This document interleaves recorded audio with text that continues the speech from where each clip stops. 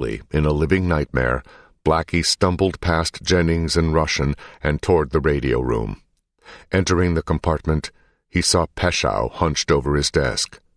The room resembled the inside of a cheese grater to Blackie, after the destruction from several 20mm shells. Blackie was terrified to inspect Peschow after what he had seen with Ecke, so he waited a second and saw Peschow moving. Blackie put a hand on Peschow's shoulder. Peschow ignored him. Peschow was intensely focused on his radio that had been blown into pieces. He was in shock and had removed his gloves to try to reassemble the radio, to obey Charlie's last order to keep calling for help. Blackie assured Peschow he had done his duty. He gently lifted his friend from his seat and set him on the floor. Blood trickled from one of Peschow's eyes, where a tiny steel shell fragment was embedded. His fingers were frostbitten and bleeding, missing skin from handling the frozen metal radio. Blackie found Peschow's gloves and slid them back over the wounded man's hands. In the cockpit, Charlie frantically scanned the skies through his narrow windows. With the radio and intercom dead, he knew he could only defend against enemy planes he and Pinky could see. Blinded in a sense, Charlie's maneuvers became more radical in his attempts to dodge a knockout blow. Charlie would remember, "I became angry and forgot that many of the crew were not held in place by belts, and in the case of the waist gunners, they could be thrown or could fall from the aircraft through the open windows." Inside the bomber's frozen nose, Doc kept firing. The plane was gyrating so wildly, and the 20mm shells were blasting so frequently that Doc found himself looking over his shoulder to confirm that Andy was still there. He saw Andy hugging the floor. "Are we the last ones living?" Doc thought. The silence on the intercom was more terrifying than the sounds of the exploding shells. Doc would remember. Behind the controls, Charlie was flailing, flying by survival instinct. He racked the bomber into a near vertical turn of 80 degrees, slamming his crewmen and their gear in a landslide against their compartment's walls. In the waist, Jennings held Russian back from falling out the window. Charlie aimed at any fighters he saw coming in, knowing it was better to duel head-on than have them hanging on his tail. For nearly 10 minutes, the pub had stayed on her feet after a pummeling, but the punch-drunk bomber's turns grew sluggish. In the nose, Doc's gun stopped rattling, its ammo spent. One of Frenchie's twin 50s jammed. The bomber was down to one operational gun in Frenchie's turret. In sheer desperation, Charlie flew in circles, pulling tighter and tighter. He was flying in a near vertical bank with the bomber's left wing pointed toward the earth when bullets ripped through the cockpit ceiling. In a shower of glass and sparks, the bullets passed between Charlie and Pinky and punctured the oxygen tanks behind their seats. A bullet fragment ricocheted and embedded itself against Charlie's left shoulder blade. He ignored the sting and gripped the yoke tighter. With a violent hiss, the bomber's oxygen system vented a white cloud that Charlie felt behind his seat back. The pub shook from the tail forward, almost breaking Charlie's turn. Charlie knew an enemy plane was behind him, chewing up his tail section. He could feel it. But he did not know that a fighter had just shot off his left horizontal stabilizer, leaving just a 3-foot stub from what had been a 16-foot rear wing. Charlie clutched his mask as the oxygen slowed its flow. Gasping, he said to Pinky, "We gotta reverse the circle, or they're going to nail us." Charlie rolled the bomber violently to the right, turning the left wing upward from the earth to the horizon, then to the sky. But the bomber did not stop rolling. With a stabilizer shot off, the left wing kept tipping until the bomber flipped and entered a slow, upside-down, flat spin.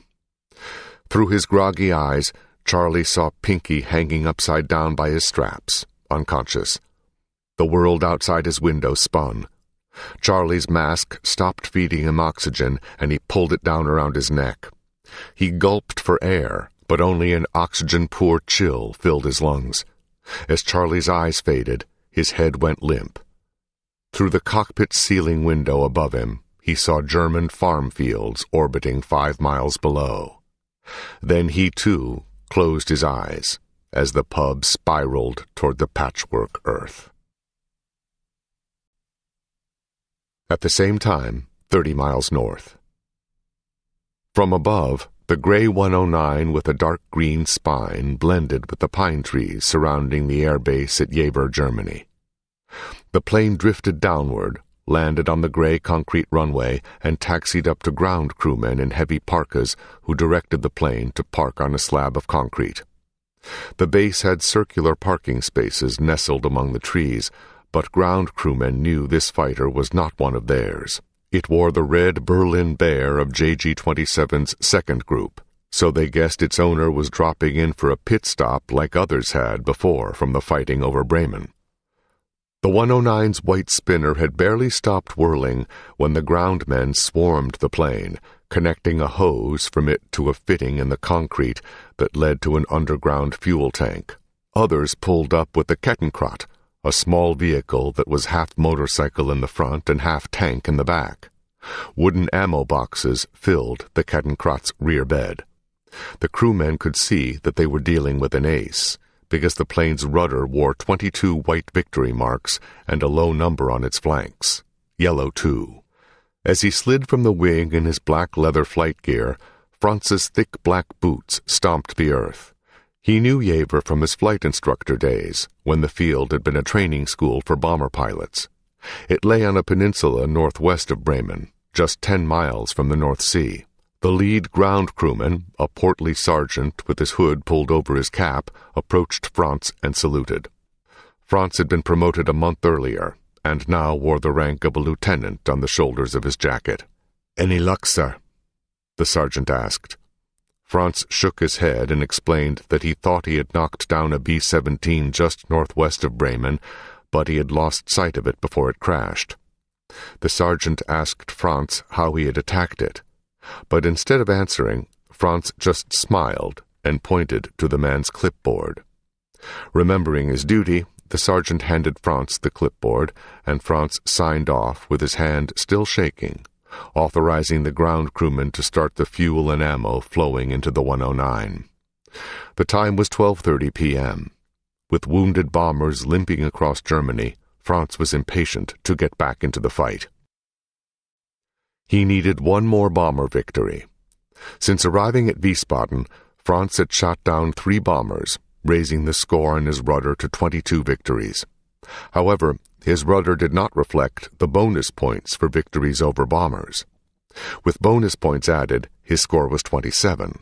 One of Franz's 3 bomber victories had counted as only 2 points instead of the usual 3 points because another pilot had wounded the plane before Franz destroyed it. This is why he had the equivalent of 27 victories, not 28. One more bomber victory would push him through Magic 30 and qualify him for the Knight's Cross. WWII had scored a bomber that day, a B-24, but did not need the points. A month before, Schröer had hung the Knight's Cross around WWII's neck. When WWII told Franz he was leading the squadron home, Franz said to proceed without him. WWII was miffed. He knew it was unlike Franz to push his luck. Franz had always been the cautious one in their duo. Alone, Franz landed to rearm, refuel, and keep fighting. Meandering from his plane, Franz lit a cigarette in a nearby blast pen to steady his hand. It was bitterly cold, although no snow had fallen.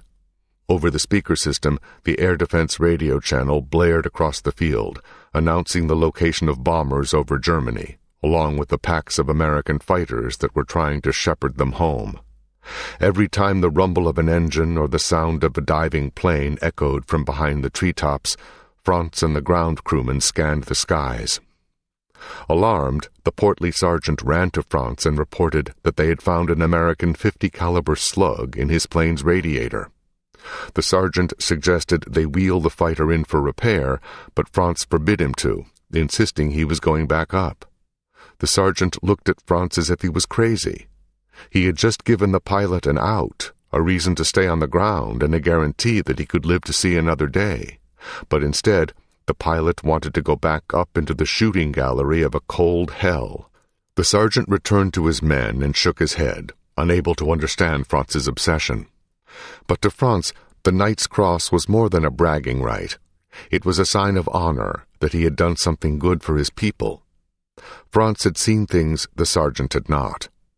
Franz had seen Hamburg from above, 8 blackened miles of city where people had once lived. He had seen small villages flattened as if they had mistakenly fallen in the footsteps of a giant. To Franz, his duty was to the people below, whom he could never see, but who were looking up to him.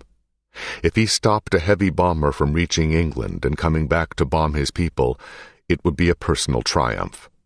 If they gave him the Knight's Cross for doing so, the victory would be all the sweeter. As the ground crewman topped off his fighter, Franz watched the skies and listened to the radio, knowing he needed just 3 more points, 1 more bomber. 15. A higher call. Meanwhile, above Oldenburg, Germany. The pub dropped from the sky in a spin, accelerating as she passed through 22,000 feet, 20,000, 18,000. In the cockpit, gravity pulled Pinky's limp body against the wall and Charlie across the gap between their seats. The fall continued to 16,000 feet, 14,000, 12,000. Some 20 seconds later, the bomber spun through 10,000 feet, where its spiral broke into a nosedive. The plane plunged straight down. At low altitude, the cockpit began to flow with oxygen-rich air. Charlie regained consciousness. Shaking his head, he saw the German landscape through his windscreen, rushing closer by the second. The ground was barely a mile below. Pressed back into his seat, Charlie strained for the controls. He gripped them and hauled back. "Pinky!" Charlie yelled to his unconscious co-pilot. Pinky still wore his oxygen mask, one that ironically now prevented him from breathing. Charlie reached over and tore the mask from Pinky's face. "Damn it, wake up!" Charlie shouted. Pinky began to breathe, but remained unconscious. Charlie toggled the bomber's flaps to create drag and slow the plunge. Vibrations rattled the bomber, threatening to shake it to pieces. Ahead, Charlie saw that he was diving straight toward a German city. The altimeter wound backward. 7,000 feet, 6,000, 5,000. Charlie strained with all his might. The trees and homes of the suburbs of Oldenburg came into focus. At 3,000 feet, the pub did something that no B-17 missing a stabilizer should have done. She stopped diving. For reasons inexplicable, her wings began to flutter. The plane flirted with the idea of lift. Charlie dug his heels into the rudder pedals and pulled back on the yoke with his whole body. The bomber's wings took bigger bites of the air and surged at the taste. Passing beneath 2,000 feet, after falling nearly 5 miles, the bomber's wings began flying again. But the plane was still dropping. Charlie's arms shook.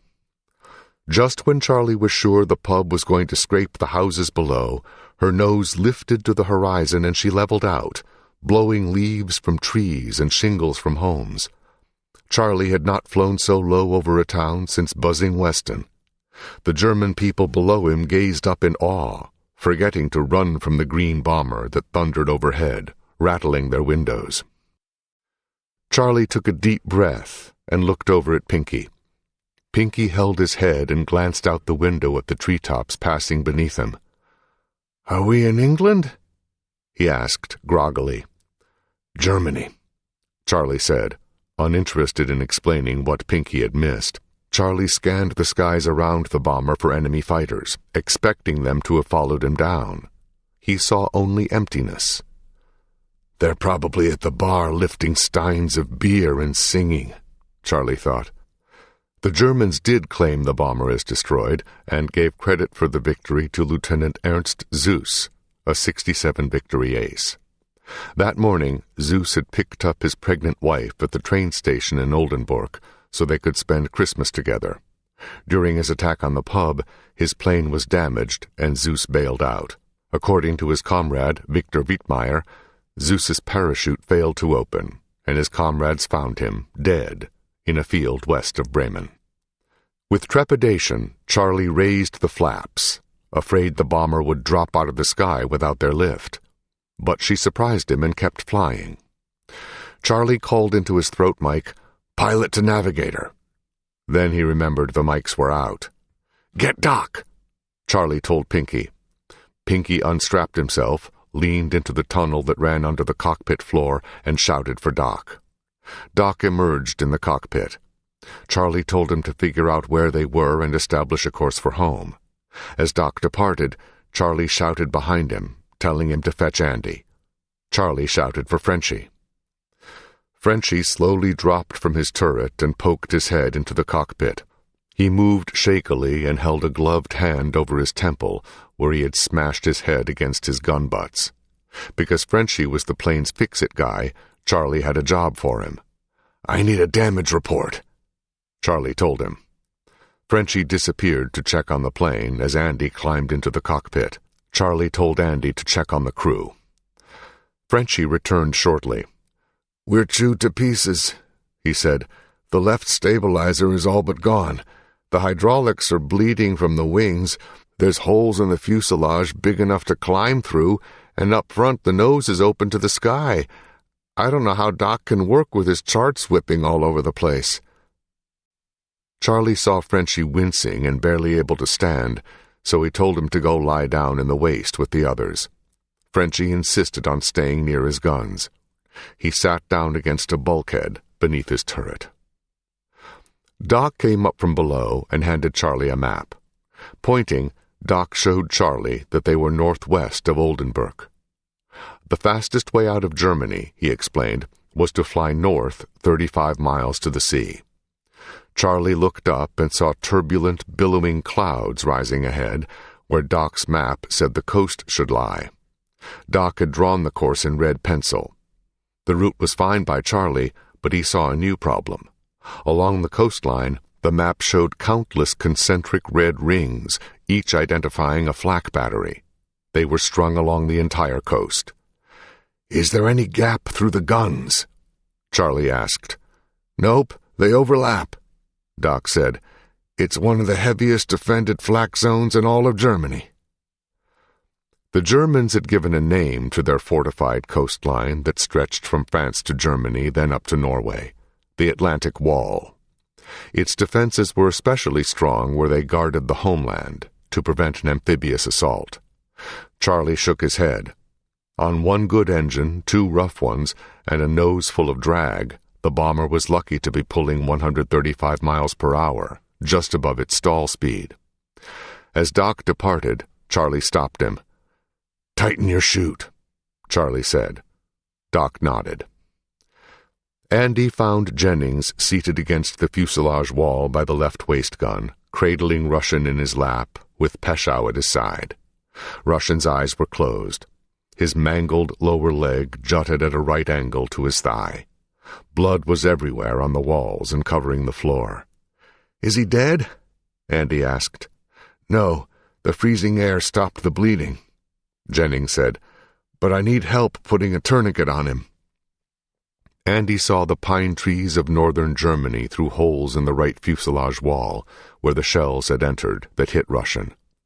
Andy knelt by Peschow, who muttered an incoherent greeting.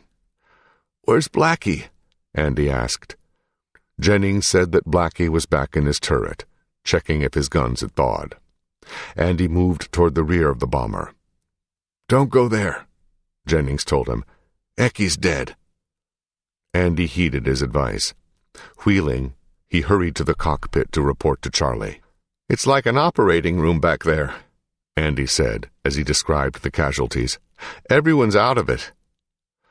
Charlie instructed Andy to go back and ensure that the others were wearing flak jackets, helmets, and parachutes.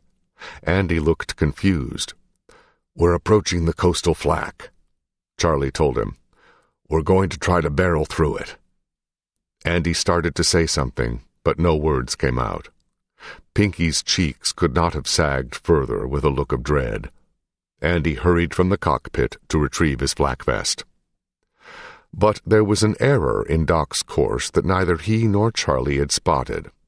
When Doc drew their course on the violently convulsing map, he was so fixated on the flak rings that he had failed to see that the course he drew would dodge the village of Jever, but not its German airfield. Franz heard the bomber before he saw it. The ground crewman had just strapped in a fresh belt of 20mm cannon shells and slammed shut his fighter's engine cowling when a low drone emanated from south of the field, drawing everyone's attention. There, several miles away, a B-17 flew toward them, so slow and so low it looked like it was coming into land. The drone grew louder and deeper, like the thundering of 1,000 bass drums. The sergeant's eyes lit up. Franz flicked away his cigarette and climbed up the wing into his plane. The ground crewman yanked the fuel lines. Tossing on his straps, Franz made a twirling motion with an outstretched finger, and 2 crewmen cranked the engine over. As the revolutions climbed, Franz tugged the starter lever and ignited his fighter's engine. Franz and the others watched, their mouths agape, as the bomber skirted the base and disappeared behind the trees. Franz knew the bullet was in his radiator and could have caused the engine to overheat at any minute. He did not care. Franz throttled forward, and the ground crew scrambled out of his way. Franz saluted the portly sergeant. Without stopping for clearance from the tower, Franz fast-taxied to the runway and blasted off toward the bomber, in pursuit of his Knight's Cross. Pinky had been stewing ever since Charlie told Andy to gather parachutes for the men. Finally, Pinky blurted, "You know we're never going to make it." Charlie focused impassively on the horizon. He knew Pinky was right. One hit from a flak shell, or even a near miss, would shake the bomber from the sky. "Should we jump?" Pinky asked. "Russian won't survive if he lands in the woods," Charlie said. Pinky nodded. "There's another option," Charlie said. "Go deliver a message to the men. I'm going to try to fly back to England, but anyone who wants to bail out has my permission." Pinky agreed. Charlie and Pinky both knew that a POW camp would be preferable to being blown apart by flak or ditching in an icy sea. As Pinky departed, Charlie put a hand onto his co-pilot's shoulder. "I'm going to give us some altitude," Charlie said. "If anyone wants to jump, it needs to be right now." Pinky departed as Charlie pulled back on the stick to climb. The pub resisted at first, content to fly level and low. Charlie tugged harder. The bomber climbed, slowly, straining through 2,000 feet, where Charlie felt the plane begin to shake. Leveling off, he saw the cold, gray coastline in the distance. Charlie knew his odds had been better down along the treetops. At least there the flak gunners would have had a tougher time aiming at him. But he had made his choice, to sacrifice himself and Russian, if need be, to allow 7 men to jump. Charlie held the bomber steady and waited for his men to hit the silk. To Charlie, his decision was not heroic. It was his job as their leader. In his mind, the rest of his men still had a chance to live. Behind the pub, Franz's 109 appeared, a small black speck racing above the forests. Climbing up from the treetops, Franz began his attack run. In his ball turret, curled around his guns, Blackie eyed the coast ahead, a finish line and invisible fence he longed to clear. He never considered that a firing squad of flak guns lay there. Nor did Blackie have any idea that his buddies in the fuselage above him were debating whether or not to bail out. Instead, he worked the triggers of his frozen guns, squeezing them, hoping the guns would thaw. They made a dull clicking sound. Remembering his duty, Blackie spun his turret to watch for enemy fighters. He planned to bluff them if they attacked. He stopped his spin when his guns faced the tail. "Dear Jesus," he muttered. There, a mile away, a 109 was climbing straight for him. Blackie would remember, "My guns were frozen up, and I had my barrels pointed at him. He kept closing, and I couldn't shoot." Soon, the 109 had climbed above Blackie's line of sight. Blackie wanted to shout, but his microphone was dead. He wanted to slap his turret to summon his buddy's attention, but no one would have heard him. He was alone. Franz saw the bomber's ball turret aimed toward him, so he climbed even with the bomber's tail, above the ball turret's line of sight. Because the bomber was alone, without the overlapping guns of a formation to protect it, Franz decided to attack it from behind. He throttled back to steady his approach and avoid overflying the slow, wounded machine. He worked the rudder and settled his Revy gun sight on the bomber's tail, where he knew a tail gunner sat with 2 guns aiming back at him. He hovered his gloved index finger ahead of the trigger. Whoever fired first and straightest, Franz decided, was the man meant to live. Franz squinted and aimed through his gun sight. He lowered his finger onto the trigger, a pound of pressure away from igniting the guns. When the bomber's thin wings spread past the ring of his gun sight, Franz narrowed his eyes on the tail gun position, looking for the blink of his opponent's guns. But nothing happened. Something's wrong, Franz thought, when he saw the tail guns pointing lifelessly to Earth. His eyes fixed on the bomber's left stabilizer. He realized it had been shot away. "My God," he muttered. "How are you still flying?" When the bomber's wings filled his windscreen, Franz knew it was time to shoot. His finger arched on the trigger, ready to squeeze, but still the tail guns pointed silently downward. From 100 yards away, Franz saw the tail gunner's position and knew why the nearly 4-foot-long guns had never been raised. Shell fragments had obliterated the compartment. The glass was missing from its windows. Nursing his throttle back to match the bomber's speed, Franz settled in behind the tail. He saw fist-sized holes on one side of the tail gunner's position where 20-millimeter shells had entered. On the other side, he saw where they had burst, peeling the bomber's skin outward. Then Franz spotted him, the tail gunner. With the rudder's frayed fabric silently flapping overhead, Franz saw the gunner's fleece collar red with blood. Inching closer to a plane's length from the bomber, Franz saw the gunner's blood frozen in icicles where it had streamed down the barrels. Franz lifted his finger from the trigger. There, floating behind the B-17, Franz looked at the bomber with the curiosity of his boyhood, a time when he would run from his house at the sound of an airplane. In a rush of long dormant emotions, Franz forgot he was a German fighter pilot. Franz had seen planes come back from battle shot to pieces, but he had never seen anything like this. Every foot of the bomber's metal had silver holes where the bullets had entered and flaked away the paint. Franz became entranced with wonder. Kicking his rudder pedal and nudging the throttle forward a bit, Franz swung his 109 past the tail and flew along the bomber's right side, parallel to the fuselage. Franz scanned the craft for guns that the bomber's crew could still turn on him. He saw that the waist gun was missing, blasted from its mount. He saw that the top turret was empty and that the radio room had been blown apart. He flew just high enough that he was beyond the elevation of the ball turret. Then, alongside the bomber, Franz saw something troubling. Exploding shells had stripped away its skin in the waist.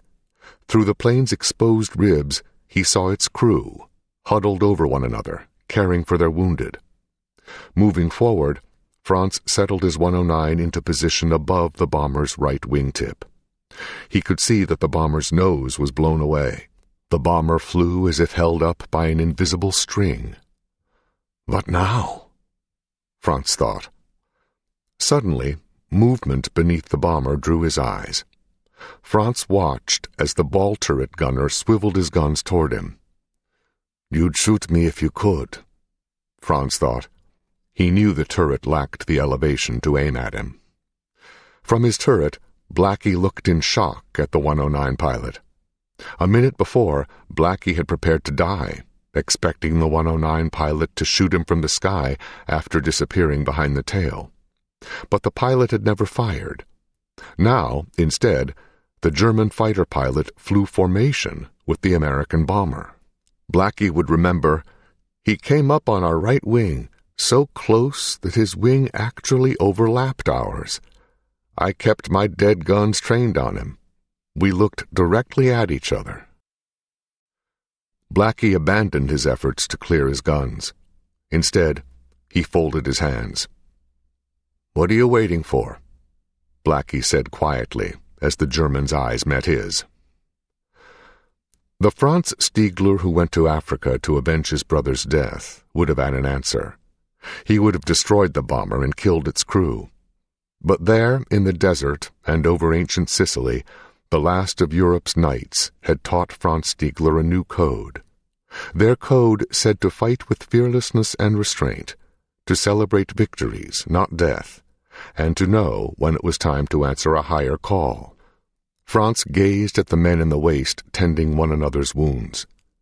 He looked into the ashen face of the ball turret gunner. He thought about what his brother August would have done. A gear clicked in Franz's soul. He laid a hand over the pocket of his jacket and felt his rosary beads within. "This will be no victory for me," Franz decided. "I will not have this on my conscience for the rest of my life." Franz saw the coast a few miles ahead. There he knew alarms were blaring and soldiers were running to their guns. Any second explosions would ring out, showering the bomber in a rain of steel. Franz had chosen to spare the bomber's crew from his own guns, a gesture that would have been enough for most men. But Franz decided he would try something more. Looking along the wing and into the cockpit, he saw that the co-pilot was absent. Through the shadows, he saw the pilot in the left seat, his hands gripping the controls. Franz waved, trying to get the pilot's attention, but the man stared straight ahead. Franz remained on the bomber's wing, the machine's laboring engines drowning out his 109's purr. He wanted to shout to the pilot, to tell him that time was running out. Inside the bomber's cockpit, Charlie's eyes alternated between his instruments and the white coastline that filled the windshield. He knew the flak guns would start popping any second. He hoped Pinky and the others had jumped. Charlie leaned forward to check the gauges, watching for any signs of trouble from Engine 4, his problem child. Glancing out the co-pilot's window at the engine, Charlie saw a sight that made his heart freeze for a second. A gray 109 with a green spine bobbed in the turbulence, 3 feet from the pub's right wingtip. I look out, and there's the world's worst nightmare sitting on my wing. Charlie would remember.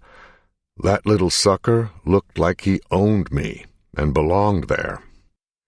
Charlie shut his eyes and shook his head, thinking he had slipped into a bad dream.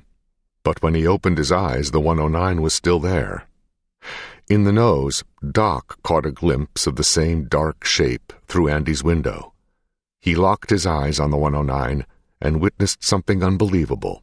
The German pilot nodded to the American pilot. Charlie saw the German nod at him, but thought he was seeing things. Instead of nodding back, Charlie just kept staring. In the nose, Doc remained glued to Andy's window. Pinky climbed into the cockpit and took his seat beside Charlie. We're staying, he said. The guys all decided. You're going to need help to fly this girl home. Pinky expected Charlie to grin or object. Charlie stared past him. Pinky followed Charlie's eyes out the window. My God, this is a nightmare, Pinky said. Unblinking, Charlie said to Pinky, He's going to destroy us. From his perch on the bomber's wing, Franz saw the 2 pilots staring at him. He saw shock and fear in their eyes. They knew they were helpless.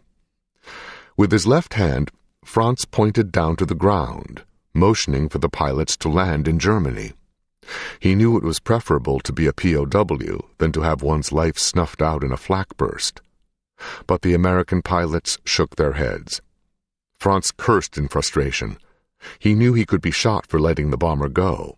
That alone was treason, but Franz also knew that leaving the bomber now would be no different than shooting it down. Kicking the rudder, Franz moved a few feet away from the bomber's wing so his silhouette could be seen from above and below. He knew that if another German fighter came along, it would not interfere with him there. He reasoned the same for the boys on the ground. Germany's flak gunners were the best in the world and would know the silhouette of a 109 by heart. If they spotted him, they would know he was one of theirs. But when they saw the bomber on his wing, would they hold their fire? The soldiers scurried between flak guns along the concrete embattlements of the Atlantic Wall. Nestled in their concrete gun pits, the flak gunners of the German Air Force watched the fighter and bomber flying toward them. Side by side, the two planes looked like a small sparrow and a large gull. The gunners had been watching the planes with field glasses ever since they first appeared as two black crosses on the southern horizon. Something was unusual about the approaching planes. It was their formation. The battery commander and his spotters studied the formation through their field glasses. Seeing the two planes flying in unison flipped a switch in their minds. Whenever a bomber flew over them as a straggler, it was always alone, smoking, limping, and fleeing as fast as it could. But the approaching fighter and bomber had purpose and deliberation to their flight. They flew low and slow in unison, as if they had nothing to hide. "It's one of ours," they saw and shouted. "It's one of theirs," they realized as well. No one knew what to do, not even the battery commander. Everyone in the German Air Force knew they had B-17s of their own, shot-down planes that had been rebuilt to fly clandestine operations or be used in training, so fighter pilots could practice flying against the plane they would meet in combat. The battery commander knew there could be any number of explanations, but one thing was certain. There was a Messerschmitt 109 about to fly over him, and he could not fire on one of his own. "Hold your fire!" he shouted. One by one the gunners stepped back from their long-barreled cannons. The ammo-bearers set down their shells. They tipped up the rims of their helmets, marveling as the fighter and bomber flew overhead. Side by side, the 109 and the B-17 soared over the soldiers defending the Atlantic Wall, then over the beach obstacles and the crashing surf. The sight was a beautiful one, the little fighter protecting the big bomber. They flew together out over the gray sea as if they were leaving one world for another.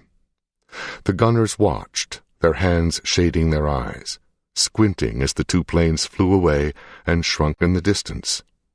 No one said it, but it looked like the 109 was taking the bomber home. Behind the controls, Charlie was so fixated on the nightmare flying alongside his right wing that he had totally forgotten about the Atlantic Wall. It was not until he looked down and saw only the sea that he realized that dry land and one of Germany's most tightly defended flak zones were behind him. Not a shot had been fired. But Charlie had not yet connected the dots. When he looked at the German pilot on his wing, he saw the enemy pilot as a threat, probably one of the same fighters who had shot his plane to pieces earlier, now toying with them, planning to finish them off over the sea. Charlie felt a new emotion, despair. He wanted always to have the answers for his crew or a plan. This was the leader's job, he believed, the reason he'd always pretended to be older than he was and had never told his crew otherwise. But now, with the German 109 stuck on his wing, he had no idea what to do next. Unlike Charlie, Franz had a plan. He had seen the bomber's wounds and knew the bomber's damage better than its pilots. He knew what they needed to do. Franz waved to get the pilot's attention. When they looked his way, Franz pointed across his body, motioning to the east.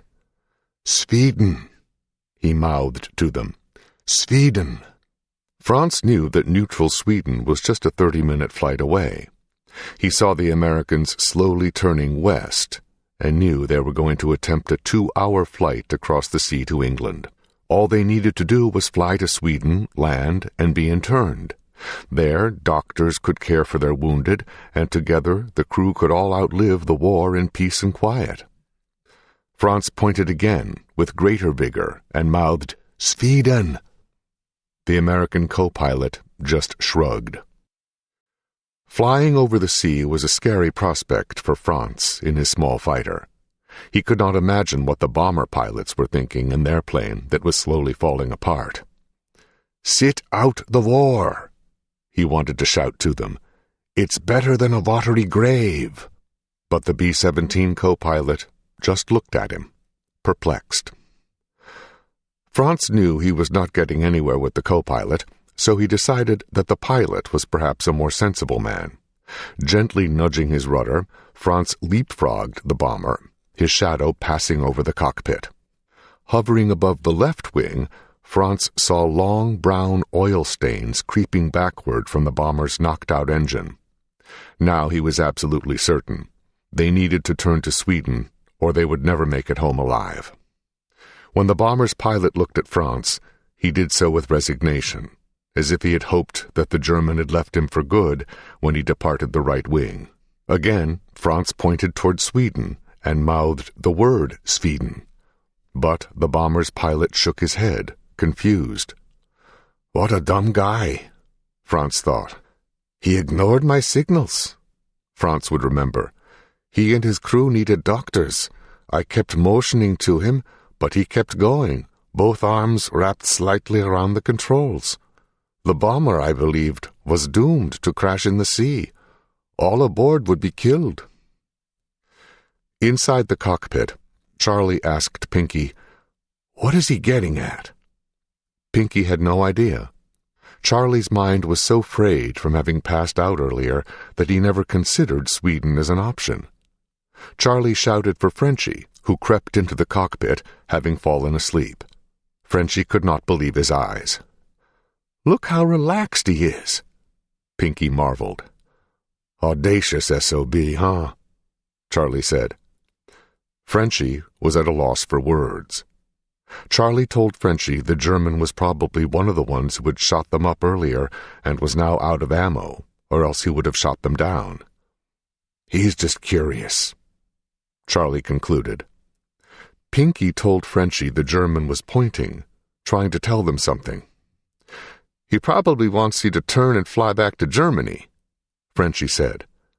Charlie's face grew serious at the thought. His nerves were already stretched. The thought that the German could be a threat to his crew was the final straw. "He's not taking us anywhere," Charlie promised Frenchie. Charlie asked if Frenchie's guns were working. Frenchie said they were. "Get up in your turret and swing toward him," Charlie ordered. "See if you can chase this crazy bastard away." Franz had seen the third airman appear in the cockpit and look at him wide-eyed, then disappear. He knew the Americans were puzzled and scared, and wasn't surprised when he saw movement in the top turret. A crewman poked his head between the turret's guns, confirmed that Franz was still there, and began to revolve the turret toward Franz's fighter. Franz knew what was coming. Taking one last look at the American pilot, he did the only thing that came to mind. He saluted him. The American pilot stared back with a genuine look of surprise. "Good luck. You're in God's hands," Franz said. Banking his fighter, Franz peeled up and over the bomber, then dove away, leveling out in the direction of Germany. When Blackie regained his composure, he emerged from his turret and entered the cockpit to tell Charlie what he had seen. He found Doc already there, jabbering with Charlie and Pinky about their 109 escort. "What do you think he was trying to say?" Pinky asked. "He was looking for the string so he could cut us out of the sky," Charlie quipped. "I think he flew up to salute us," Blackie said, "to say, 'I gave you my best and you survived.'" "What do you think, Doc?" Charlie asked. "Pretty damn brazen," Doc said. "Shades of Eddie Rickenbacker." Doc was referring to Rickenbacker, America's top World War I ace and most chivalrous pilot. The legend went that Rickenbacker was so overjoyed when World War I ended that he flew over the trenches to watch the soldiers from both sides meet in no man's land to celebrate their survival. Charlie nodded in agreement. He and the German had flown side by side for fewer than 10 minutes, never exchanging a word, but the image of the pilot's salute was frozen in Charlie's mind. Charlie did not know the German's name or what he wanted, but he was certain of one thing. Whoever he was, his enemy was a good man. This audiobook is continued on Disc 7. A Higher Call by Adam Makos with Larry Alexander, continued. Disc 7. 16. The Third Pilot. That same afternoon, over the North Sea. With their German escort now departed, Charlie saw the murky North Sea below him, swirling with the promise of an icy death. The bomber's slight but steady descent terrified him. The plane seemed to be swimming laboriously through the heavy air, falling a few feet every minute due to drag from the hole in her nose, a dead engine, and her frayed skin. She was overweight for the 2.5 engines that were pushing her, and Charlie found the only way to keep her flying straight was to drop the left wing by a few degrees. A quarter of the way home, Engine 4 shook any confidence that had surged in Charlie. "It's running away again!" Pinky shouted.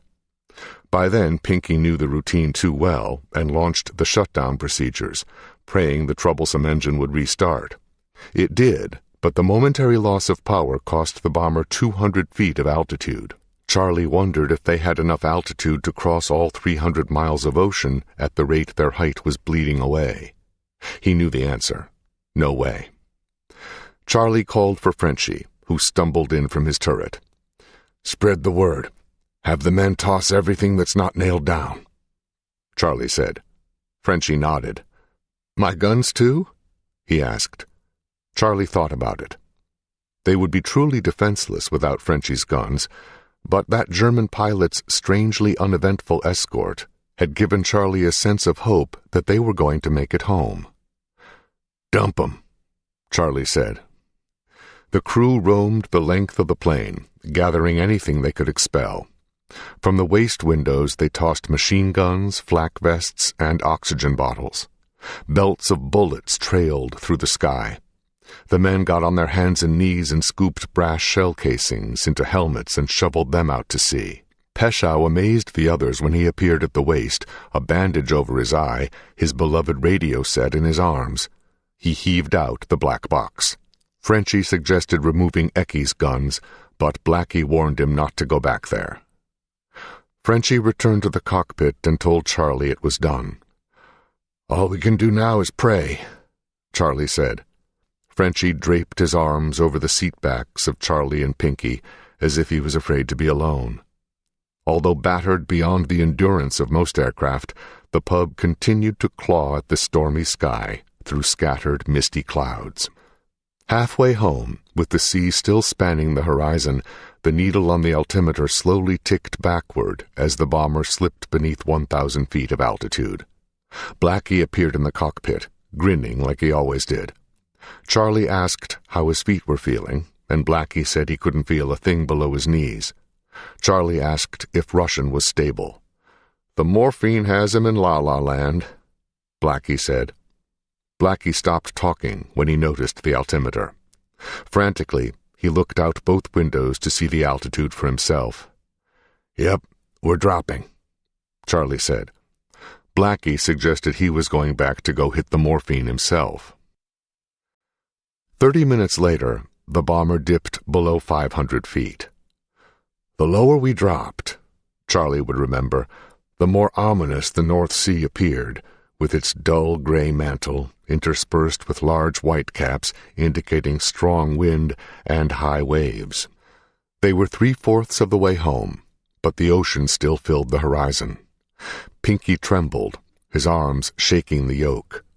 Each time Charlie felt the pub shudder and drop a few feet, he touched the Bible in his pocket like a transmitter on a microphone, hoping it would beam his prayers up faster. He asked his third pilot to stay close. A short time later, 2 green flashes streaked from behind the bomber and ripped past Charlie's window with a roar. Startled, Charlie ducked his neck into his shoulders. "Fighters!" he shouted in alarm, assuming the worst. Pinky leaned forward, wide-eyed, to catch a glimpse. Frenchie turned to run for his turret, then stopped when he remembered he had tossed his guns. He returned to the pilot's seatbacks and ducked behind them. The fighters held their course, racing ahead of the bomber. Charlie could not tell whose side they were on because their markings were hidden from behind. Then Charlie saw the fighters crossing in front of the bomber, their olive-colored flanks and wings revealing big white stars set within the blue circles of the American Army Air Forces. "Little friends!" Frenchie screamed into Charlie's ear. Charlie turned, perturbed until he saw a wide grin on Frenchie's tough face and his deep-set eyes alight like a kid's. Charlie realized Frenchie was still deaf from his own gunfire. The fighters were P-47 Thunderbolts of the 8th Air Force. They circled and disappeared from Charlie's sight. The next time he saw them, they had pulled up on his left wing, where they flew formation with him. The planes had sharp spines that led from the cockpit to the tail and gave them another name, Razorbacks. Their white noses were dirty from oil that streaked their gray bellies and dotted the tall white unit letters on their flanks. Silver metal peeked from weathered spots in the plane's olive skin. Charlie had never seen such beautiful machines. Through the canopy, Charlie saw the closest pilot smiling. His goggles were tipped up on his forehead, and his oxygen mask dangled below his chin. He waved confidently. Afraid to let go of the yoke, Charlie unlocked his left hand, finger by finger, and waved quickly, forcing a timid smile. Charlie grabbed the yoke again as fast as he had let go. Pinky waved too, with 2 hands. The P-47 pilot pointed to his headset, a signal to ask if Charlie had radio communications. Charlie shook his head. The P-47 pilot understood and flashed Charlie a thumbs up. The fighter pilot looked forward. Turning back to Charlie, he pointed ahead. Charlie looked through the windshield, and his jaw dropped. He squinted and leaned forward. There, in the center of the horizon, was a small swath of land catching sun through a break in the clouds. It looked like a small island. Slowly, the island seemed to stretch wider and wider as the clouds above it spread open, allowing more sun to reveal the beautiful green pastures of England. Pinky grinned. Frenchie clutched Charlie's and Pinky's shoulders. Charlie tapped his Bible in thanks.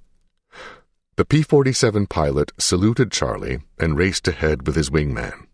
Minutes later, the pub passed over the rugged, stony English coastline at 250 feet, rumbling low enough over a fishing village to see sailors lowering their sails and men in the cobblestone streets headed for drinks after a day at sea. Inside the bomber's cockpit, Charlie began to breathe again. But the bomber was still sinking.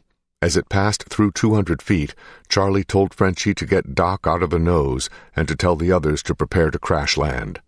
Frenchie departed as Charlie looked for a soft field. Every field he saw seemed small and laced with stone fences. Frenchie emerged from the nose and said that Doc had refused to leave and was going to find them an airfield. Charlie told Frenchie there was no time for that. Then he saw them. The 2 P-47s were ahead and to his left, circling at 1,000 feet. "Are they trying to tell us something?" Charlie asked aloud. He did not wait for Frenchie's or Pinky's reply. Charlie muscled the sluggish controls and turned toward the fighters. Passing just above a thick grove of trees, he saw what the circling fighters were trying to show him. Below them lay the smooth gray runway of an airfield. "Flash them the landing lights," he told Pinky. He knew the P-47 pilots were watching. Charlie focused on the 2,000-foot runway, just 3 miles out to the southwest. Banking to line up his approach, Charlie reached forward and flipped the toggle for the landing gear. He looked to the instrument that showed the silhouette of the bomber and waited for 3 green lights to appear. But the bulbs remained clear. Charlie tried to lower the flaps, too, but they were frozen. Charlie knew the hydraulics had bled out. Frenchie saw what was happening. "I'm on it," he said, and departed to crank the gear and flaps down by hand. Charlie told Pinky to cut engine 4 just before touchdown so it would not run wild and careen the plane out of control. The aim was to try to land a 4-motor plane on an engine and a half. Charlie slipped off his gloves to better grip the yoke. Ahead, the runway seemed to swell. From his window, he watched the left landing gear slowly descend and lock down. Frenchie popped back into the cockpit to report that the gear on both sides was down, but the flaps were frozen. Charlie told Frenchie to fire the emergency flare and then get everyone into the radio room to brace for a crash. At the American Air Base of Seething, the airmen of the 448th Bomb Group formed a crowd around the tower.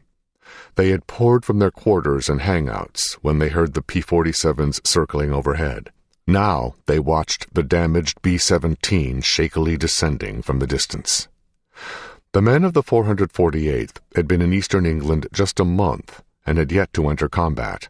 Their green B-24s ringed the base in hard stands where mechanics stopped their work and stood atop the plane's high-mounted wings. Alerted by the P-47's radio calls, the base's fire trucks and meat wagon ambulances pulled up along the runway. Everyone was somber and quiet as they listened to the bomber laboring toward the earth. From the ceiling window in the radio room, Frenchie fired red flares, alerting the emergency responders that the bomber contained wounded men. The pub wobbled, drifting faster with her gear down, passing below 75 feet, then 50 feet. Charlie told Pinky, "Now!" and Pinky cut engine 4. Charlie gently pulled on the yoke, keeping the bomber's nose up as she settled to earth. The bomber flared, then stalled as her front tires kissed the concrete with a breath of smoke. The pub raced along the runway, her tail up and wings level with the ground, as if trying to show the onlookers that she had landed on her own accord and undefeated. Finally, the bomber's tail wheel dropped to earth and slowed her roll. The emergency vehicles chased the bomber. From the tower, airmen and officers boarded jeeps and raced after the ambulances. Charlie and Pinky mashed the plane's spongy brakes, and the pub graciously complied, coasting to a slow stop, her propellers still wheeling. Charlie and Pinky pulled back the throttle and turbocharger levers. They flicked off the fuel switches, and the engines stopped. Charlie leaned back and put a hand over his Bible. Pinky leaned forward and buried his head on the yoke. Frenchie entered the cockpit and saw the pilots sitting in silence. He left them alone. It was nearly 3:30 p.m. The crew and the pub had completed their first mission together. Pinky departed the bomber first, swinging his feet through the hatch in the nose. Charlie followed him. The seasoned pilot, who dropped down to the tarmac, was different from the nervous boy who had boarded the pub that morning. Charlie's hair was matted and his eyes were glassy. Blood from his nosebleed covered his mouth in yellow life preserver. He looked 10 years older. When Charlie's feet hit the concrete, he found that his legs were wobbly. Unable to support his own weight, Charlie staggered a few steps and collapsed under the bomber's nose. Seething smelled like the nearby ocean, and he sat on the tarmac, breathing in the cool sea air. Charlie knew his men were being cared for. He had seen dozens of people congregating around the bomber's rear door. His mind turned fuzzy. His eyes focused ahead, but he saw nothing. A tall, lanky second lieutenant who resembled a young Gary Cooper approached and knelt at Charlie's level. He wore a leather jacket like a pilot's, but he was not a flyer. His name was Second Lieutenant Bob Harper, and he was the base's assistant intelligence officer. "Lieutenant, you okay?" Harper asked, shaking Charlie's arm. Charlie turned to face Harper. "What a hell of a way to start a war," Charlie said. Harper nodded. "What a hell of a way to start a war," Charlie repeated. Harper hollered for a medic. When the medic came, Harper moved rearward to help the more seriously wounded men. Pinky and Frenchie stood behind the medic, concerned about Charlie. The medic wanted Charlie to lie on a stretcher, but he protested. Shaking himself from his stupor, Charlie wiped the blood from his face and slowly stood to convince the medic he was not wounded. He told the medic he had been hit by fatigue, nothing more. The medic noticed the blood on Charlie's shoulder from the bullet fragment. Charlie knew the rule that a wound meant he would be grounded for at least 3 days. Pinky and Frenchie knew it too, and realized they might get stuck flying with a lesser pilot if Charlie acknowledged his wound. "It's just a scratch," Charlie told the medic. But the medic insisted he could see a hole in Charlie's jacket. Charlie cut him off and told him to go look after the crew. Pinky and Frenchie grinned with relief. Charlie whispered that one of them would have to help fish out the bullet shard later. His strength renewed, Charlie stumbled under the bomber's nose and back toward its rear exit. He stayed out of the way as medics steadied Peschow and Blackie and helped them into the back of an ambulance that whisked them away. 4 airmen carried Russian out on a stretcher and slid him onto the floor of another ambulance. Charlie looked inside and saw that Russian was unconscious. "Will he make it?" Charlie asked a medic who hunched over the gunner. The medic made no promises, but indicated that they had stabilized him. At the bomber's rear door, airmen reverently passed the stretcher containing Ecky's body to waiting hands outside the plane.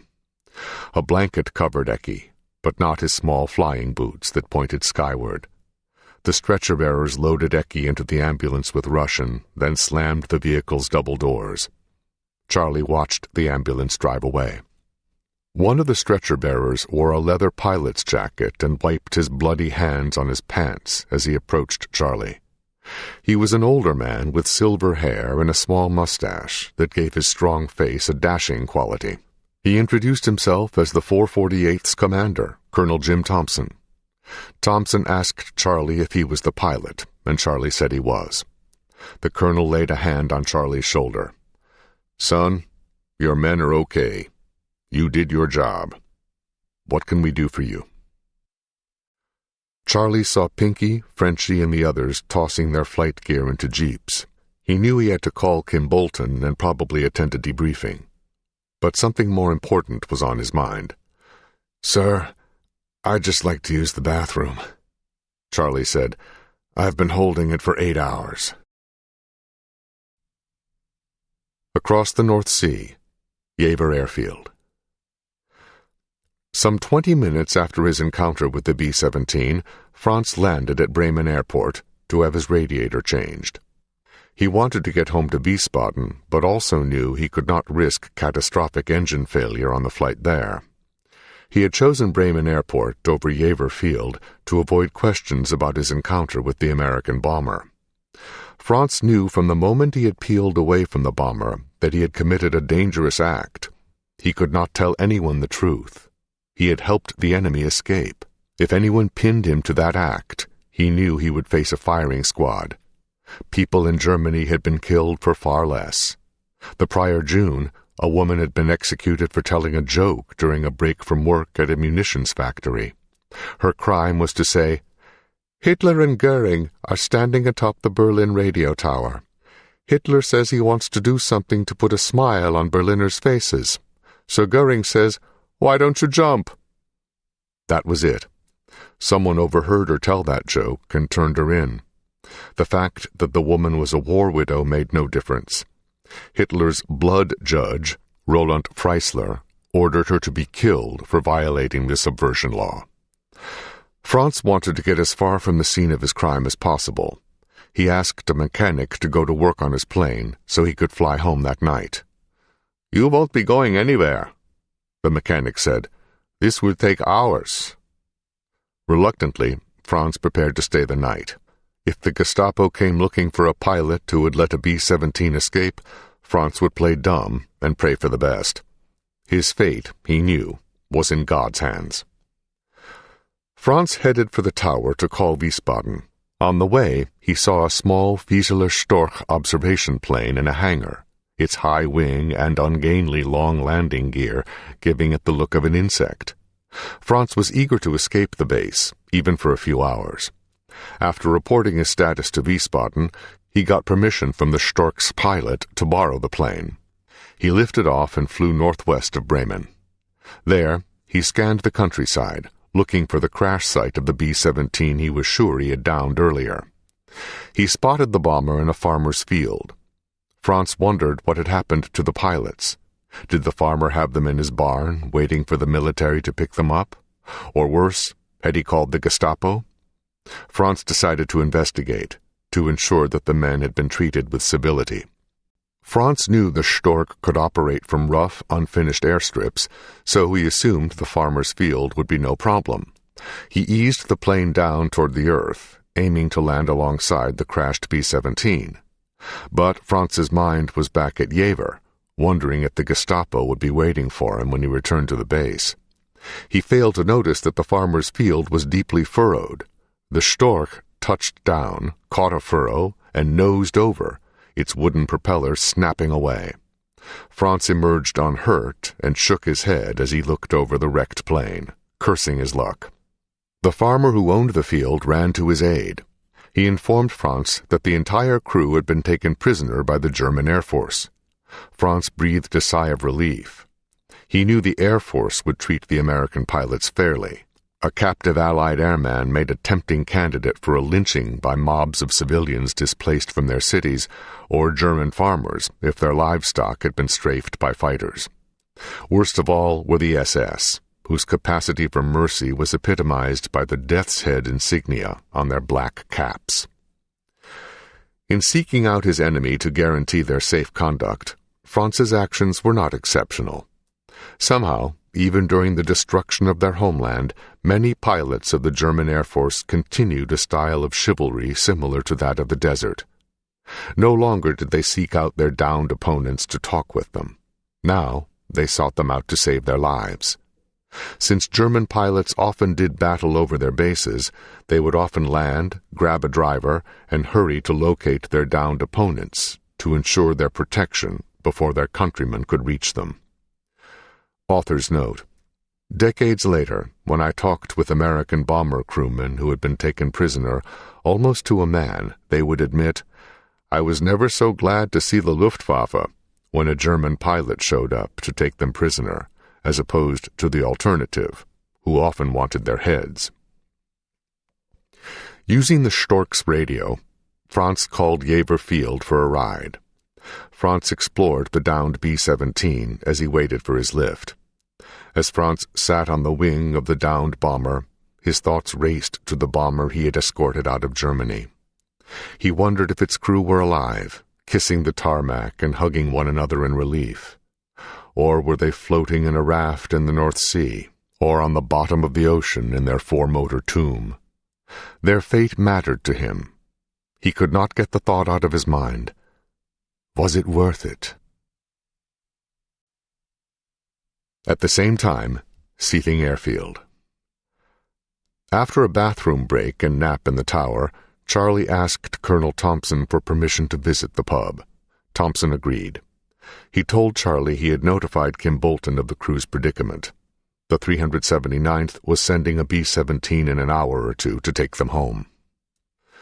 The sun was setting behind withered trees when Thompson drove Charlie west across the field to a hard stand where ground personnel had towed the bomber. Airmen milled around the plane, examining its damage with awe, some snapping pictures.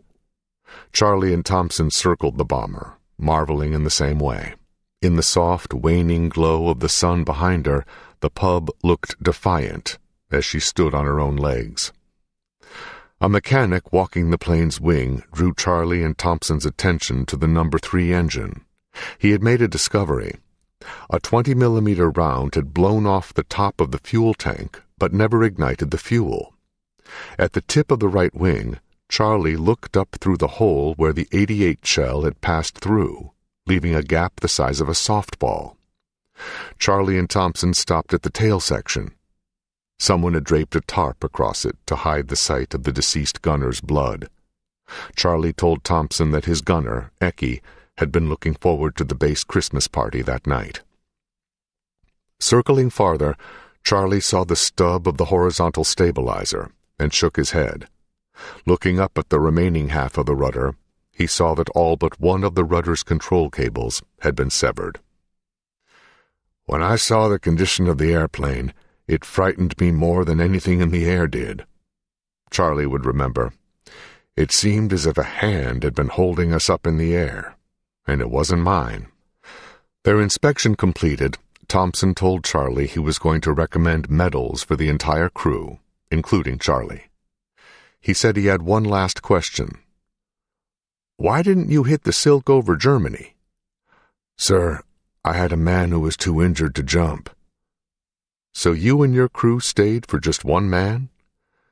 "Yes, sir," Charlie said and nodded. To him it was that simple. They had fought for one another from a Texas bar to the skies of Bremen. They knew they were stronger together than apart. Thompson drove Charlie to Lieutenant Harper's office, a brick building south of the tower. There, Harper was set to debrief Charlie. Charlie and Thompson shook hands and parted alongside Thompson's jeep. Charlie had come to quickly admire Thompson, who was fatherly in his leadership style, compared to Preston, who was more like a big brother or a big man on campus.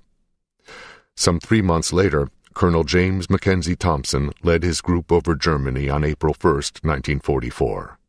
Of the 21 planes dispatched, 5 did not return, including Thompson's. His B-24 hit heavy headwinds on the flight home and ran out of fuel over France. Only he and one other man from his crew bailed out. Thompson's parachute failed to open. Harper welcomed Charlie into his cozy office. The room's brick walls had been freshly painted white, and the windows had been covered with tan paper to block light from escaping. A pot-belly stove sat in the room's corner. From the ceiling hung small black airplane models that Harper said he used in teaching aircraft recognition to bomber and anti-aircraft gunners. Harper sat beneath his desk and motioned for Charlie to sit across from him. He opened a file and admitted that the interrogation would be his first, since his unit had yet to see battle. Charlie asked if Harper would be calling in the others, and Harper said there was no time because their ride was due shortly. "You can speak for your crew," he told Charlie. Charlie felt like a mess. His hair was stringy and his body felt sticky from sweat. A debriefing was the last thing he wanted. He also knew that now was the time to see his crew's bravery recognized. Like a testimony under oath, the story he gave Harper would become the official record. Harper unlocked a drawer in his desk and removed a bottle of VAT 69 whiskey and 2 shot glasses. He uncorked the bottle while explaining that policy permitted him to give each crewman a shot to loosen his tongue before reviewing a tough mission. He poured Charlie a glass. That morning Charlie had turned down a drink from Walt, but now that moment seemed like another lifetime. Charlie slugged the whiskey in a stinging gulp. Harper kept holding the bottle at an angle. "No one's counting here," he said. Charlie accepted another shot. Charlie walked Harper through the mission. He explained how Frenchie and Doc had downed enemy fighters, how Eckie and Blackie had remained at their useless guns to call out fighter attacks, how Peschow had refused to leave his radio, and how Jennings and Andy had saved Russian from bleeding to death. Harper scribbled notes, hanging on every word. Charlie told him of the spin, of pulling out over Oldenburg, and of racing for the coast. "Then the last 109 parked on our wingtip," Charlie said, "and I thought it was all for nothing." Harper stopped Charlie. "The last 109? Charlie clarified. "Yeah, the one who flew with us." Charlie described their bizarre encounter with the German pilot who had escorted them out to sea and said goodbye with a salute. Harper cocked his head and stared at Charlie, as if he was joking. "He flew with you?" Harper said, leaning across his desk, incredulous. "He was probably out of ammo," Charlie said, "but he took us out of Germany." Harper slapped his desk. "I thought I had heard it all," he said. Harper closed his notes. Charlie interrupted him to ask how he could nominate his crew for awards. He wanted a Distinguished Flying Cross, DFC, for each man, as well as a bronze star for Eki. Harper told Charlie he might want to think bigger. "They'll take one look at that plane of yours, and every one of you will be wearing the bronze star," Harper said. Charlie knew his request for DFCs for his crew was not asking much. The DFC was a modest medal given routinely to bomber pilots who flew 25 missions or to fighter pilots after 50 missions. Harper promised Charlie he would forward his report to his counterpart at Kimbolton. It was around 5:30 p.m. when Harper walked Charlie to the base officers' club. Harper and Charlie found Pinky, Doc, and Andy sitting in plush chairs and eating sandwiches. A painted mural decorated the wall above a nearby fireplace. When Harper saw Charlie admiring it, he admitted he had painted it. The mural featured a creature with the body of a lion and the head and wings of an eagle jumping through the center of a massive blue American star. It was supposed to be a patriotic mural representing the bomb group on attack. Harper said painting was his hobby. Someday he hoped to be an artist. Doc and Andy covered their mouths with their arms and coughed, fighting not to break out in laughter.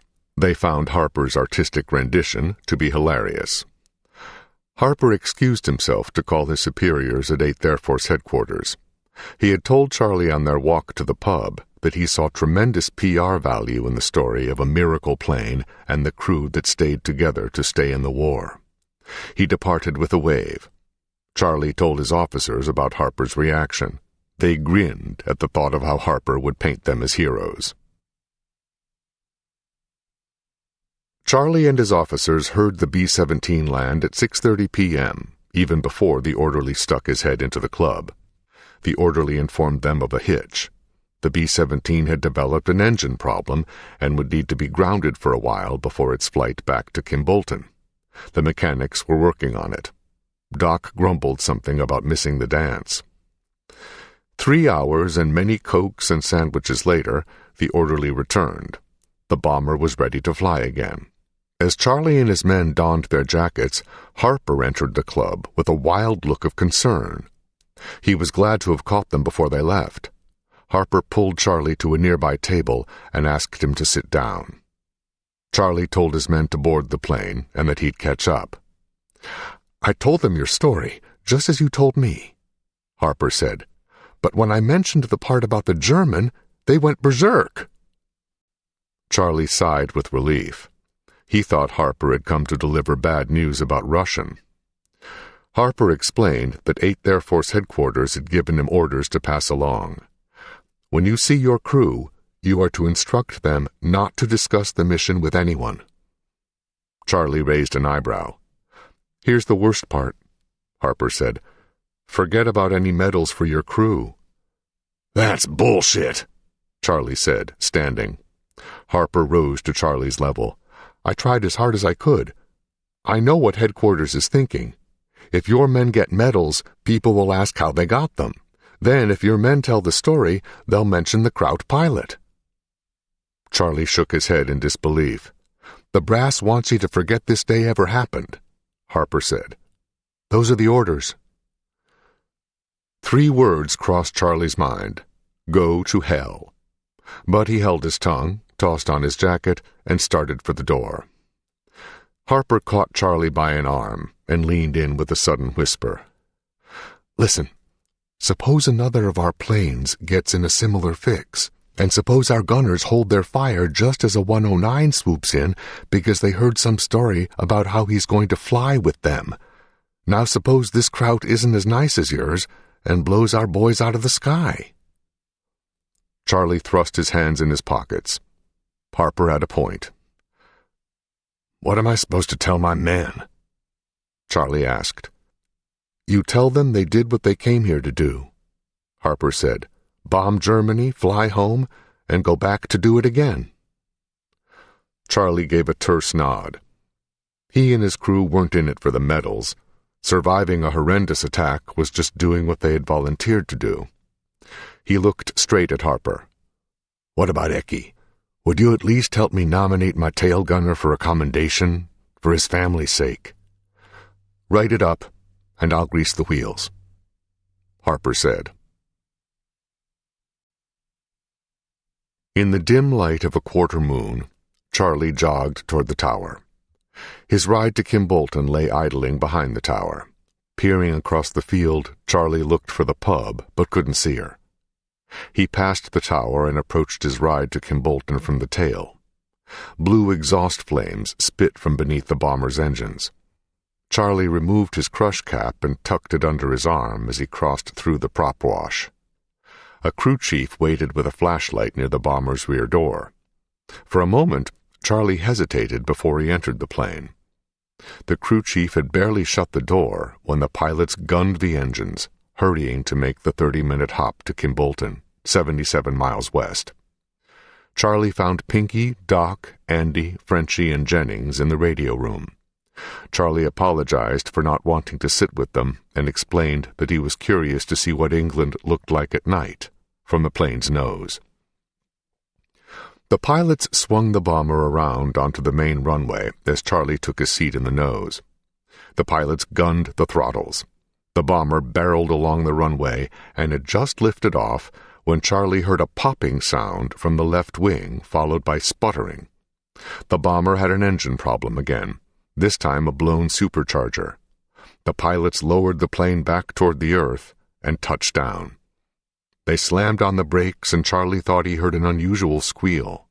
The bomber veered left and ran off the concrete just before the end of the runway. As the bomber's wheels dug into the mud, the sudden stop threw Charlie forward into the plexiglass nose cone. Ammo cans, clipboards, and pencils from the navigator's desk cascaded around him. Lying with his head in the tip of the cone, Charlie trembled. The bomber somehow managed to stay on its gear. As I sat there in the darkness, I reflected that it had been a very long and rather tiring day for a thoroughly frightened, confused, and totally misplaced West Virginia farm boy. Charlie would remember. The pub would sit at Seething until March, when the men of the 2nd Strategic Air Depot would repair her over 23 days. The pub was then flown back to America and later scrapped. Charlie followed the pilots out of the nose hatch and found his men behind the plane. The bomber had crashed just across the runway from the pub. The bomber's pilots examined the blown engine with flashlights. Frenchie looked at his luminescent watch. It was 9:47 p.m. "I think we're going to miss the dance," he joked. "I should have bailed out over Germany," Doc said. Charlie knew he still had to break the news to Doc and the others that their heroism was being swept under the rug. He was dreading the letter he had to write to Ecky's parents, and the question he knew they would ask him: how did he die? Looking at the wrecked bomber that should have been their ride home, and the pub sitting proudly, as if ready for another trip to Germany, Charlie said what each man in his crew was thinking. "Why did I volunteer for this?" 17. Pride. 2 days later, December 22nd, 1943, Kimbolton Airfield. Charlie slowly sulked up to the door of his Nissen hut, dragging his canvas kit bag.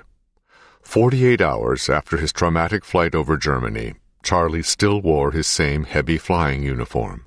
The 379th had sent a hapless truck driver to Seething to retrieve Charlie and his crew. The driver took all of December 21st just to reach them. He arrived at Seething wearing a ball cap too big for his head and said he had been lost because the English had taken down their road signs to confuse a German invasion. On the drive back to Kimbolton, he had crisscrossed the back roads of eastern England all night while Charlie and his crew bounced around in the rear of the truck. Only a flap of canvas separated them from the freezing cold. Following a 20-hour drive, they fell from the truck's liftgate at Kimbolton, sick from diesel exhaust. His eyes half shut, Charlie slowly opened the door to his hut. He had not bothered to check in at the squadron headquarters like Pinky and the others had. He only wanted to drop to his bunk to sleep. Charlie saw that fellow officers were straightening their ties and slicking back their hair for dinner dates. They stared at Charlie in the doorway, then ran to him, slapping him on the back. "Back from the grave!" someone yelled. Charlie grinned wearily. His good friend, Second Lieutenant Dale Killian, broke through the crowd beaming a wide grin. Dale was a rookie pilot, too, and a simple farm kid from Iowa who resembled film star Ronald Reagan.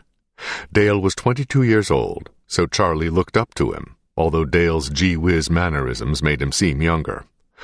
"We were told you went missing over Germany," Dale said. Charlie told Dale and the others he had phoned from Seething. "Somebody didn't get the message," another pilot said. One by one, the men hurried to their footlockers and returned, piling Charlie's arms with his cologne, his comics, his socks, and his broken watch. Dale handed Charlie a stack of perfumed letters from Marjorie. "Glad I held off on burning these," he said. Charlie shook his head in disbelief. He knew the Air Force's standard practice was to remove the possessions of a downed crewman as soon as possible for morale purposes. They would always give the missing man's buddies the chance to sort through his belongings and remove anything embarrassing before the man's effects were sent home to his family. By tradition, the missing man's buddies were allowed to keep useful items, like books or toothpaste or hair pomade. Dale advised Charlie to hurry over to the operations office before they mailed the rest of his belongings home to West Virginia. Glancing toward the corner of the hut, Charlie saw a man sprawled out in the bunk Charlie had claimed. The man's feet were crossed, and his nose was in a book. "What the hell?" Charlie muttered. Charlie approached the man and stood at the foot of the bunk, his shadow blocking the man's light. "I think you have the wrong bunk," Charlie said. The man looked up from his book. Charlie knew the man was a replacement. The wings on his shirt revealed that he was a navigator. The navigator had already hung pin-up girls on the wall above his head and sat his shoes on the footlocker that had been Charlie's. "They assigned this to me," he said flatly. "They wrongfully assigned it to you because they thought I was dead," Charlie explained. "It was empty," the navigator said. "Just grab another one." The other officers in the hut looked up from their grooming. Dale lingered silently a few paces behind Charlie. Charlie looked around. The hut was full. Charlie saw with relief that no one had disturbed Pinky's bunk, yet. "That's not going to work," Charlie said. "Then move to another hut," the navigator said. Charlie's face turned red. He had lived in that hut for 2 months and had grown used to his friends' snoring and nightmares. That cold, lousy hut was home. Charlie set his kit bag on the concrete floor and dumped his belongings from his arms into the bag. He thrust a hand into the bag, fished around, and pulled out his .45 pistol. "You're going to leave one way or another," Charlie told the navigator. "You're goddamn crazy," the navigator said, sitting up in bed. "I'm going to fire 1 round through the ceiling," Charlie said. "The next round will be through your leg." The man scowled but did not move. Charlie leaned in close and whispered something inaudible. The navigator saw the pistol wobbling in Charlie's shaking hand. He got up, grabbed his shoes, and left the hut without his coat. "I told him that I was combat certified, war-weary, and could get away with it," Charlie would remember. As Charlie's adrenaline dissipated, he sat down on Pinky's bunk. No one had raided Pinky's goods, because the replacement navigator had chosen Charlie's corner bunk instead. Dale called the other officers to help him gather the navigator's belongings. In a minute, they cleaned out the man's footlocker and departed, carrying his uniforms and effects in sloppy bundles to the squadron headquarters. Charlie flopped onto his cot and fell fast asleep. 2 nights later, Wiesbaden, Germany. The smoky pub was filled with pilots on Christmas Eve.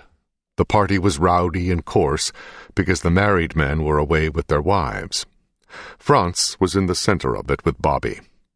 Normally, Franz liked to be in the middle of the party, but not the center of attention. With Bobby at his side, this was impossible. Willi was drunk and telling jokes, his knight's cross dangling proudly.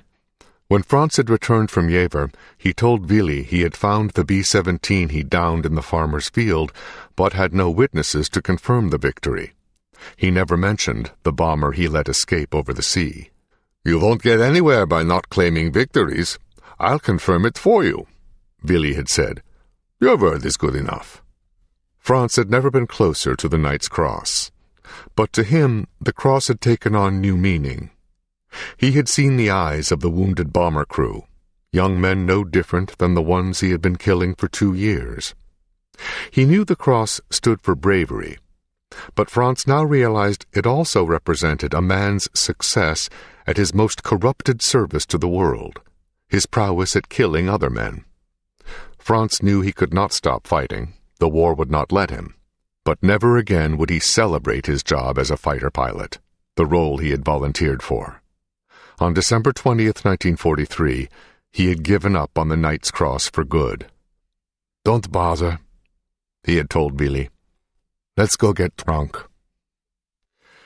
Because Christmas Eve was a special occasion, the pilots bought Bobby a beer. The bear loved the taste, so the men found him a bowl and filled it high with beer, then refilled it again and again, each pilot pouring the beer from his tall mug.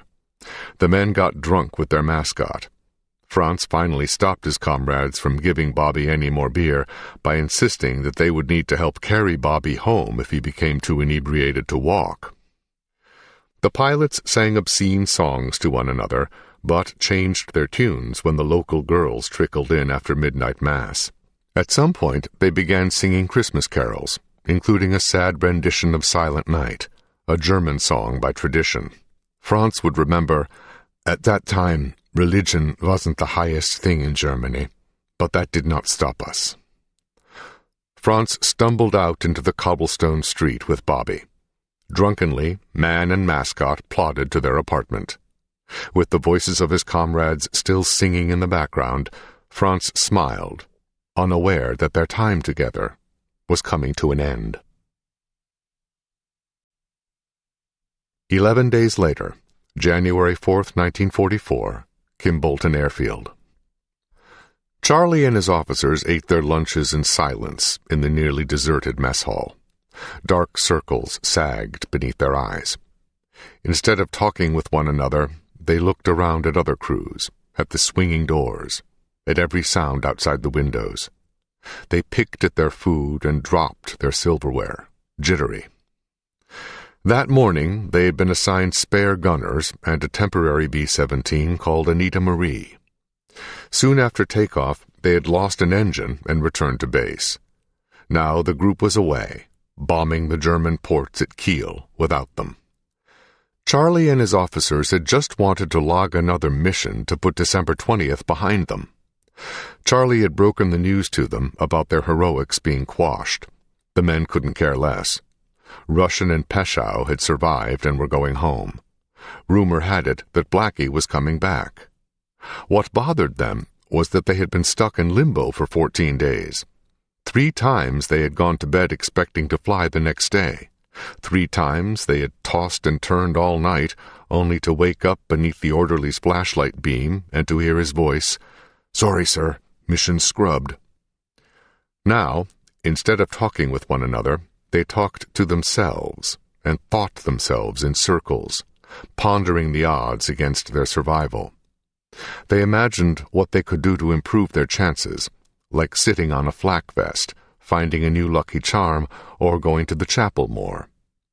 They had become mentally rattled, or what the combat crews called flak-happy. Colonel Preston's policies had failed to help the quiet ones. Whenever Preston knew a crew had come back from a bad mission, he tried to put them back into the air as soon as possible. Preston had learned to do this from an earlier mistake. Several months prior, a crew had come back with wounded and dead men aboard. Preston gave them a week off at a rest home to calm their nerves. A 379th Navigator would remember what happened. They had used their week off to mull over their collective past and unpromising future. On their return, they announced their unanimous decision to quit the war. After that crew resigned from flying duty, Preston and the group's flight surgeon instituted a new policy to get a flak-happy crew back into the air and off the ground. But even Preston could not unscrub a mission or prevent an abort. Looking at his men, Charlie wondered if they were having nightmares like he had. Every night he had been dreaming of the red flak orchids and of German pilots flying along his wingtips like devils. After December 20th, Charlie had come to conclude that his survival rested not in his hands, but in the hands of his enemy. Had the German flak gunner paid attention in gunnery school? Had he miscalculated the wind? Had the enemy fighter pilot been drinking the night before? Had his girlfriend visited him? To Charlie, this realization was devastating. Someone whistled a tune that echoed throughout the mess hall. The sound floated from behind the buffet, where cooks wore white aprons as they scrubbed pans. Charlie and his officers looked at one another. They all had heard the story of the cook, Snuffy, who was so happy to be in the mess hall that he whistled all the time. Snuffy had been a gunner once. The legend went that Snuffy was so certain his number was up that he had declared one day, "I ain't a-flyin' anymore," and tore off his sergeant's stripes. He volunteered to work in the kitchen, and Colonel Preston allowed this. When Charlie dumped his tray in the trash, he looked across the buffet for Snuffy, but the whistling had stopped. Instead, all he saw were cooks who all looked the same, with healthy faces and rosy cheeks. Charlie did not want to ask which man was Snuffy, because he knew that to know Snuffy was to know defeat. Snuffy's whistling was a horrible siren, a lure to an airman to quit flying and follow him. Snuffy's only promise was the guarantee of life. One day later, January 5th, 1944, around 5:15 a.m. Charlie's breath fogged up the mirror as he tried to shave in the freezing cold latrine. He wore a t-shirt and a towel around his waist. Down a hallway behind him, showers poured hot steam that swirled against the door's cold draft. Every time Charlie splashed the sink's freezing water against his cheeks, he grimaced. He hated shaving, but knew it was necessary to ensure a good seal of his oxygen mask against his face. Charlie saw his likeness in the mirror. His face was pale, and his eyes hung sad. He could not smile. 16 days after December 20th, he knew he had to get back over Germany, or throw in the towel. Dale greeted Charlie as he stepped up to a sink a few mirrors over. Charlie grunted a greeting between swipes of the razor. Dale seemed alert, as if he had been up for hours. Charlie marveled at his happy-go-lucky attitude. "Shoot," Dale said, pulling his razor away. Charlie glanced over and saw a crimson splotch through the shaving cream on Dale's cheek. When Dale placed the razor back to his face, Charlie saw his hand trembling. Dale nicked himself again. He looked over at Charlie with just his eyes, without turning his head. Charlie looked away. Dale was to fly his 4th mission that day, and the prevailing rumor was that an airman stood a 25% chance of completing his tour. By those odds, after Mission 5, every flight was on borrowed time. Charlie wanted to shout to Dale, "Why are we doing this to ourselves?" But he said nothing. There was no way that you could express that you made a mistake in volunteering. Charlie would remember. There was nobody that I could talk to. I couldn't tell my co-pilot, any of my crew, or even the other pilots. I could not do anything that indicated any weakness. Charlie knew that no pilot wanted to fly tight formation with someone rattled, shaky, or flak-happy. The 3rd time Dale nicked himself, Charlie could not take it anymore, and departed, pretending he'd never noticed. Inside the officers' mess, amid the smells of fried spam and coffee, Charlie followed Dale through the chow line. Scrawled across the back of Dale's jacket was the name of his plane, Rikki-Tikki-Tavi 2, in jungle leaf letters. Below the letters, someone had painted a likeness of the smiling black mongoose, Rikki-Tikki-Tavi, a character from Rudyard Kipling's The Jungle Book. In the book, Rikki-Tikki-Tavi defends a British family from 2 poisonous cobras at great risk and suffering to himself. Alongside the mongoose on Dale's jacket, someone had painted 3 yellow bombs that signified Dale's completed missions, his commitment to his tour. The back of Charlie's jacket, like those of his remaining crew, was blank. A cook behind the chow line, maybe Snuffy himself, ladled eggs onto Charlie's plate. The man grinned politely. Before a mission, the ground personnel restrained their smiles, projecting quiet respect until the flyboys were in the air. They never whistled or joked or said, "Go get 'em." Most of the cooks could imagine where the airmen were headed, a place Snuffy knew too well. "Why did I volunteer for this?" Charlie thought, as he looked from the cook in his dirty apron to the scared pilot ahead of him, his face nicked up, and the mongoose Rikki-Tikki-Tavi beckoning, "Follow me." The B-17s taxied one behind the other through the ground fog, the lights in the bomber's wings glowing like lanterns on a ship's bow. Every time a bomber launched down the main runway, the others rolled forward a plane length, then stopped. Far back in the snaking line, Charlie and Pinky sat behind the controls of another borrowed B-17, this one named Duffy's Tavern. Charlie steered the bomber, while Pinky leaned outside his window and shouted corrections to him so Charlie could keep the plane on the narrow taxiway. Charlie squinted at the 2 small white tail lights of the bomber ahead, trying to maintain a safe distance while trusting the pilot behind him to do the same. It was 7:45 a.m., but a sinister dark fog had turned morning at Kimbolton Air Base into night. The chilly fog floated in through Pinky's window. A few degrees colder, and it would have snowed. The runway lights passed by like tiny lighthouses on a foggy coastline. Bombers named Lakanuki, Deacons, Sinners, and Polly launched one after another toward the northwest, their red and green wingtip lights streaking through the fog. "This is idiotic," Pinky said as he watched. Instead of agreeing, Charlie gripped the yoke more tightly, his eyes darting with intensity. He was certain that nothing would stop him from logging this mission, another to Kiel, Germany. Soon, just a few planes sat between Charlie's bomber and the right-hand turn onto the runway. Through Pinky's side window, Charlie saw a bomber launch and disappear into the fog at the runway's halfway point. Suddenly, a yellow flash cut through the fog, followed by the sound of a thunderclap. "Oh, shit!" Pinky said as he recoiled. Charlie stomped on the plane's brakes. Flashes blinked from the end of the runway, each followed by an explosion like 2 fog-bound ships trading broadside cannon bursts. "Dear Lord," Charlie said. He knew that one of their planes had just crashed on takeoff. The bomber ahead of them sat still. The radio was silent. Pinky said half-heartedly that the mission would be scrubbed now. Then the shortwave radio squawked with a call from the tower and a terse message. "Continue takeoff sequence." Pinky looked at Charlie with alarm. "What about the wreckage?" he asked. Charlie just shook his head, his fists trembling on the controls. The bomber ahead of them moved up a spot, and Charlie knew another plane had launched. Charlie released the brakes and let his bomber crawl a few steps.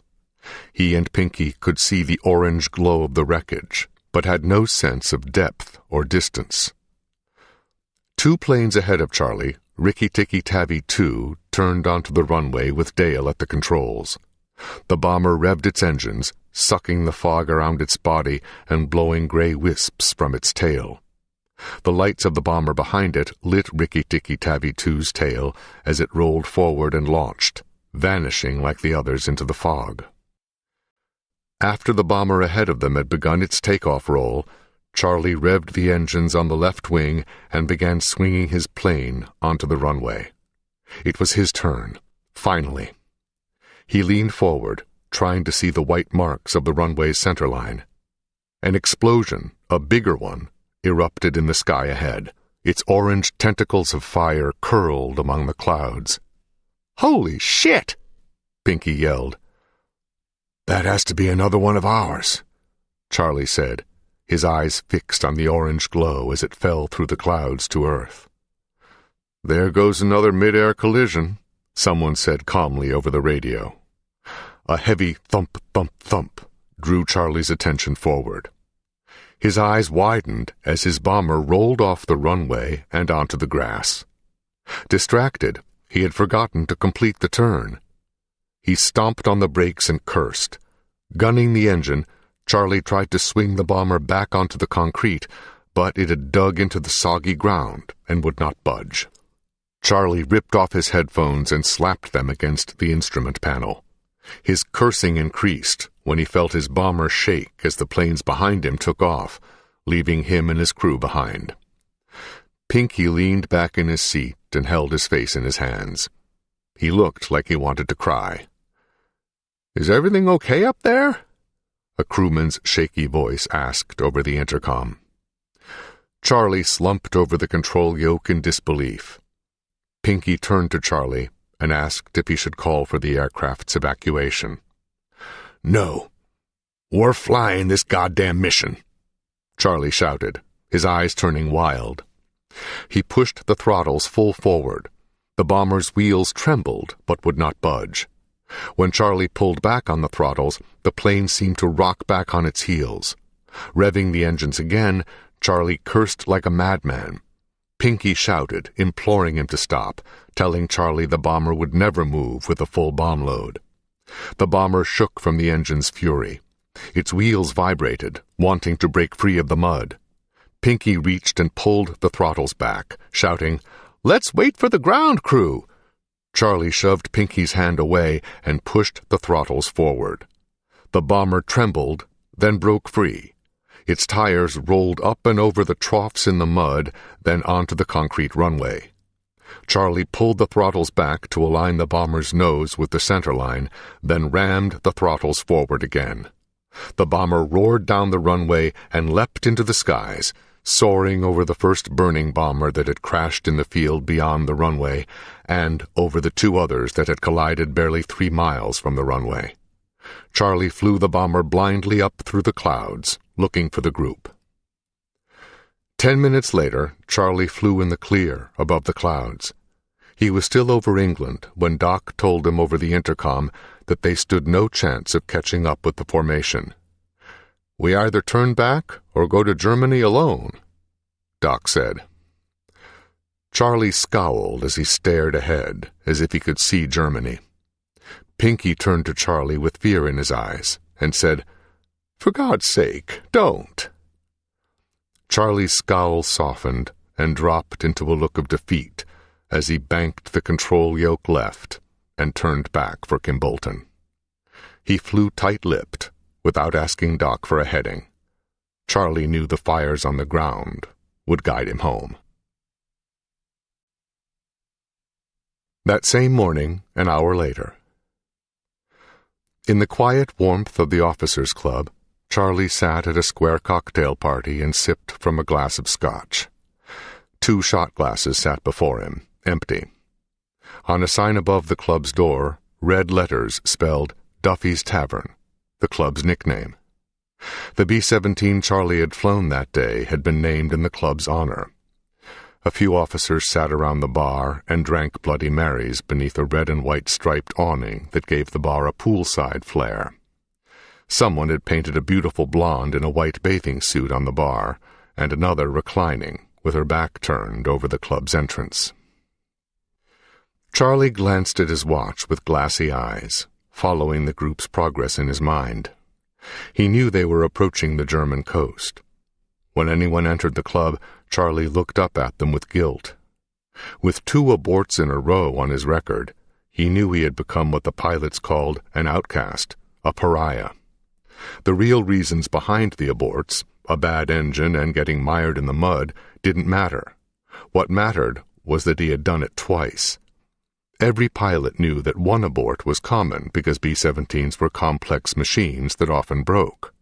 But 2 aborts in a row was a pattern that would give rise to suspicions of cowardice. The officers ignored Charlie. Instead, they ordered coffee and sat down around him to read newspapers. With the group gone, word of Charlie's abort had not yet traveled back, so the officers did not yet know that they had a pariah in their midst. Charlie was not the only pariah in Duffy's Tavern. The club's manager was a major who had been a pilot in the group until he covered his eyes during a German fighter attack. Preston had grounded the major, but allowed him to run the officers' club. Ashamed for letting the group down, the major now managed the club with vigor, turning it into a contender for the best-stocked bar in England. The other pilots had come to respect the major once again, because they no longer had to fly with him. Between drinks, Charlie reached inside of his brown jacket and unfolded a letter from Marjorie. Since December 20th, he had fast become a drinker, and justified it, telling himself it was medication for his nerves. For combat people, self-medicating is a big part of their reason for drinking. Charlie would remember. I only had 2 men on my crew who were not heavy drinkers, and both men ended up with psychological problems. Charlie had carried Marjorie's letter with him that morning as a good luck charm. Now he read the letter with cold eyes. As a joke, Marjorie had written that she wanted to apply to be his co-pilot. She also made Charlie grit his teeth when she asked, "Is it as bad as you thought it would be?"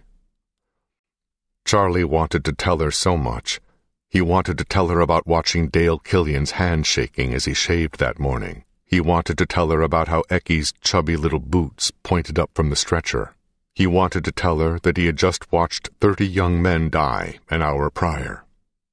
Their lives ended in a series of flashes. They were young men who had spent 20 or 22 years on Earth, growing and learning and living, just to die fewer than 3 lousy miles from their base, planted into an English field. Charlie crumpled Marjorie's letter. He wanted to ask her, would you have wanted to be the co-pilot on any of those planes? Charlie was angry at Marjorie only because he was angry with himself. He had realized that morning that his fate rested not in the hands of his enemy. The enemy had not killed the 30 men that morning. The odds had killed them. Charlie had decided that the odds were going to get him too, if he kept flying. Shuffling toward his barracks, Charlie passed the squadron operations hut. He knew all he had to do was walk into the hut, fill out a form, and his flying days could be over. The clerk who worked there had once been a waist gunner.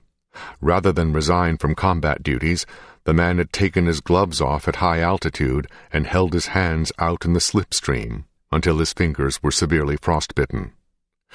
Charlie knew he didn't have to freeze his fingers to achieve the same result. He could do it with the swipe of a pen. He knew shame. He had grown up a poor farm kid, unable to afford a comic book at the local drugstore. He could live with it. Then Charlie saw him. A man was walking toward Charlie's hut with a brown box between his arms.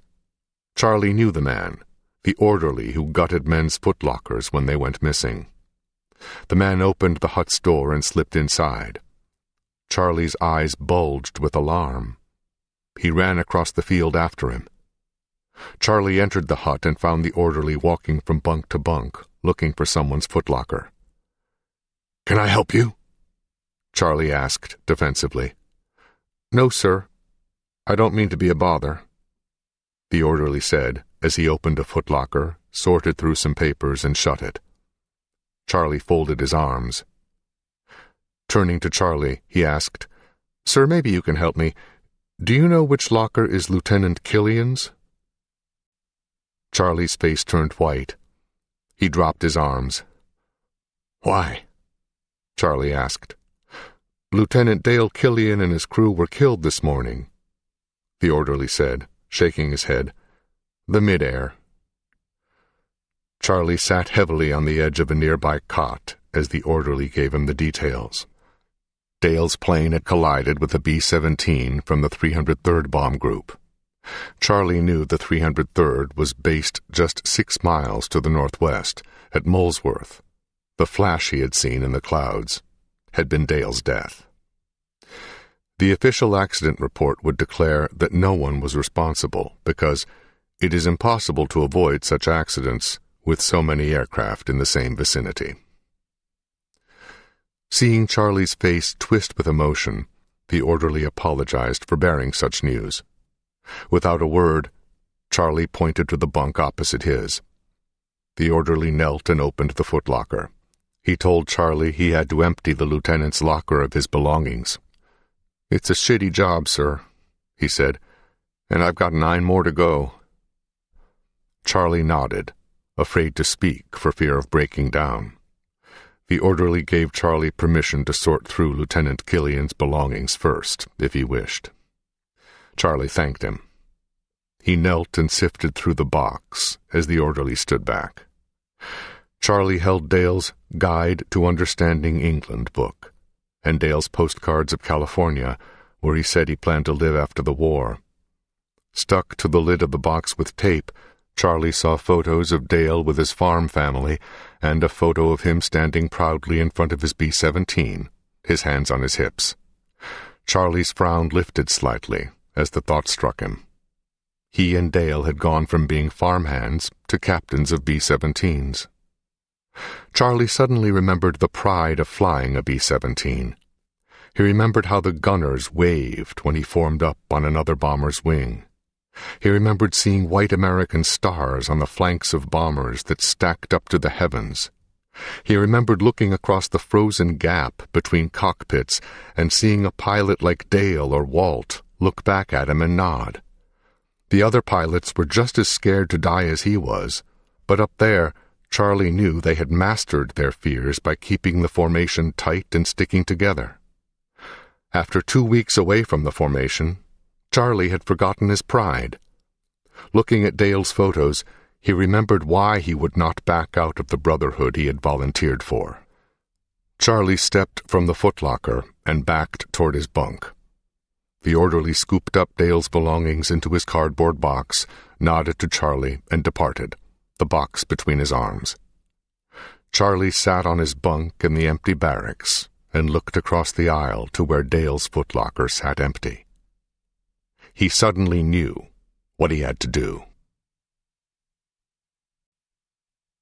That same night, Charlie opened his footlocker and removed his leather jacket. With the jacket folded over his arm, he entered the enlisted gunner's hut. The gunners stood to salute, but Charlie told them to relax. Charlie approached a group of gunners huddled in the hut's center around one man who was striking something with a clanging noise. When they saw Charlie, the gunners stood and backed away. The man at the center turned and looked up at Charlie with a grin. Charlie could not help but smile when he saw that the rumors were true. Sam Blackford had returned. Charlie squatted next to Blackie and discovered he had laid a small sheet of metal on the floor over which he had piled wood shavings and sticks. Blackie held a flint clip in one hand and a square of steel in the other. With a smirk, he explained that he was giving a Boy Scout lesson to his buddies. "Back home, they call me Sourdough Sam on the trail," he said proudly. Charlie told Blackie he was not a bit surprised. Blackie noticed that Charlie carried his jacket. "Do you still want to paint your jacket?" Charlie asked Blackie. Blackie nodded, his grin growing. "Will you paint mine too?" Charlie asked. "Sure," Blackie said. "What do you want on there?" "2 bombs," Charlie said. "1 for each mission and leave room for more." "How about I paint all the guys' jackets?" Blackie asked. "Good idea," Charlie told him. "Paint 'em up." On his way out the door, Charlie stopped, having forgotten something. "Blackie, can you paint the word Bremen on the bombs?" he asked. "When we get home," Charlie said, "we'll want to tell everyone where we've been." 2 days later, January 7th, 1944. In the dimness of the hut, Charlie dropped Marjorie's letter into his footlocker and shut the locker's lid. He had decided to write to her only after he had completed his tour, when he had something worth saying. Charlie would write to Marjorie months later. When he did write, his letter would come back undeliverable. On the airfield, a truck pulled up alongside the B-17, the Celestial Siren. Charlie and his crew, Pinky, Doc, Andy, Frenchie, Jennings, and Blackie, jumped from the lift gate along with 3 replacement crew members named Little, Miller, and Page. War paint covered all of their jackets. Blackie had painted the squadron patch, a skull and crossed bombs, on the front breast of some and the quiet ones across the upper backs of others. On the jackets of the men who had flown on December 20th, he had painted 2 swastikas, one for each fighter that the crew had shot down, and a bomb with the word Bremen written across it. On each man's jacket read the words 379th Bomb Group. Charlie looked at his watch and declared, "All right, let's get on with it." The gunners sauntered around the plane to enter from the rear door.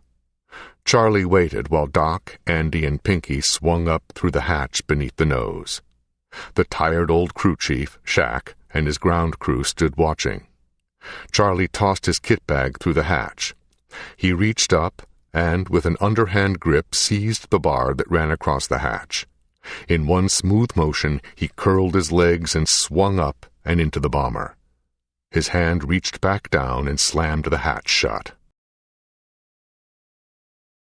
That day, Charlie flew the quiet ones to Ludwigshafen, Germany, and safely back.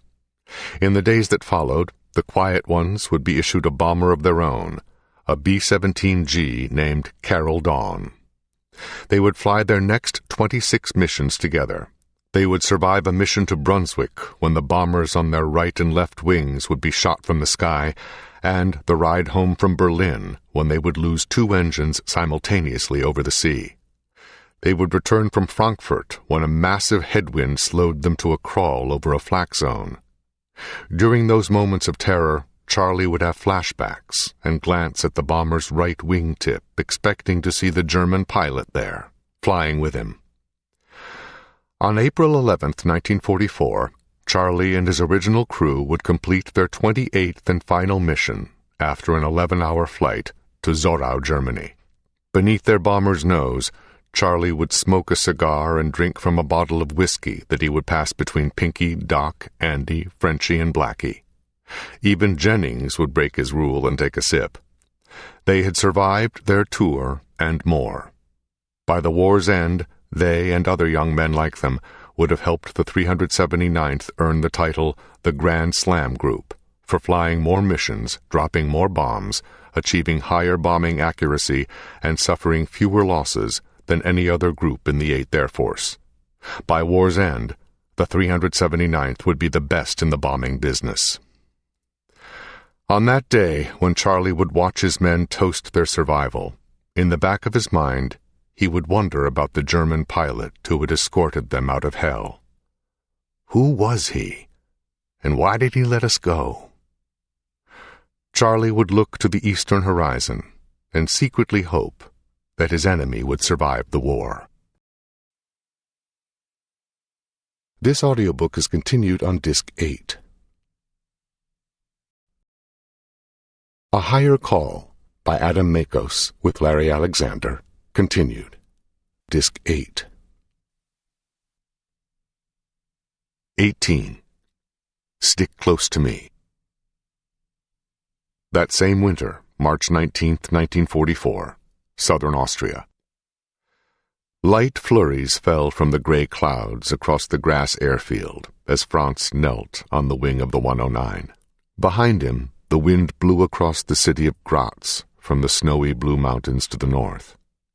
It was 1:00 p.m., but the winter weather made the day feel later. Franz leaned in close to the rookie pilot who sat strapped into the plane, his face long, pale, and harmless. "We hit hard, hit first, then get the hell out of there," Franz told the pilot, a young corporal named Heinz Mellmann. Mellmann nodded rapidly with fear. Today would be his first combat mission. Mellmann looked like a teenager compared to Franz, now 29 years old. Franz's face had grown leaner, his jaw stronger, and his nose sharper. Flying 300 combat missions had turned him into a grown man. Franz and the rookie wore the new flight uniform, all gray leather with a black velvet collar.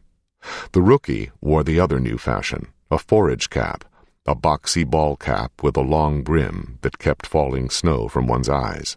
Franz didn't like the forage caps and instead kept his gray officer's crush cap that was crumpled and worn in spots.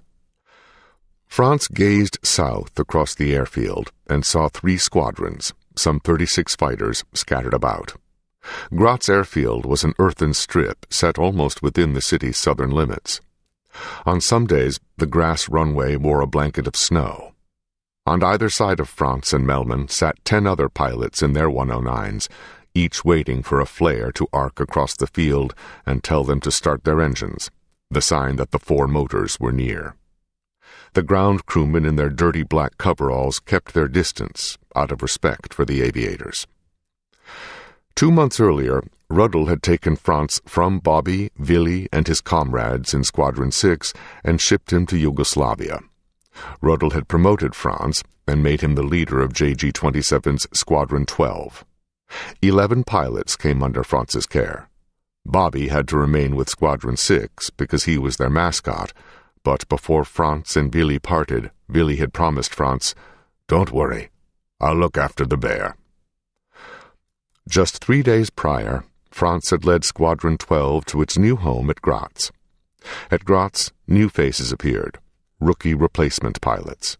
Within the batch of rookies were Melman and another youngster, Sergeant Gerhard Sonntag, both assigned to Franz. Both of the young men were in their early 20s, but neither had flown combat yet.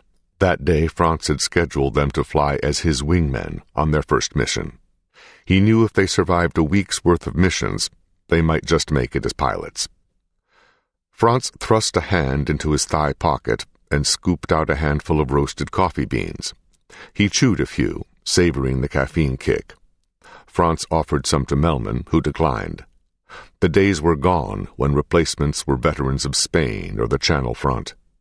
What veterans the Air Force still had left were scattered at all ends of the continent, dropping one by one, leaving rookies like Melman to take their place. I really worried about these kids, and along with the most responsible squadron commanders, tried to bring them along slowly, but the war would not always wait. Franz would remember. I can remember that terrible feeling I got when I was forced to have them fly combat before they were anywhere near ready, for I well recall how green I was during my first combat, and I had several thousand hours of flying time. When Franz looked at Melman, he knew he was looking at Germany's great tragedy, a generation of innocents too young to have seen the rise of Hitler or the party, who now were forced to pay for their leader's sins. Franz looked to the tower, but still saw no flares. He knew the bombers were on the way. The early reports said 300 American heavies had departed Italy and were heading north. At that moment, German Air Force spotter girls were sitting in the mountains of Italy and Yugoslavia, tracking the bombers with binoculars and calling in their progress to JG-27. The lower half of Italy had become the Allies' newest base after their conquest of Sicily. Everyone knew the invasion of France would come next, giving the Allies new airfields, even closer ones. If you're hit, bail out away from the bombers, Franz reminded Melman. Float through a bomber formation and the gunners will shoot you. The rookie nodded, gulping. Seeing the ill effect of his warning so close to takeoff, Franz slapped the rookie on his back and assured him, "Stick close to me, and you'll come home alive." Melman managed a smile. Franz never was cocky before, but now he exuded a forced confidence to bolster the spirits of the younger guys. Franz slid from the wing and walked to the fighter of his other rookie, Sonntag, to give him the same talk. Franz stopped and shouted back to Melman, "If you're going to get sick, do it now, outside your plane." The ground crewman thanked Franz with a chuckle. After talking with Sonntag, Franz settled into his fighter. He still flew his old Yellow 2, only now the plane's rudder was painted white, the mark of a squadron leader. Franz's plane no longer wore the Berlin Bear crest on the nose. Instead, an Edelweiss flower had been painted in its place, the badge of his new parent unit, 4th Group. Sealing the canopy, Franz relaxed within the familiar aroma of oil, gunpowder, and sweat-drenched leather. Franz rapidly cycled his black rosary beads through his fingers. The black paint had begun to fleck from the beads, revealing their true color, a pale purple. His prayers had changed lately. He now prayed that he would lead others well. He no longer prayed for himself or for his safety. He had long given up on the idea of surviving the war. Franz had been away from Squadron 6 for only 2 weeks when a sergeant came looking for him on his base in Yugoslavia. The sergeant nervously told Franz that the wing commander, Rudel, was on the phone in the tower, waiting to talk with him. The sergeant thought Franz was in trouble, not knowing that Franz and Rudel were protege and mentor. The date was January 29th, and Rudel was calling from his headquarters near Vienna. He sounded disturbed. The day's casualty report, a teletype, had come across his desk. Willi was dead. Willi had led his squadron against 800 bombers that had bombed Frankfurt. The bombers' P-38 escorts had chased Willi down to earth, where the clouds were low and foggy. Disoriented, Willi had flown into the ground.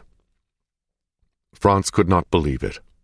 Willi was gone, at 22 years old, planted into the earth 50 miles west of Wiesbaden, near the town of WWII. All Rudel could say was that he was sorry. Franz heard defeat in Rudel's voice. When he hung up, Franz buried his face in his hands. For a few days he beat himself up over the thought that he could have saved Willi, because they had once handled a dozen P-38s, just the 2 of them. A red flare shot across the field. Dropping his rosary into his chest pocket, Franz signaled his ground crewmen to crank over the engine. Franz and his pilots ignited their fighters' snarling V-12s.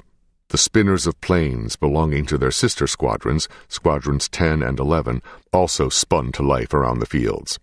Franz looked to his left and right to confirm that all his pilots' engines were humming. White smoke belched from their exhaust ports. When green flares arced across the field, Franz flashed a half-salute to his crew chief and taxied away. His 2 young wingmen and the others followed him into the skies. Franz had not shot down a plane since encountering the wounded B-17 over Bremen on December 20th.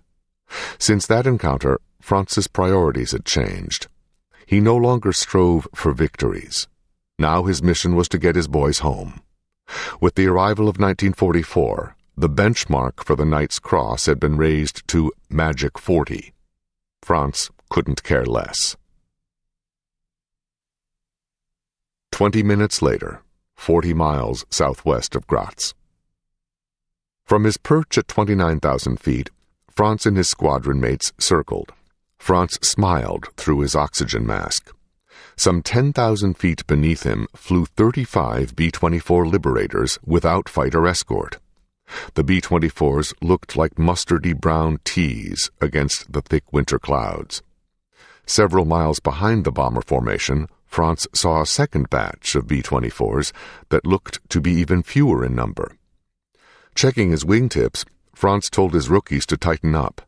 Mellman flew on his left wing and Sonntag on his right. The old days of staggered formations were gone. Now, with so many rookies in the ranks, the new German formation was to fly side by side, so the flight leader could keep an eye on his wingmen. The B-24s kept motoring northward, their gunners undoubtedly watching the 109s, waiting for them to attack.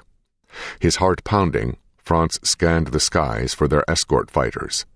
He saw none. This never happened over Germany.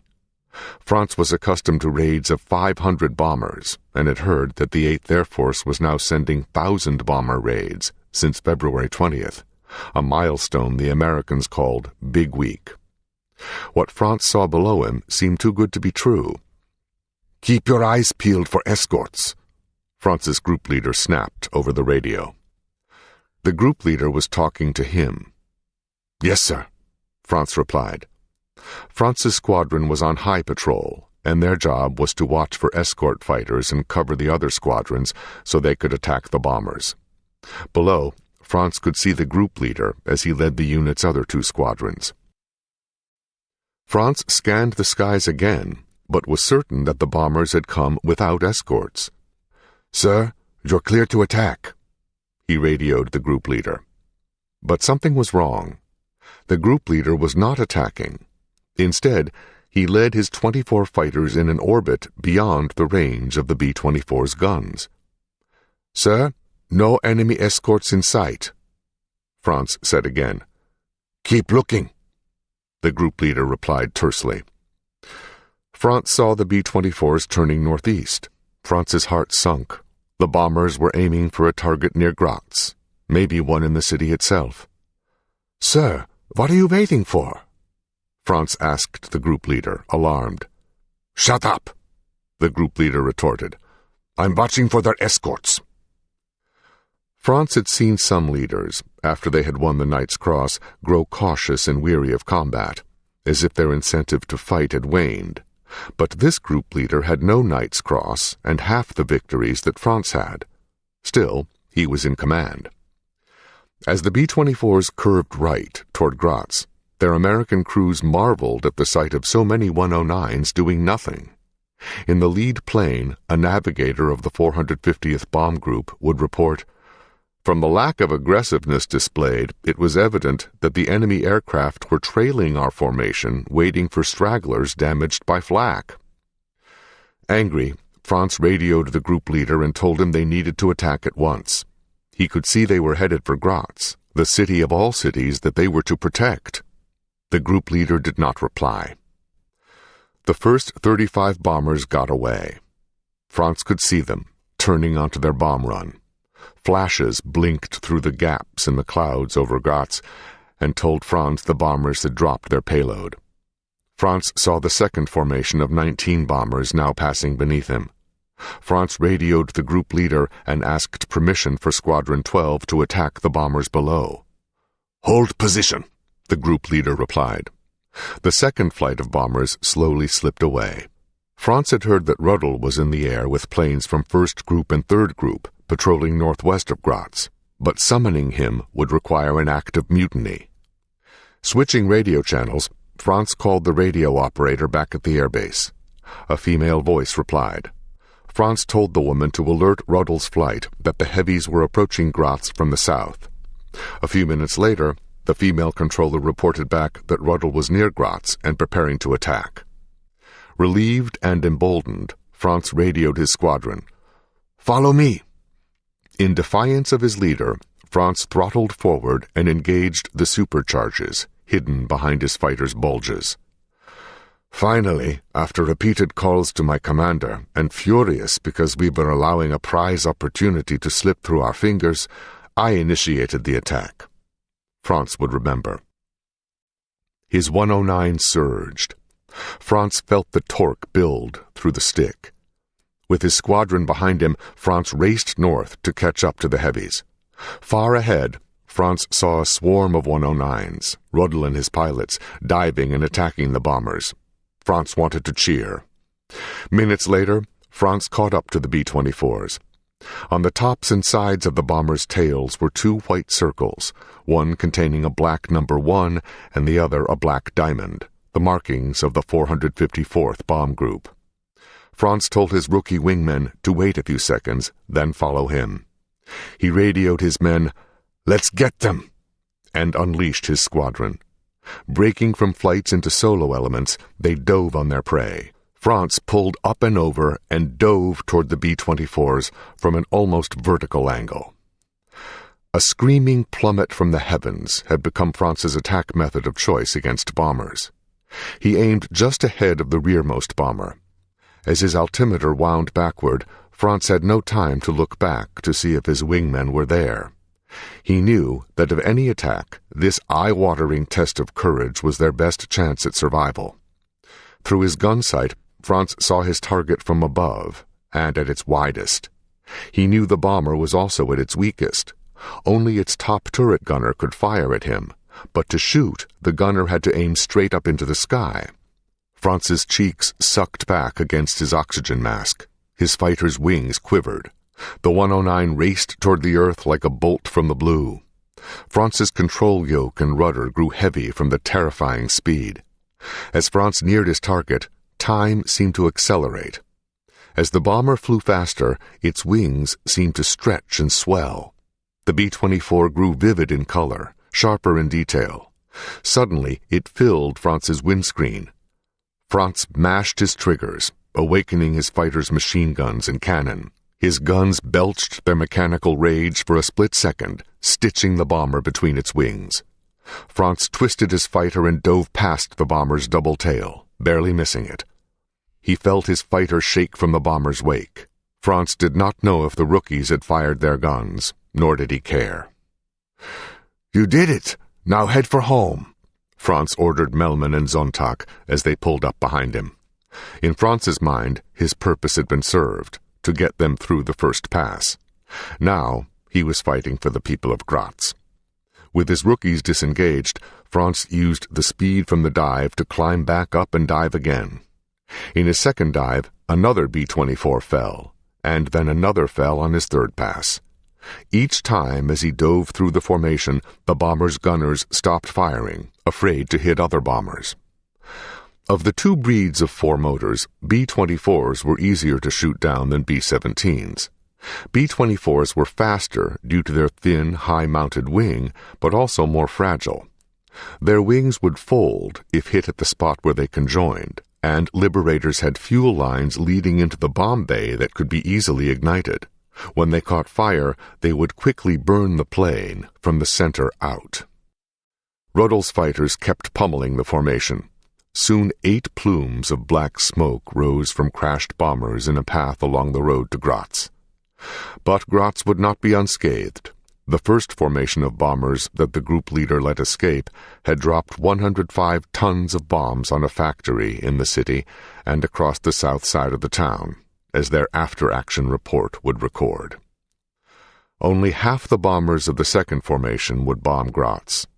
They would later report, "Formation was attacked by 40 to 50 Me-109s and FW-190s. These made aggressive attacks. After attacking, they peeled under formation, reformed, and attacked again." 30 minutes after Rudel had sparked the battle, Franz knocked down his fourth B-24, then turned for home. What bombers remained limped over the horizon. Of the first formation, all 35 B-24s would return home to Italy. Of the second formation, only 9 out of 19 would make it back to their base. Franz would never fully know the horror that he and his pilots had inflicted. The first B-24 they attacked, the one in the rear of the formation, was named Hot Rocks. It was one of the earliest bombers to fall. The men crewing Hot Rocks were superstitious and had expected bad luck before they got to Graz. They had borrowed Hot Rocks from another crew because their usual plane was under repair. Making matters worse, the crew had taken on a stranger, a replacement gunner named Sergeant Michael Buffalino, and the mission was their 13th. When Hot Rocks lost an engine for no reason on the run to Graz, the bomber straggled behind the others. The crew was convinced they were cursed. Then the fighters came. A gunner and a bomber alongside Hot Rocks reported seeing a 109 pour a burst of cannon shells into the plane at the start of the battle, lighting her on fire. Seconds later, a second 109 blasted Hot Rocks in the tail, but she struggled onward. Inside Hot Rocks, the right waist gunner, Sergeant Lyle Taylor, saw the tail turret explode behind him from a fighter's cannon shells. The explosion tossed the new gunner, Buffalino, into the plane's waist. In pain, Buffalino pounded the bomber's wooden floor with his fists. Blood poured from the seams of his oxygen mask. Taylor ran to Buffalino and hooked him up to an oxygen tank. Buffalino tore away his mask and revealed his badly mangled face. Taylor looked toward the bomb bay and saw the silhouettes of the other crewmen scrambling toward him. A fiery inferno followed them as flames spewed from the bomb bay.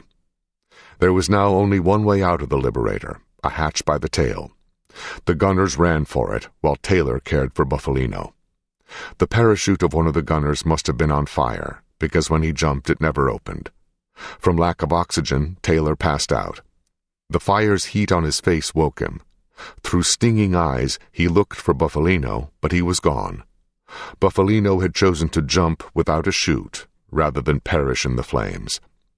Taylor looked around, found his chute, slipped it on, then rolled through the hatch and into the open sky. In the nose of Hot Rocks, the bombardier, Second Lieutenant William Reichley, was suffering through a personal hell. 22-year-old Reichley, a former Ohio State College baseball star, was holding his best buddy, Francis Zygmunt, trying to plug his bleeding bullet wounds with his gloved fingers. Zygmunt was a Polish-American kid from New Jersey. When Zygmunt breathed his last, Reichley returned to his guns and called out fighters over the intercom, his dark eyes bulging wildly with shock. Reichley was not aware that the intercom was dead, nor had he heard the pilot and co-pilot ring the bailout bell. Reichley only knew that he was in trouble when the flight engineer came into the bomber's nose carrying a heavy box of ammo. He screamed to Reichley that they were riding in an empty plane and a fire had blocked the path to the rear escape hatch. The flight engineer thought quickly, then dragged the ammo box to the spot where the nose wheel retracted up into the plane. He lifted the box above his head and slammed it through the door that held the nose wheel up. The door fell away, leaving a hole. The flight engineer wiggled through his makeshift escape hatch. Reichley slipped his bulky parachute over his back and dove after him. Taylor and Reichley would survive and become POWs, but their crew lost 3 men that day, including Buffalino, whose mother would write to the survivors for years to ask what happened to her son. None could ever tell her the truth. Franz was already flying home for Graz when the group leader radioed. "Stiegler, return to base immediately." His adrenaline flowing, Franz snapped back, "Yes, sir. It's time to refuel anyway." Franz knew the group leader had never attacked and instead had orbited above the whole battle. Only a few brave pilots from the other squadrons had broken orders and followed Franz's lead. As he flew home toward the smoke that rose from Graz, Franz realized he could be tried for insubordination and possibly stripped of his command. His fears were confirmed when his radio crackled to life. The group leader must have landed because the unit's radio operator, a woman, called Franz and told him to report to the command center as soon as he had landed. The instant Franz's boots hit the ground, he raced to the headquarters to plead his case. As Franz walked down the hallway to the group leader's office, he heard a voice booming, angrily telling someone what Franz had done. At the entrance to the office, Franz saw Ruddle leaning on the commander's desk, his arms crossed. The group leader turned to Franz, his face red. Franz saluted Ruddle, who saluted back with a thin smile. Ruddle had landed with the pilots of his staff to rearm and refuel in case more bombers came. He told Franz he had heard the claims against him, and now he wanted to hear Franz's defense. Franz told his story. Content, Ruddle reminded the group leader that everyone was tired and urged him to get some rest. Ruddle departed the office and told Franz to come with him. Franz took one look at the group leader and saw the man fuming, having been politely told by Ruddle that he was in the wrong. Franz and Ruddle lit up cigarettes outside. They watched the mountains turn colder. A snowstorm was brewing. Whenever possible, Ruddle smoked American cigarettes, which he obtained by trading food with captured bomber crews. He was going to leave to fly back to Vienna with his staff before they got stuck at Graz. Ruddle had claimed 2 bombers of the 20 that JG-27's pilots would claim to have shot down within 30 minutes. Ruddle asked how many bombers Franz had downed. 4, with help, Franz said. Ruddle smiled and nodded in approval. He knew 4 victories was incredible, but not impossible. He had been flying on the September day in Africa when Marseille had claimed 17 victories, several of which Ruddle had himself witnessed. After Ruddle departed, Franz found Melman and Zontak in the squadron lounge. He told them to come with him to claim victories. The young pilots assumed that Franz wanted them to sign off as witnesses to his victories. Instead of filling out forms himself, Franz pushed a pile of papers in front of each rookie. He said he was pretty sure they each had knocked down a B-24. The rookies looked at him with surprise. They admitted they had been too afraid to look back. You fired, didn't you?" Franz asked them. They both nodded. "I saw bombers fall," Franz said. "They were yours." With a swipe of his pen, he put his signature onto their papers. Franz would remember what he did with the victory claims. "I spread them all out. I know I had 4, but I couldn't care less.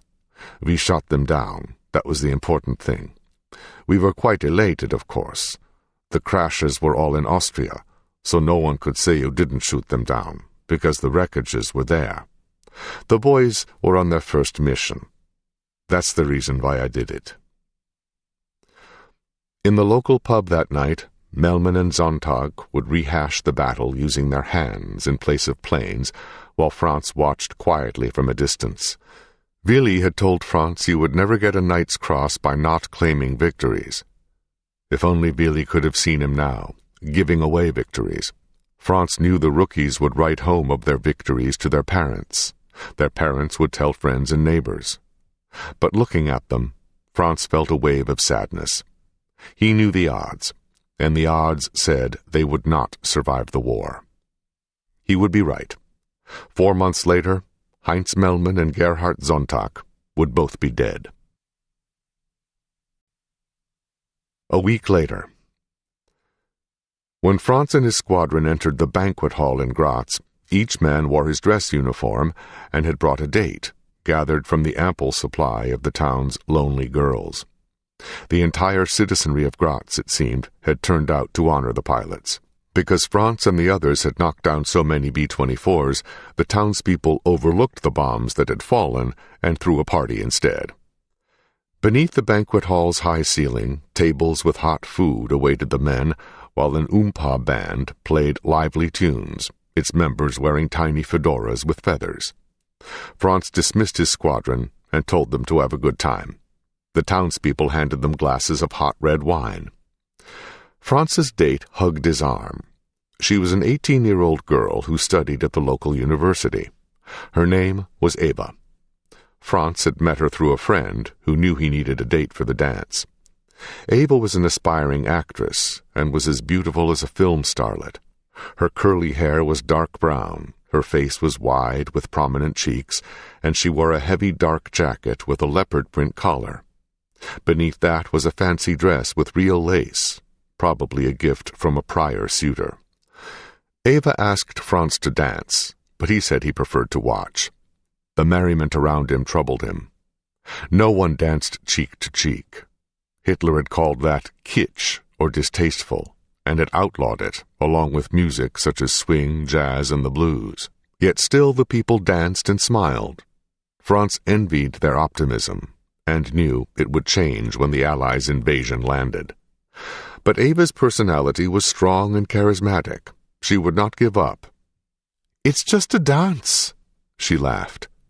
Franz knew he was in trouble from the moment he drank his wine in a gulp and let the intoxicating girl lead him to the dance floor. The girl was charming and tenacious, with a personality that overwhelmed even Franz's stubborn nature. When they parted that night, Franz knew he had met his match. A few days later, Franz gathered with Melman, Sonntag, and the others around his fighter. Just ahead of the cockpit, they looked at the new nose art that Franz had drunkenly asked a mechanic to paint during the night of the dance. The mechanic had painted a cartoon of a red apple with a green snake weaving through it, an allusion to the Garden of Eden. Alongside the cartoon were scrawled letters that spelled Eva. "What was I thinking?" Franz wondered aloud as the others grinned.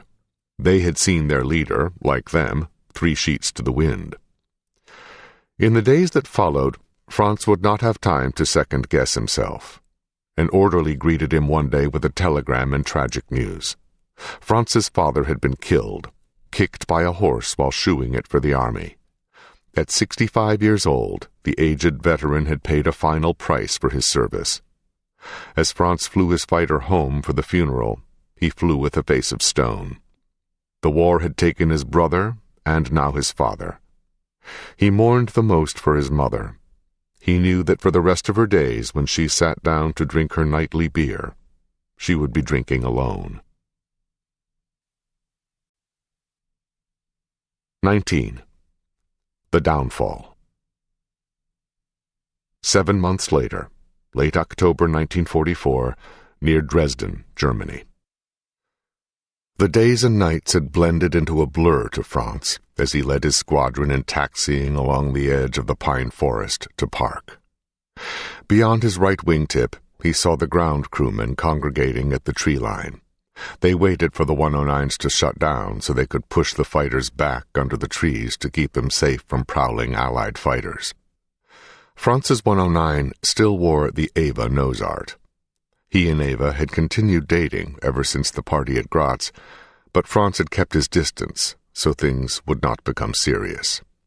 In the months since his time at Graz, Ruddle had shifted Franz around to lead Squadron 8, Squadron 11, and even all of 3rd Group for a short time. Now, Franz led Squadron 11 at Grossenhain Airfield in eastern Germany. Franz gunned his plane's engine, kicked the rudder, and swung the plane's nose toward the grass runway so his tail faced the pines to make the ground crew's job easier. His 109 was a new G-14 model. Its spinner was black and had a swirling white streak painted through it that produced a hypnotic effect as it spun, a paint trick meant to fixate the eyes of a bomber's gunners. The plane's rudder bore 27 victory marks, 3 new white bars since Graz that represented victories over a P-38, a P-51, and a Spitfire. Franz knew Ruddle disapproved of this, but he thought the marks would inspire his rookie pilots. These days, they needed all the confidence they could get. Franz cut his engine and popped his canopy. A burly mechanic climbed the wing of the plane and helped him remove his straps. One by one, the other plane's engines wound to stillness. All of their canopies opened except for one fighter a few planes over from Franz. The mechanic helped lift Franz to his feet and steadied him on the wing. Franz looked pale and moved gingerly. He had flown 3 missions that day, as he had every day for months. He walked down the wing and was met by 2 other mechanics who helped him stand on solid ground. As they showed Franz to a waiting Kubelwagen, Franz saw the 109 with the canopy still closed. "He's asleep," Franz told the mechanics. "Wake him gently." That evening, Franz hunched over the table in his office to write a letter, as he did most nights. He was not writing to Eva. The frown on his face revealed that much. With a brown bottle of cognac and a glass at his side, he took sips of the golden liquid between dips of his pen in an ink vial. Every so often, Franz looked at his door, anticipating the knock that he knew was coming. That summer and fall, Franz had witnessed the slaughter of the Air Force. Now, at their new station north of Dresden, where Franz had once trained cadets, the Air Force had grown weak and thin. He and his comrades were still flying the old 109 because Goering gave them nothing better. Rookies now came to his squadrons with only 10 flights in 109s, not the 75 flights Franz had made before deploying to Africa. The novice pilots now outnumbered the veterans in his squadron by 3 to 1. In an attempt to reverse the tide of the war after 4 years of his bad decisions, Goering had decided to drive the tired veterans like Franz harder. Now, on Goering's orders, pilots had to attack until out of ammo, land, rearm, refuel, and go up to attack again and again, until the bombers had all departed German airspace.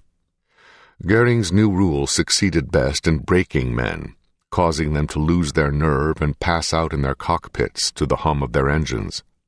Pilots began to fly drunk. In Fighter Wing 26, a squadron leader even shot himself in his cockpit with a handgun. "We were being beaten, both physically and psychologically, literally hammered to destruction," Franz would remember. That night at the base, like most nights late in the war, Franz wrote to the parents of a young pilot who had been killed in action. He always told the parents that their son had died a hero, because the truth was too terrible to tell. The best the rookie knew was to target fly, straight and level, until an Allied fighter came along to claim him as a victory. "What can you do with kids like that?" Franz often lamented to his fellow veterans when they got drunk at night. By the time he finished the letter, his bottle of cognac would be half empty. When Franz splashed water on his face and looked in the mirror, he realized that he was penning the same kind of hollow letter that his brother's squadron leader had written to him when August died. The knock always came in the evening. Franz knew it was coming that night. His group of 40 pilots had lost 9 of their men the week before. And so it happened. A light rapping on his heavy door. Then a heavier knocking. When Franz opened the door, he wanted to throw up his arms. He saw a new pilot standing there, a teenager, maybe 17 years old. The new rookies these days were always lowly corporals. The boy reported for duty and gave Franz his name, but Franz tried to forget it just as quickly, to keep his own sanity. The boy's face was white and devoid of lines. He made Franz's rookies from Graz look like grown men. The rookie clicked his heels and tried to look brave as he gave the party's stiff-armed salute. Franz returned the salute the old way, with a hand to his eyebrow. So much had changed since July 20th, when a former Afrika Korps officer, Colonel Klaus von Stauffenberg, had tried to assassinate Hitler. Stauffenberg was a Bavarian Catholic opposed to Hitler and had tried to kill him with a briefcase bomb that only wounded the dictator. In the aftermath, Hitler and the party arrested 5,000 suspected conspirators and executed 200 of them. The party turned paranoid. Suddenly they viewed the old military style of salute as a form of resistance, so they made their stiff-arm salute mandatory. But Franz was too tired to adapt. The new salute was like the new award Berlin had given France on October 1st. It was called the German Cross, although it was not even a cross. It was Hitler's invention, a black swastika wrapped in a circular laurel wreath. It was worn on the tunic, below the right breast. The German Cross fell below the Knight's Cross in prestige and was awarded for 6 or more acts of bravery. Franz found it insulting and amusing that after 400 combat missions, someone thought he had finally managed 6 brave acts. He had to wear this cross. No questions allowed. Franz ushered the rookie into his office, sat him down, and welcomed him to Squadron 11 with a drink. He faked a smile and told the boy that he was lucky. He had joined the best squadron in the Air Force. Franz told every new pilot this to bolster his spirits. He knew that no squadron in the Air Force was half of what he had known in the desert. There, he had served in a squadron of experts. Those days now seemed a mirage. As dawn cracked across the frozen horizon, Franz found himself suited up and watching the sky. He always prayed that the weather would be foul, preferably sleet or blinding snow, anything to keep his squadron from flying. He knew the rookies had to fly that day, possibly 2, 3, or 4 missions. He wanted them to have another day of life. More often than not, snow did not fall. Franz and his pilots waited in chairs beneath the trees behind their planes. Mechanics had camouflaged the planes with black tarps that ran from the cockpit to the wings and with pine branches layered across the wings. A nearby radio speaker broadcast the air defense channel that announced when Allied fighters had entered German airspace. These days, the Allied fighters were always spotted before the bombers. They would fly ahead of the bombers in a new strategy to kill the German fighters as they formed up, before they could attack the bombers. The strategy was devastatingly successful. Franz looked at his nervous pilots around him, and saw the rawest form of bravery. They were to go up against impossible odds. His enemies saw the same bravery. A B-17 pilot, Joseph Deichel, remembered, "When we did see the German fighters queuing up and start making their passes at us, we always thought they must have been on drugs or something, because they were absolutely fearless, coming through the formation." Goering, however, attributed his pilots' inability to stop the bombing raids as cowardice. Their grievous losses did not matter to him. He accused his own pilots of sabotaging fuel depots so they wouldn't have fuel to fly. He told the general of fighters, Gallant, that his wing and group commanders would rather play with themselves on the ground than fight. Goering told JG-77's leader, Steinhoff, "The fighter force is going to give battle to the last man. If it does not, it can go and join the infantry." Goering even transmitted a message to group commanders authorizing them to court-martial pilots who had been seen to run from a fight. If any pilots were found guilty, Goering wanted them shot in front of their comrades. The fighter pilots' problem, Goering decided, stemmed from their lack of National Socialist spirit, so he sent political agents into the squadrons. Some agents arrived undercover as typists or clerks, whose job was to listen for anti-party rhetoric. Other political officers were announced to the units as inspirational officers, who led the squadrons in daily readings from Hitler's book Mein Kampf. The pilots' reactions to the political officers were similar. "Nobody took kindly to being spied upon," one pilot wrote. "We all loathed these commissar types and considered their presence among us to be an insult." When the radio blared out a warning that Allied fighters had crossed into German skies, Franz and his comrades turned toward the speaker. This alert served to warn student pilots and transport pilots to return to Earth immediately. Franz's young pilots looked to him. They knew this was also their signal to launch. The announcement of Allied bombers would follow shortly. Franz looked back at the young men in his care. They were barely able to fly by instruments and only capable of simple aerobatics. Fuel shortages from Allied bombings had cut short their training. Since the spring, Germany's aviation fuel production was down from 175,000 tons per month to just 5,000 tons, and combat units, not training units, took every drop. At this point in the war, the average British pilot began combat after 450 flight hours of training. An American went into combat with 600 hours. Franz's rookies came to him with fewer than 150 hours of flying time. Franz would remember, "My instincts told me to protect them, the rookies, as best I could. Many of them were lost the first time they went up. They would simply freeze and just sit there while P-51s and P-47s shot them to pieces. They didn't know what to do." Franz stood. "Stick close to me," he reminded his boys, then walked to his fighter.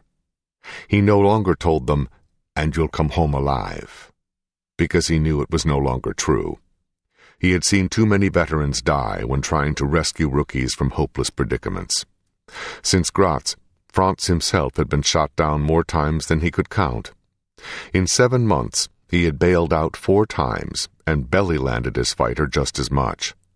Franz still checked his rosary before every flight. The beads were now more purple than black. They were getting worn out too.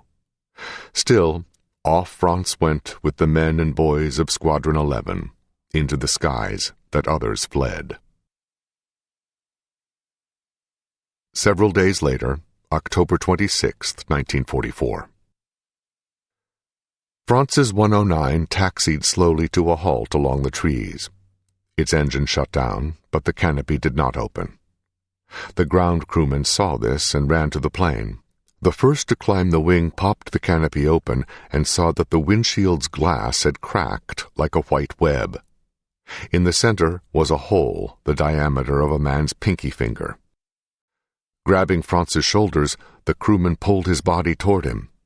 Franz fell limply to the canopy rail, his head flopping like a rag doll. The crewman gasped. Red blood surrounded a black hole of dried blood in Franz's forehead. A bullet had pierced the windscreen's supposedly bulletproof glass. The crewman looked at the back of Franz's head and checked for an exit wound, but there was none. He saw that Franz was still breathing. The crewmen lifted Franz from the fighter. On the ground, Franz slowly regained his senses and opened his eyes. The men were startled. They were certain that a bullet had pierced his brain. Franz opened the palm of his hand. In it was an inch-long copper bullet, its point mashed and coated with blood. The crewmen were in awe. Somehow, Franz had managed to stay conscious long enough to land. They remembered to call for the medics only when Franz's eyes closed and he passed out again. That evening, the flight doctor cleaned and placed a bandage on Franz's wound. The .50 caliber slug, which had come from a B-17's gun, had not pierced Franz's skull, although it had caused a nasty dent in his head. Franz stood to leave, but the doctor stopped him. The doctor knew Franz's skull was weakened, maybe fragmented. Franz tried to pretend that he had not seen flashes of light. He denied having headaches. But the doctor knew better. Franz insisted he was not going to leave his young pilots, but the doctor told him otherwise. The doctor explained to Franz that he probably had brain trauma from the impact, problems that would be compounded by high altitude and stress. "You're grounded," he said, as if handing Franz a gift. But Franz begged him not to report his condition to the higher-ups. The doctor shook his head. He had to. He handed Franz a medical waiver that recorded that he had suffered brain damage, which could trigger adverse behavior. The form said Franz should not be held responsible for his actions. Franz reluctantly took the waiver and walked away, steadying himself against the wall. A day later, Ruddle called. Franz promised Ruddle he could still fly, but Ruddle knew better.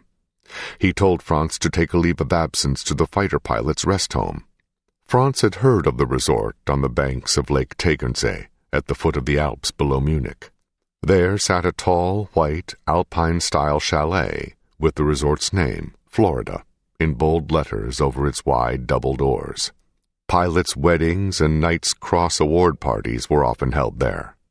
It was a place of levity, where a tired pilot could check in with his commander's consent to enjoy good food, alcohol, a warm bed with feather comforter, views of the lake, and a place to repair his mind. A pilot could stay there weeks or months.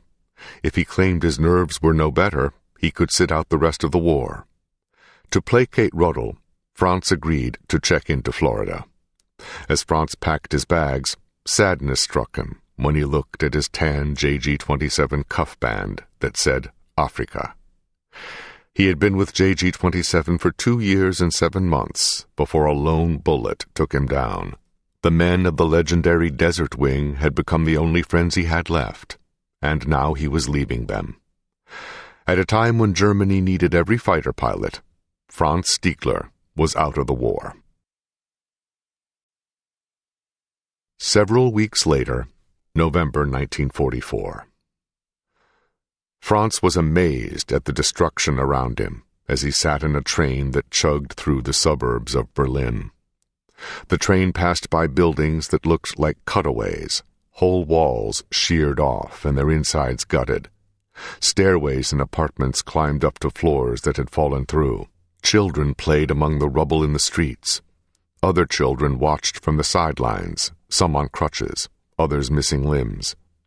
16 RAF firebomb raids had likely caused this ruination.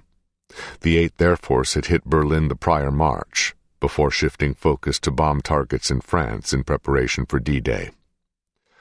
The people who sat in front of and behind Franz were silent and depressed. Their clothes were worn and tattered. Everyone wore the same weary frown. Franz had heard how the British had sent a few speedy mosquito bombers over Berlin every night, just enough to trigger the air raid sirens and send people stumbling outside to the bomb shelters, a form of psychological warfare to deny the populace sleep. It worked. Now their tired eyes glanced at Franz in his black leather jacket and gray riding pants. They saw that his black gloves had all their fingers intact. They looked at his thick cheeks and knew he was healthy, while their faces were lean and gaunt from substitute ersatz foods. Their coffee was made from oats and barley and tinted with an extract taken from coal tar.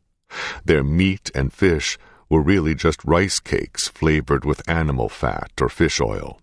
Their bread was made of flour from ground chestnuts. In some cases, the people expanded their rations with pet rabbits and house cats. "Shouldn't you be flying?" their eyes seemed to ask Franz with sarcasm. His officer's cap obscured the bandage on his forehead. He looked away, knowing he could never explain what he had seen.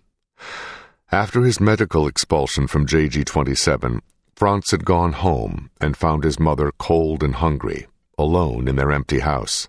Father Joseph checked on her when he could, but had told Franz that his father's war pension and death benefits had stopped flowing. His mother had no income to rely on. Father Joseph's letters to the old soldier's office had gone unanswered. So Franz decided to travel to Berlin, a 3-day train ride through bombed-out train yards, to find out where his father's pension had gone.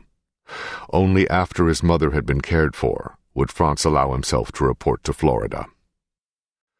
Walking the streets of Berlin, Franz saw that they were dotted with piles of black rubble, the result of the citizens' daily cleanings.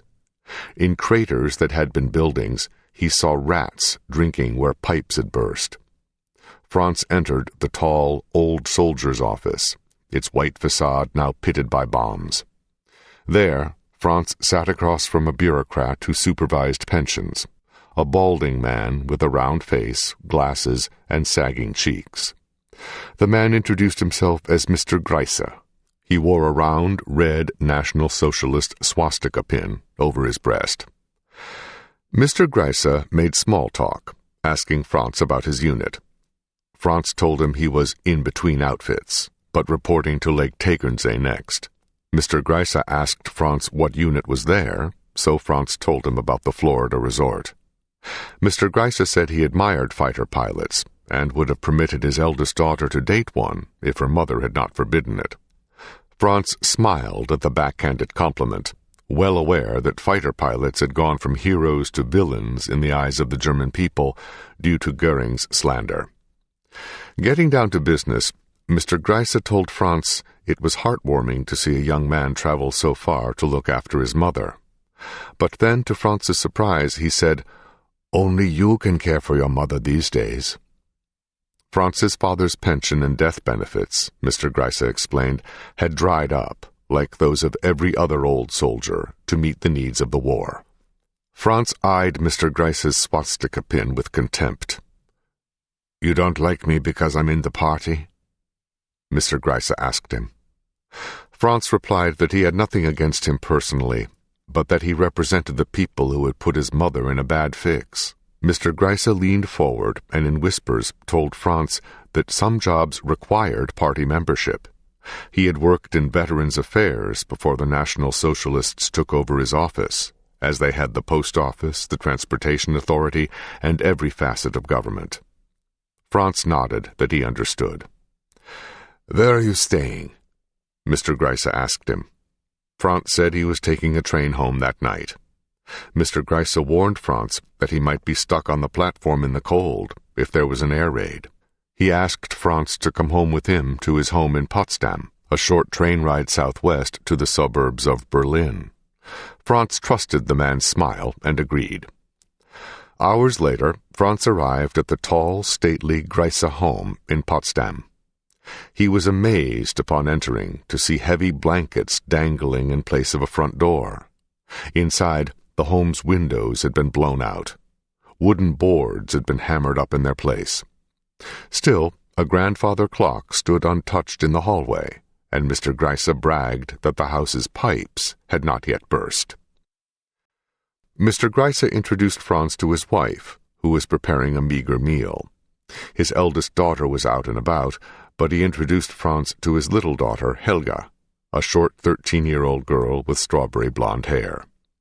The little girl called herself Haya, and was not afraid of Franz or fighter pilots because her sister had brought one home before. Haya showed Franz to her room, where she kept her bomb shard collection. She handed him one and explained that she would trade the pieces with her friends, swapping unique shapes for bigger ones. Franz saw how the rough edges of the shards reflected light like a prism. Franz left Haya and went to talk with her father. Later, around the dinner table, Haya arrived wearing her Indian costume. She had made a headdress out of cardboard that she'd colored. She had frayed her pants to look like tattered buckskin. Her mother wanted her to take her costume off, but she let her keep it on throughout dinner, when Franz acted impressed. During the meal, Haya showed Franz how to behave in a bomb shelter. She put both thumbs in her ears and opened her mouth. Franz knew this, but pretended to learn. He knew this was done so the bomb's concussion would not rupture one's eardrums. That night, Franz saw Haya leave the dinner table without a word and run outside. Her parents did not follow her, and Franz thought this odd. Her mother started sobbing.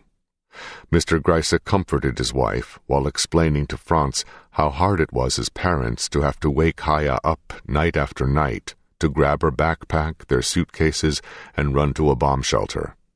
He asked Franz, "What do you say when she asks, 'Papa, in America, are there kids getting up now too?'"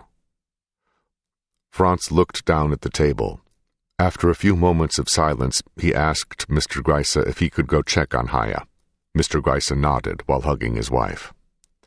Franz stepped through the blankets in the doorway and found Haya standing in the cold, looking up to the sky. Franz kneeled next to her and looked up too. "If you see the stars," she told him, "it means the bombers won't be coming." Franz nodded. He knew this might have been true in the early war, when the bombers avoided clear skies because the flak gunners could see their silhouettes, but now nothing stopped them. "What do you see tonight?" Franz asked her. Looking up, he saw the sky was clear. Haya turned to him and said with a smile, "Tonight we can sleep." Franz smiled gently at the little girl, although his eyes were sad. The next morning, Mr. Greise walked with Franz to the train station. The platform was crowded with people sleeping on benches and others waiting in long lines, staring at their toes while facing the empty tracks. Soldiers milled about checking papers. Mr. Greise was bound for Berlin, and Franz was headed home to Hamburg. Mr. Greise apologized for not being able to help Franz's mother. Franz reassured him that she would be fine because he would send her his pilot's salary. Mr. Greise shook Franz's hand and said, "Good luck wherever you end up." Franz felt his medical excuse in his pocket. He was days away from an easy chair in Florida's opulent bar while the rest of Germany suffered in the cold. But Franz now had a problem with that notion. He had seen a little girl living in fear, without sleep, collecting bomb shards for toys. He knew the government of the 44% had long abandoned her. He would not join them. His sense of duty had never been to Hitler or the party or Goering. It was always to Germany. But now, in the war's last days, Germany had a new face, that of a little girl. "I won't be at Tegernsee long," Franz told Mr. Greise. Mr. Greise smiled because he knew what Franz meant. "Be careful up there," he said. Then he turned and walked away, vanishing among the weary, shuffling crowd. Nearly 2 months later, early January 1945. The snow crunched beneath the tires of the long black staff car as it pulled up and parked at the small hunting lodge on Lake Wannsee, southwest of Berlin. 2 years earlier, at a villa on Wannsee, SS General Reinhard Heydrich had gathered 14 top party and government officials to outlay his plan for the Holocaust. But the Holocaust was not only Heydrich's brainchild. In 1941, Goering had ordered Heydrich to formulate a plan for, in his words, the final solution of the Jewish question. A small sports car and then a Kubelwagen with its top up followed the staff car. In long coats, men scurried from the vehicles, stopping only to glimpse the gray, icy lake that blended with the evening winter sky. Inside the lodge, dangerous words were spoken, words that could carry fatal consequences after von Stauffenberg's attempt to assassinate Hitler. "We are convinced that we can put a stop to this devastation from the air and save the lives of innocent people." said one voice. "We must examine the reality of our situation. Hitler needs to go, we all know that. But Goering must go first," said another. "Treason is the only way you can explain what we are discussing." "Exactly." 2 weeks later, January 19th, 1945, Berlin. Through snow flurries, the black boots of 5 of the bravest men in the German Air Force marched up the snowy steps to the House of Flyers, as the Air Force Club was known. The snow and the late afternoon light cast an eerie blue glow over the empty streets and the men in their long coats.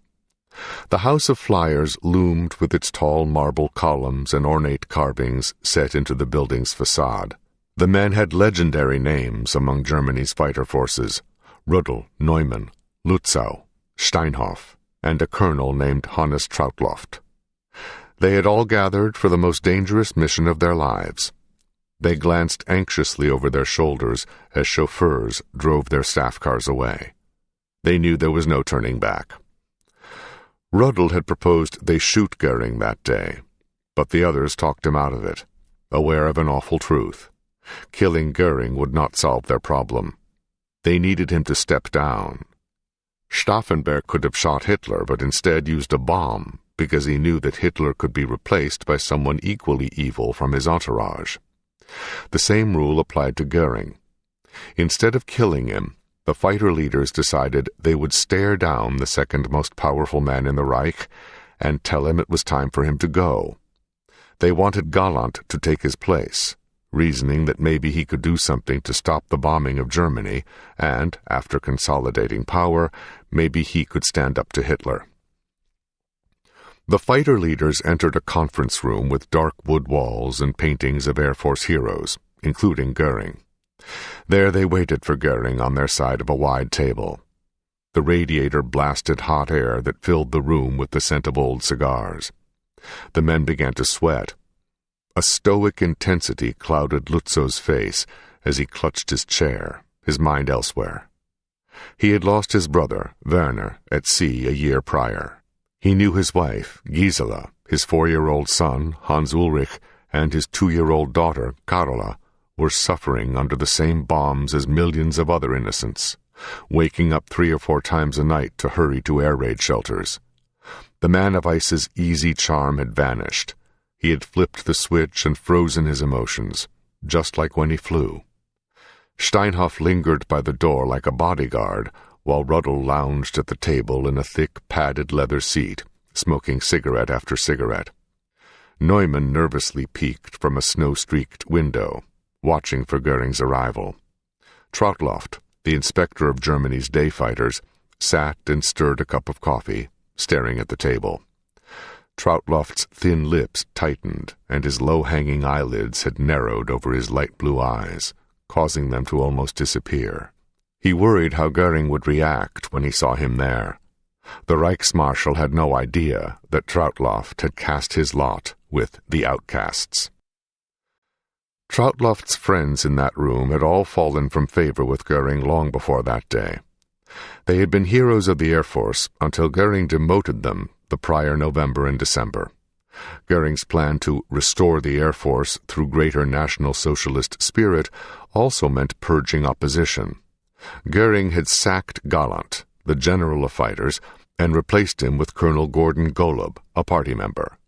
Goering had booted Rudel from command of JG-27 and Steinhoff from his new wing, JG-7. Goering had demoted Lützow and sent him to oversee a flying school. Goering had already relegated Neumann to obscurity, assigning him to lead Italian pilots in Verona, Italy. 2 weeks earlier, Lützow had summoned these men, his fellow outcasts, to gather in secret. They had met clandestinely at Trautloft's lodge on Lake Wannsee.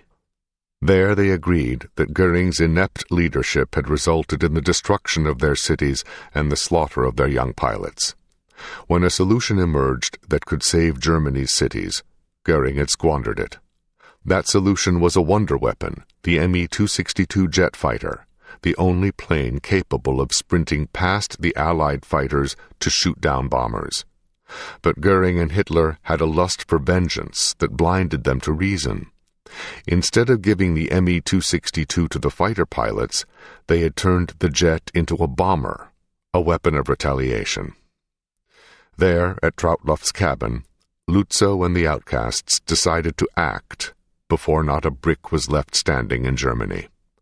So, Lutzow called the meeting with Goering under harmless pretenses, a confrontation that would later be called the fighter pilots' mutiny.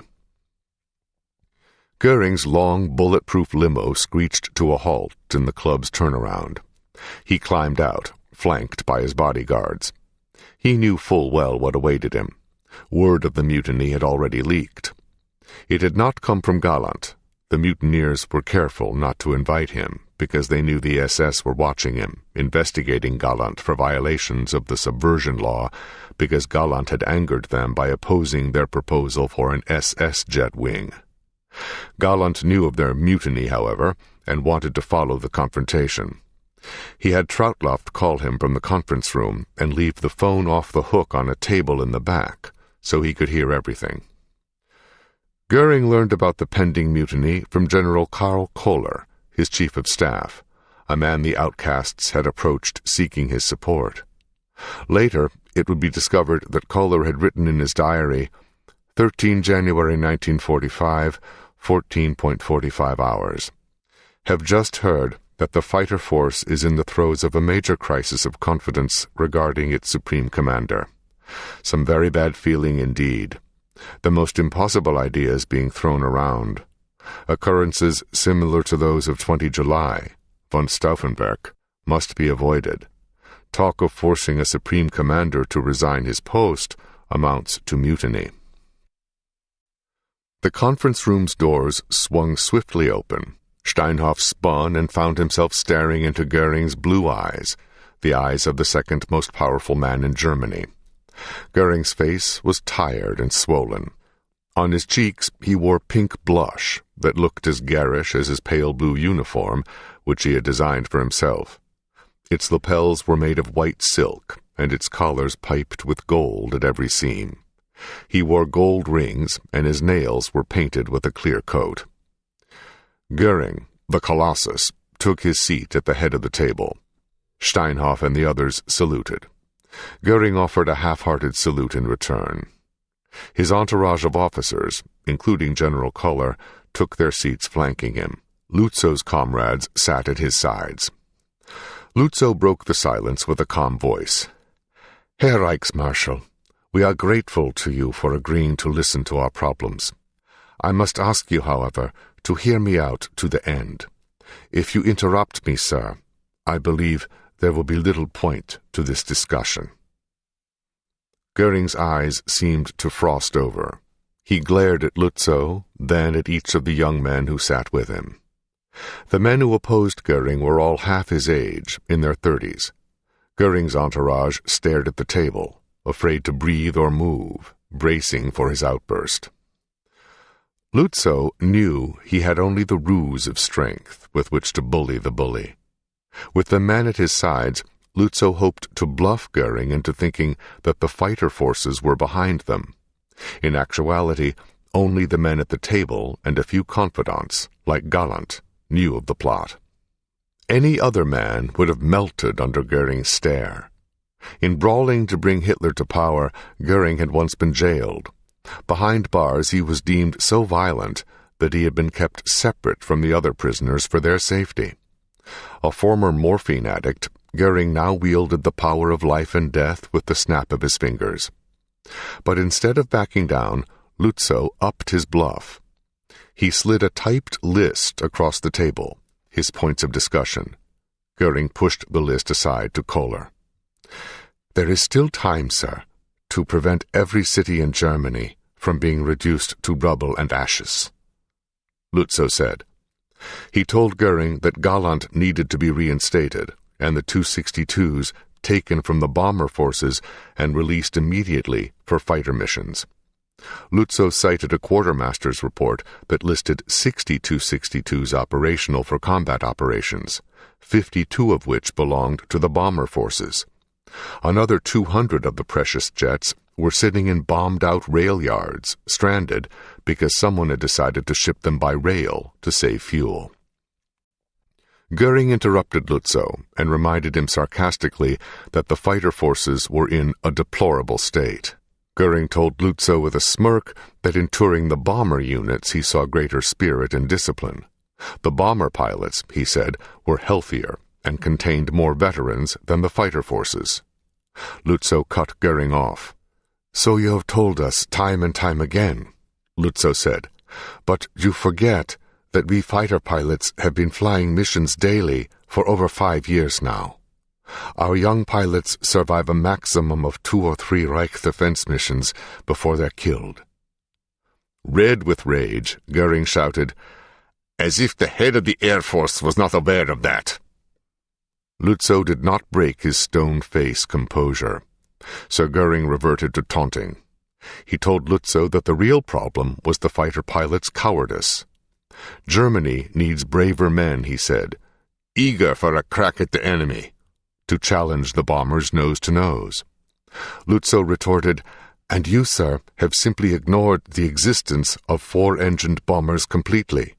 You've given us no new aircraft, no new weapons." "Enough!" Goering screamed. The sting of Lutzow's words cut deeply.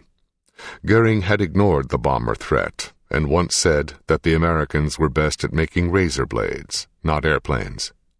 Goering had kept his Air Force flying decade-old 109s, and when the newer FW-190 fighters arrived, he sent most of them to the Eastern Front to fly ground attack missions. More than any one man's, Goering's foolhardy decisions had led to the devastation of Germany's cities. Steinhoff spoke up. He agreed with Lutzow's points. Rödel, Trautloff, and Neumann added their voices to the chorus.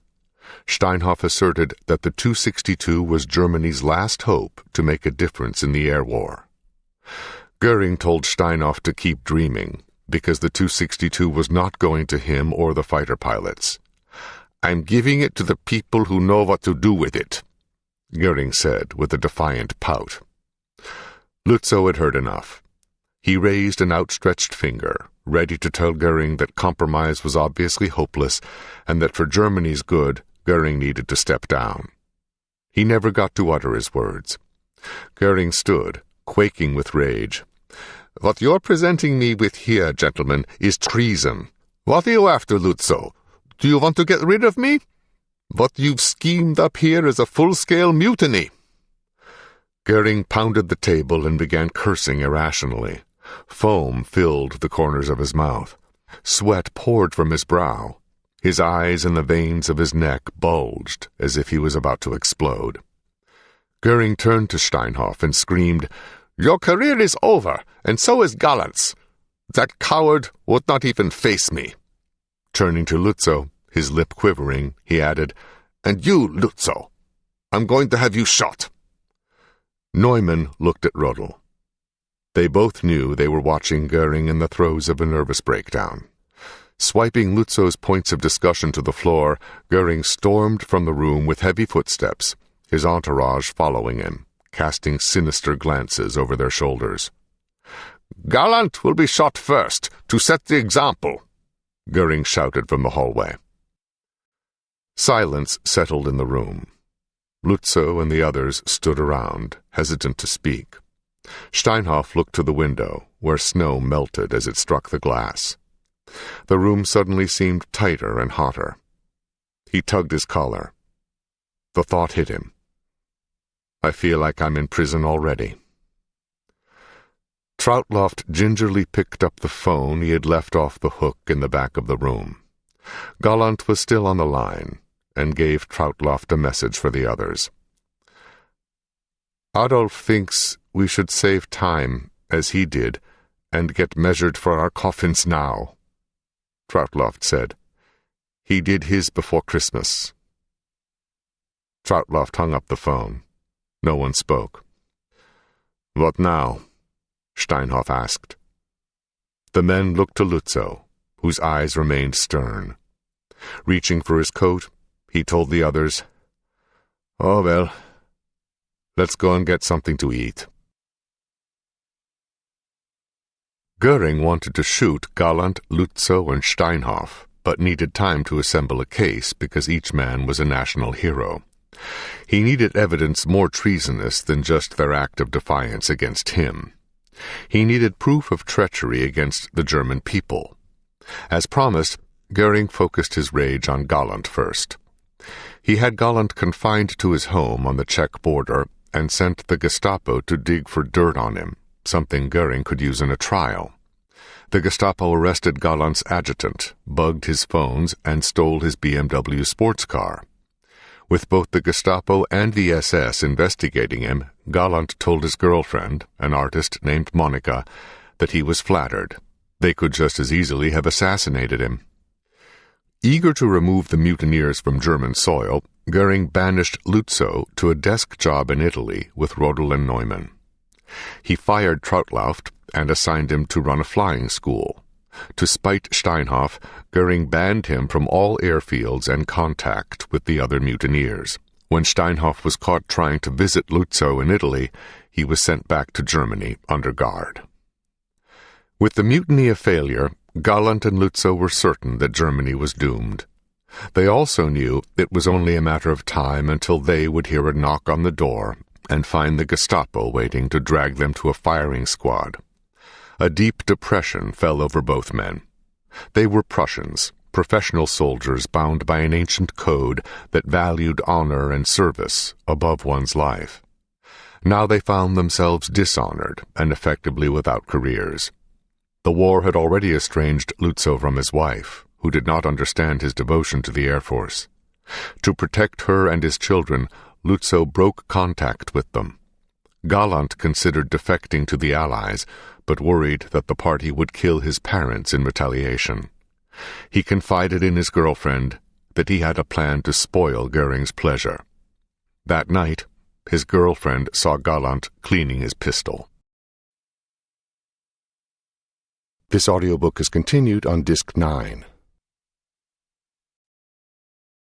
A Higher Call by Adam Makos with Larry Alexander, continued. Disc 9. 20. The Flying Sanatorium. 4 days later, January 23, 1945, Lechfeld Air Base.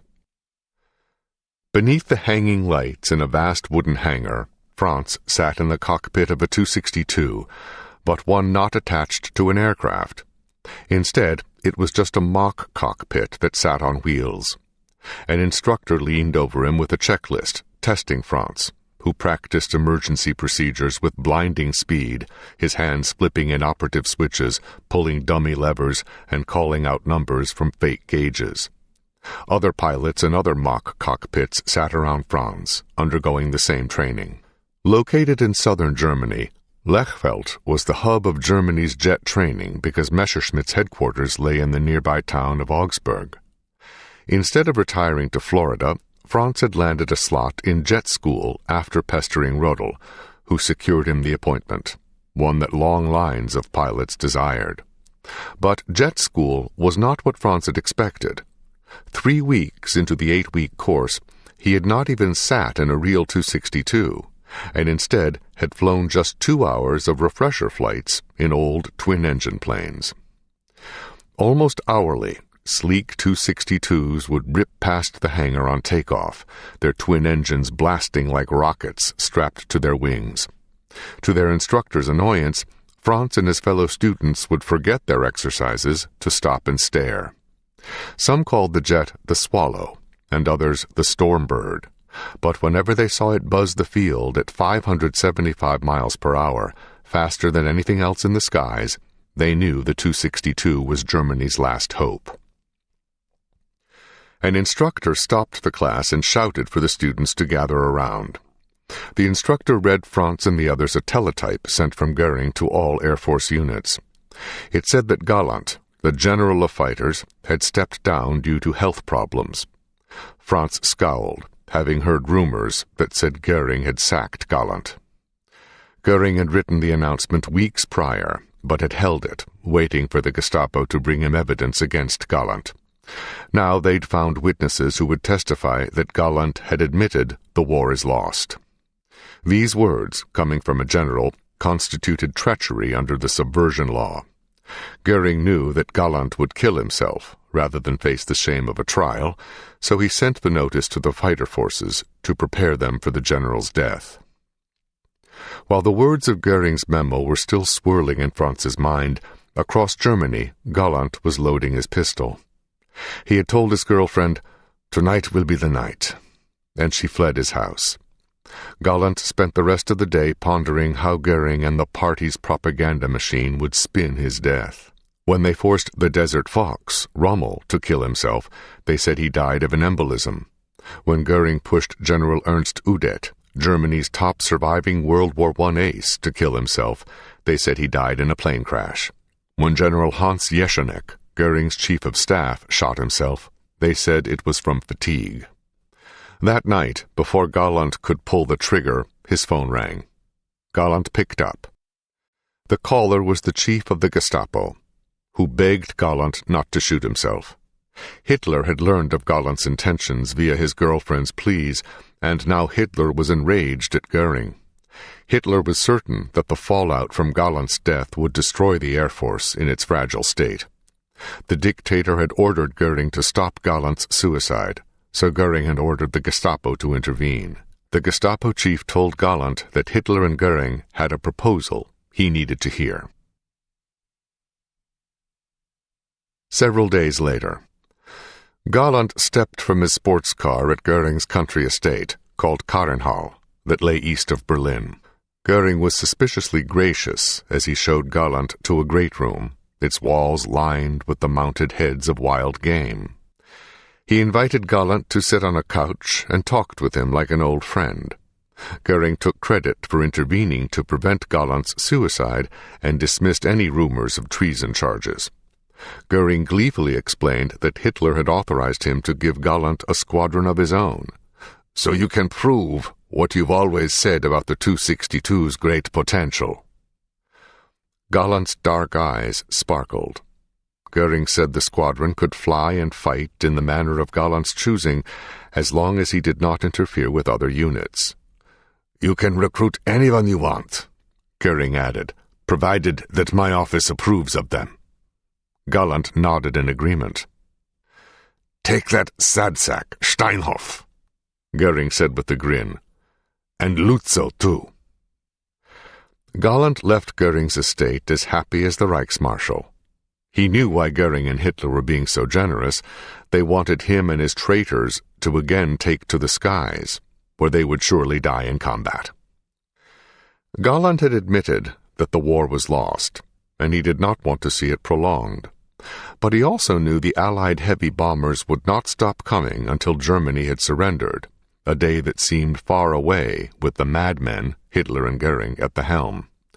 Goering had told the people of Germany that the fighter pilots had abandoned them, but Galland departed that day determined to prove that Goering was wrong. 2 months later, March 17th, 1945. In the hangar at Lechfeld, a dozen pilots huddled around Franz as he gave a lesson about a jet engine that sat on a mount in front of him. One of the pilots asked if Franz could show them the engine's insides. "I wish," Franz said, "but there are parts you're not allowed to see." The students groaned. Franz sympathized with them. After graduation from jet training, the school's instructors had kept Franz on the roster to teach because he had mastered the 262 so quickly. Franz owed his success to his airline days, where he flew multi-engine craft, unlike the average fighter pilot who had only single-engine training. Upon graduation, Franz had hoped to join a jet fighter unit, but only the jet bomber units, who had Goering's favor, possessed planes, fuel, and openings for pilots. Rather than join them, Franz begrudgingly stayed as an instructor and waited. Unlike his earlier days in flight instructing, Franz's students were no longer cadets. Now they were veteran fighter and bomber pilots.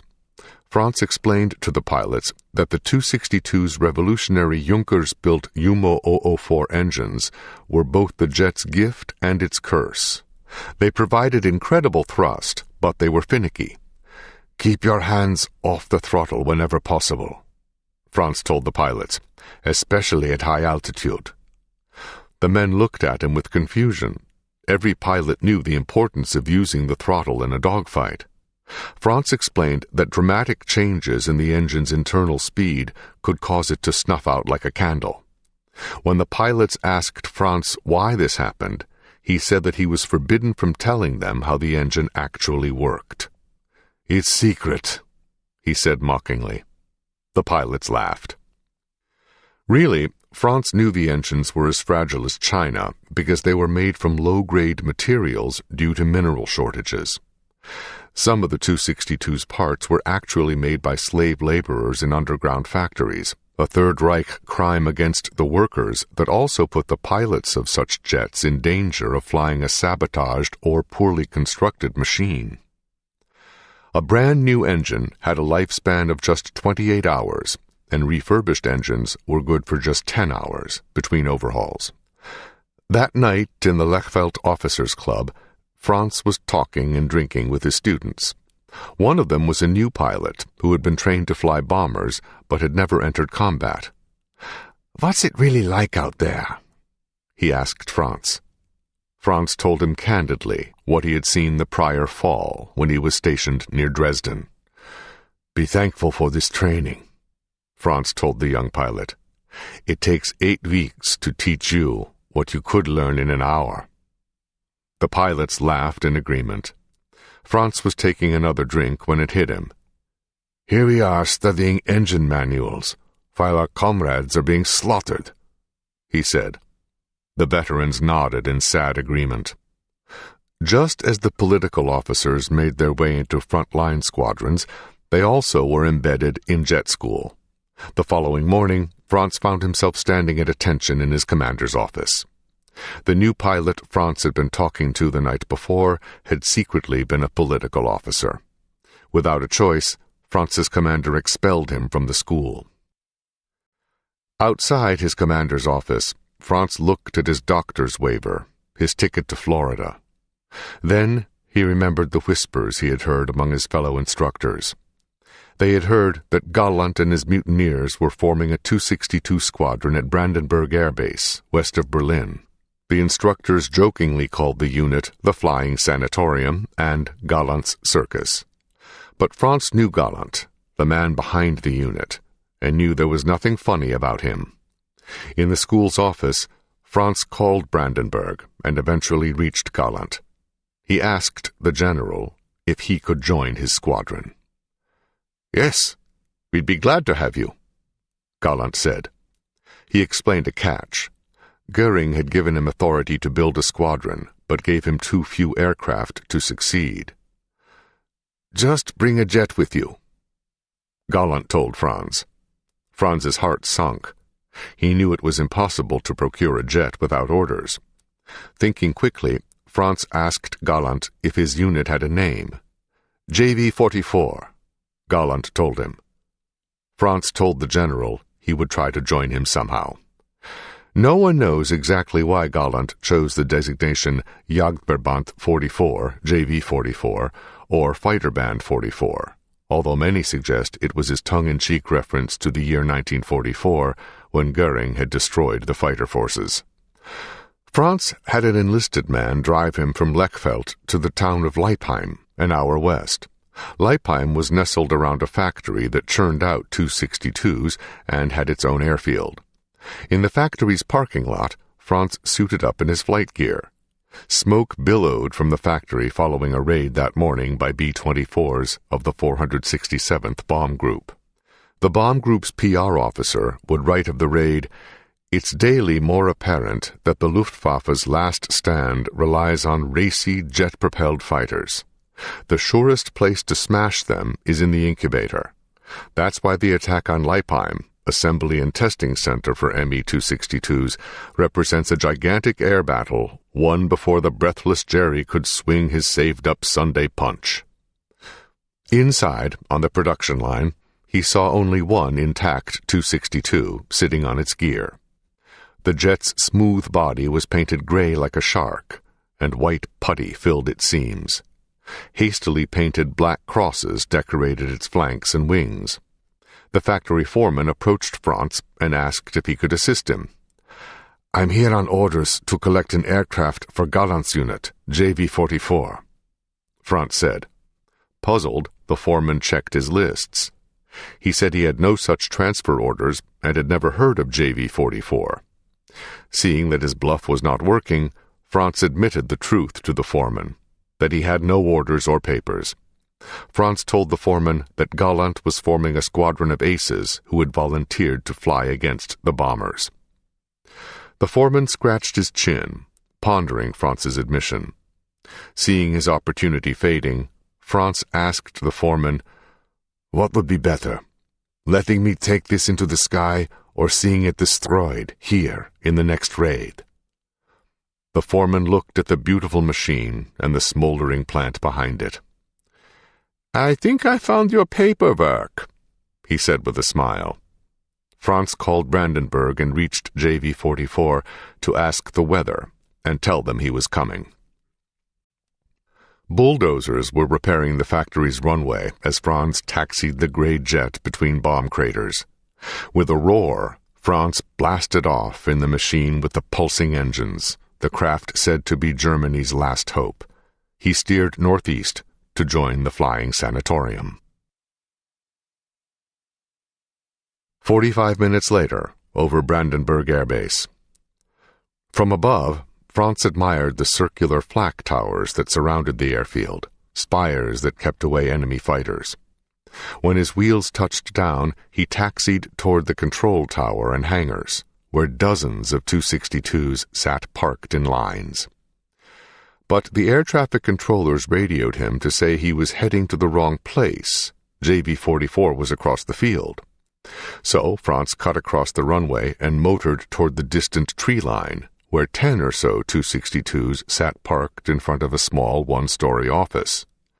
Franz shut down his jet and slid from the wing. Half the jets around him were missing engines. The flight line looked more like a boneyard. "I'm in the wrong place," Franz said to the first crewman who approached him. "Where's JV-44? "You're in the right place, sir," the man replied. "This is JV-44. Confused, Franz asked where Gallant was, but the crewman just shrugged. A man emerged from the ops office and approached Franz. He wore flying boots and black pilot's pants, but oddly also a knit sweater and skullcap. The man's arms dangled, and he walked with a lean. Franz thought he looked like a sailor navigating a tossing deck. When the man came closer, Franz saw that long strands of blonde hair shot from beneath the man's skullcap, covering his eyes. Franz became certain the man was a sailor. "Beautiful machine," the man said. He flashed a large grin across his strong, deep jaw. He wore the rank of a major. "An hour old," Franz said proudly, saluting. The man saluted with gusto and introduced himself as Major Erich Hohagen, JV-44's technical officer. Franz knew the technical officer was effectively third in command and in charge of keeping the aircraft operational. Franz had heard of Hohagen. He was an Air Force legend. As Hohagen patted Franz's 262 like a horse, Franz saw for himself that the stories about Hohagen were true. His right eyebrow arched higher than his left one, giving his face a permanent quizzical expression. Hohagen had been shot down in 43, and in the crash his head had hit his gun sight, shattering his skull. With no other options, doctors had replaced his broken skull pieces with plexiglass before sewing him back up, leaving his face forever uneven. Hohagen asked Franz how he had come to join the unit. Franz explained that he knew Gallant from Sicily and recently got booted from jet school courtesy of a political officer. "So, you don't sleep well with the party?" Hohagen asked. Franz laughed. Hohagen asked how he was to know Franz was not a political officer himself. Franz shrugged. Hohagen told Franz a joke that he called the political officer test. "Hitler, Goering, Himmler, and all of their friends are out on a boat at sea," Hohagen said, There's a big storm, and their boat sinks. Who's saved?" Hohagen's mouth remained agape, as if he wanted to give the answer himself. Franz knew the joke. "Germany." Hohagen roared with approval. He explained that no political officer would have the stomach to finish the joke. Franz chuckled at the irony that the man he had thought was a sailor had told him a joke about the sea. Throughout the Air Force, Hohagen was known for his colorful spirit, for flying in a yellow leather coat with a fox fur collar, and for wearing boots topped with fur. Hohagen was anything but a clown in the air, and had 50-odd victories to his name. Unsettled by the paltry image of JV-44 around him, Franz asked where everyone was. Hohagen explained that JV-44 was off to a slow start. The unit had about a dozen pilots. A third of their jets were broken because they had been drawing refurbished planes from factory repair lines. They had no base housing and lived in private homes. Their motor pool was Gallant's BMW sports car, Steinhoff's DKW motorcycle, and a few Kubelwagens. "Can you draw support from JG-7? Franz asked, having seen Fighter Wing 7, one of the few jet fighter outfits across the field. Hohagen explained that he had served under Steinhoff in JG-7 until Steinhoff was fired. Hohagen said that he, personally, had led 3rd Group across the field, but the man who took his job, Rudi Zinner, could do nothing to help. They had already asked. Goering had forbidden anyone from assisting JV-44, the mutineers. Franz's ears perked up. He told Hohagen he knew Zinner from Africa. "You can go over there," Hohagen told Franz, "but I cannot." Franz was confused. Hohagen explained that he had been so angry when Steinhoff was fired that he trashed his office, destroying the place in protest. Before he could be arrested, he called the flight doctor and told him to hurry quickly because his head wounds were making him crazy. Instead of a court-martial, he was banished to the hospital, from which Gallant and Steinhoff retrieved him for JV-44. What Hohagen failed to mention was that to protest Goering's treatment of Steinhoff, he also stopped wearing his Knight's Cross that day, except for photos. Franz removed his cap and showed Hohagen the dent in his forehead. Hohagen removed his cap and showed Franz the massive scar in his. They compared their doctor's certificates and instantly bonded. Later that afternoon, a BMW sports car pulled up to the office. Gallant and Steinhoff emerged from the car, grumbling from a fruitless trip in search of pilots. Gallant had chosen Steinhoff as his number 2 man, the operations officer who would oversee training and recruiting when not leading missions. "You must have pissed someone off," Gallant said when he saw Franz. Franz smiled guiltily as he saluted. Gallant explained that he had wired Franz's name to Berlin, and no one protested his attempt to join the unit. Gallant said that Goering was blocking many of his pilot requests and only allowing men to stay with JV-44 if they had run afoul of him or the party. Goering wanted the mutineers to fly long enough to die, not to consume the Air Force's last veterans and precious aircraft. Franz asked Gallant, "Will your brother be joining us?" "No, he's dead," Gallant said.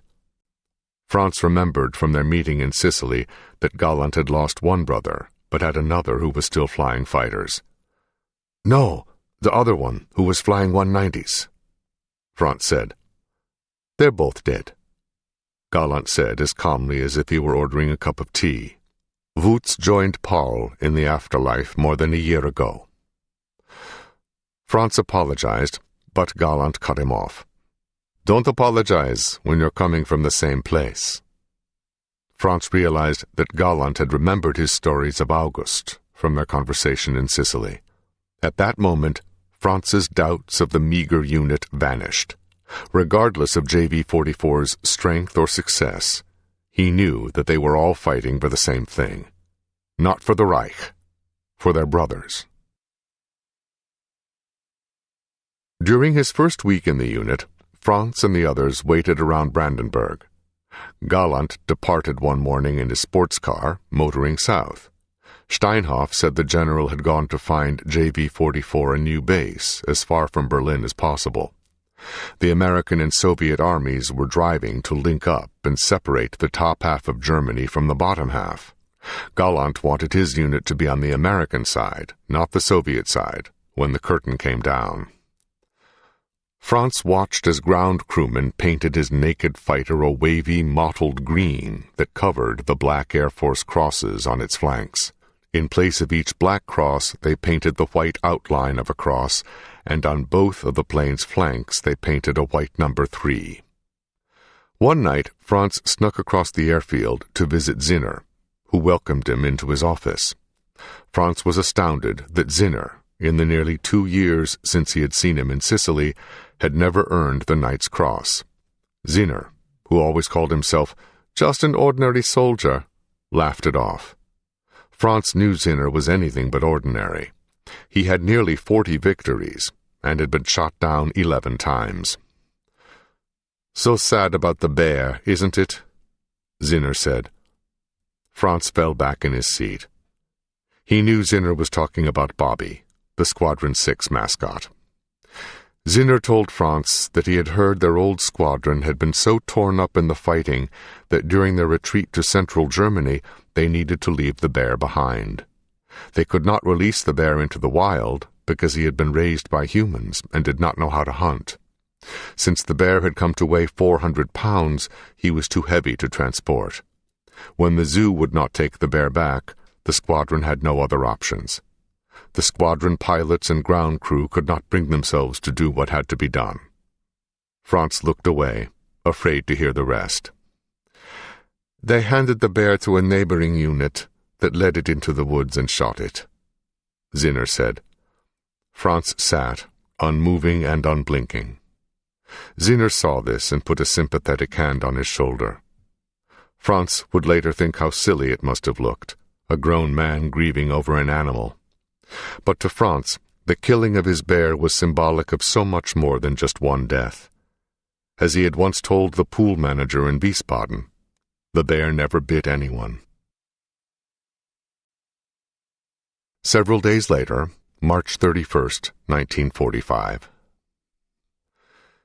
Beginning at dawn, Steinhoff led JV-44 into the air for the unit's first mission en masse. Galland had found them a new base at the Munich airport, far from Berlin. Franz and 8 other pilots followed Steinhoff south. As the Autobahn passed beneath his jet's wings, Franz saw that the elegant roadways were strangely empty.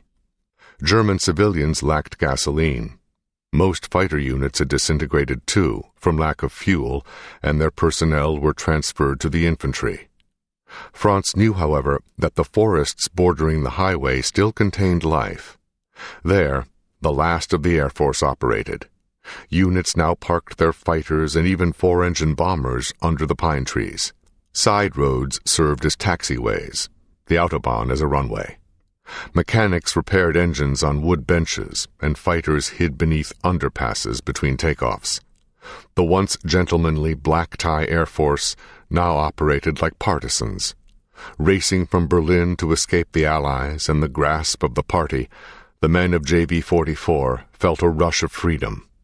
They sensed that they were the last squadron of the Air Force, the last knights in a crumbling realm. When the flights arrived over Munich, they steered east to the airfield. From the air, the field looked like an oval racetrack for horses. At the north end, the terminal and hangars curved like a reviewing stand around a concrete parking area for aircraft. A vast oval of grass ran east to west, where planes would take off. Franz knew this field from his airline days. As he flew lower, he saw that the white terminal's classical architecture had been marred. Franz could see through the roof's burned beams to pools of water where passengers once had sat. The control tower still stood from the second story of the terminal, but its glass had been shattered.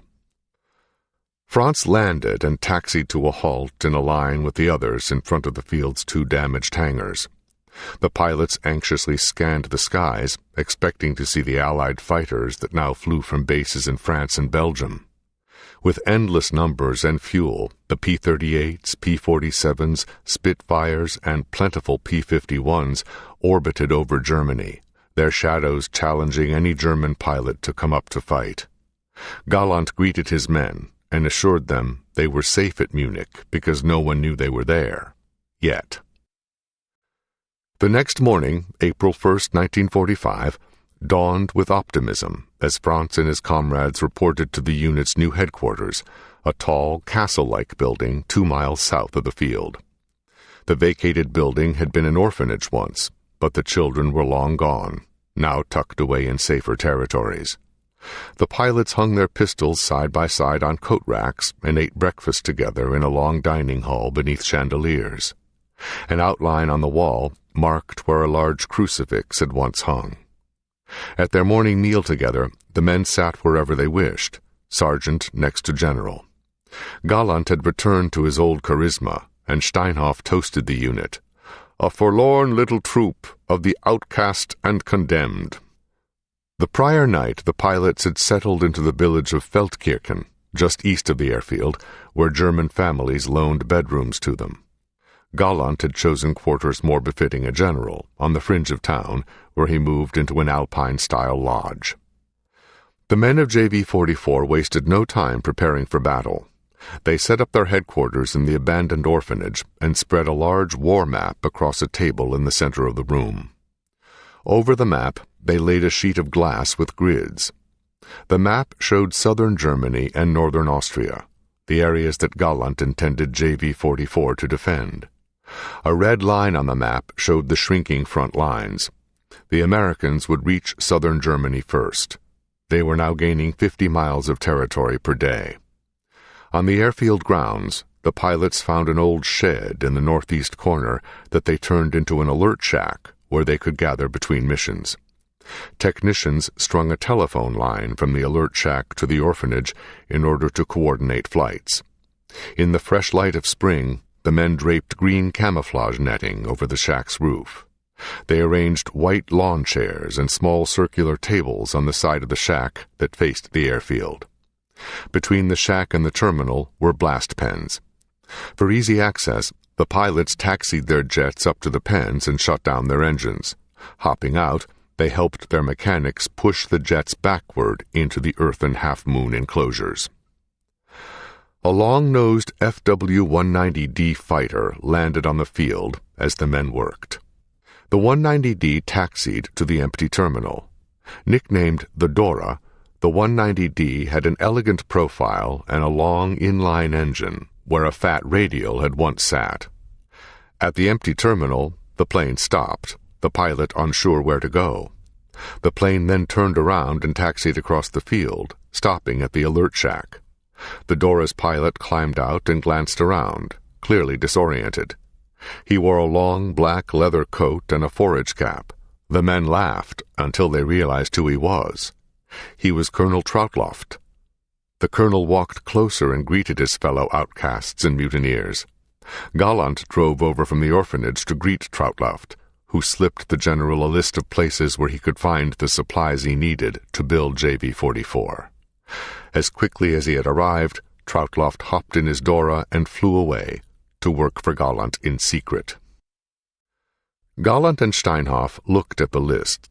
They knew that jets and supplies were useless without pilots. Their recruiting efforts had floundered thus far due to Goering's interference, so they decided to take more drastic measures. That evening, they drove to the fighter pilot's rest home, Florida. They had heard rumors that one of Germany's top pilots was recuperating there, a man with 195 victories to his name. The next morning, that pilot took a seat at the unit's table during breakfast. He was Captain Walter the Count Krupinski.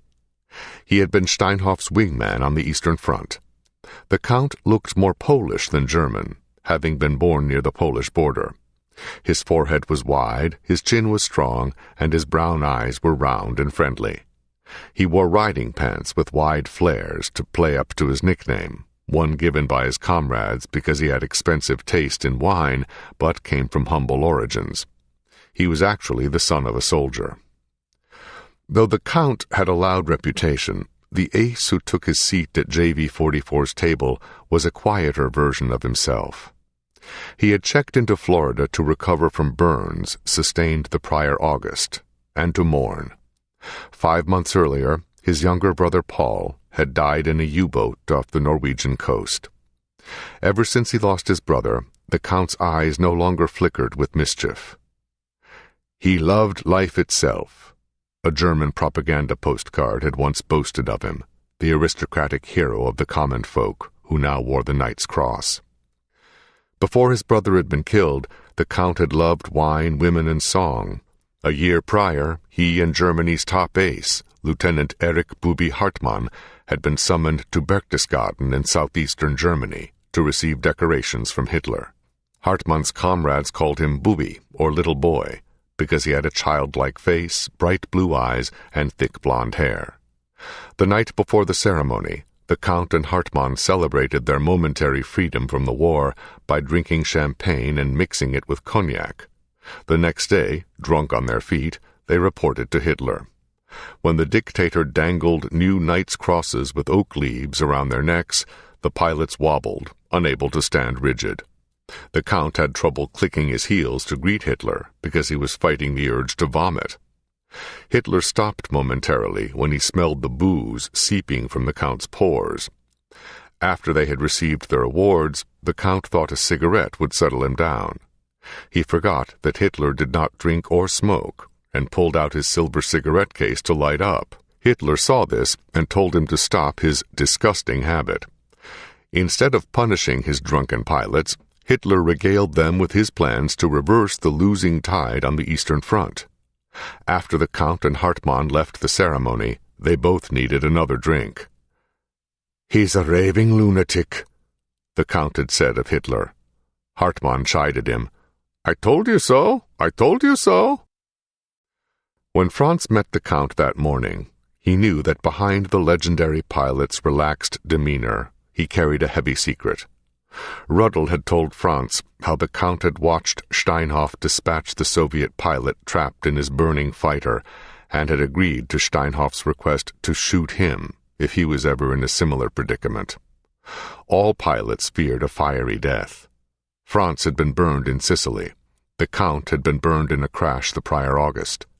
But Franz wondered if the Count knew of the 262's reputation for burning. He doubted the Count knew that the jet's fuel was made from kerosene derived from coal, fuel housed in tanks in front of, behind, and below the pilot's seat.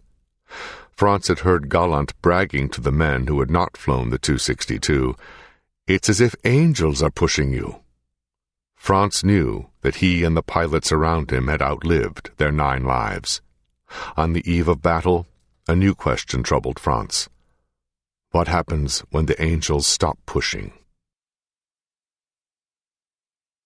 The next morning, April 2nd, 1945. The pilots of JV-44 stood high on a blast pen surrounding the 262 on the ground. They looked down and marveled that the slender jet looked wider and shorter from above. There were 20 of them, all the pilots in JV-44. Only 9 were officers like Franz.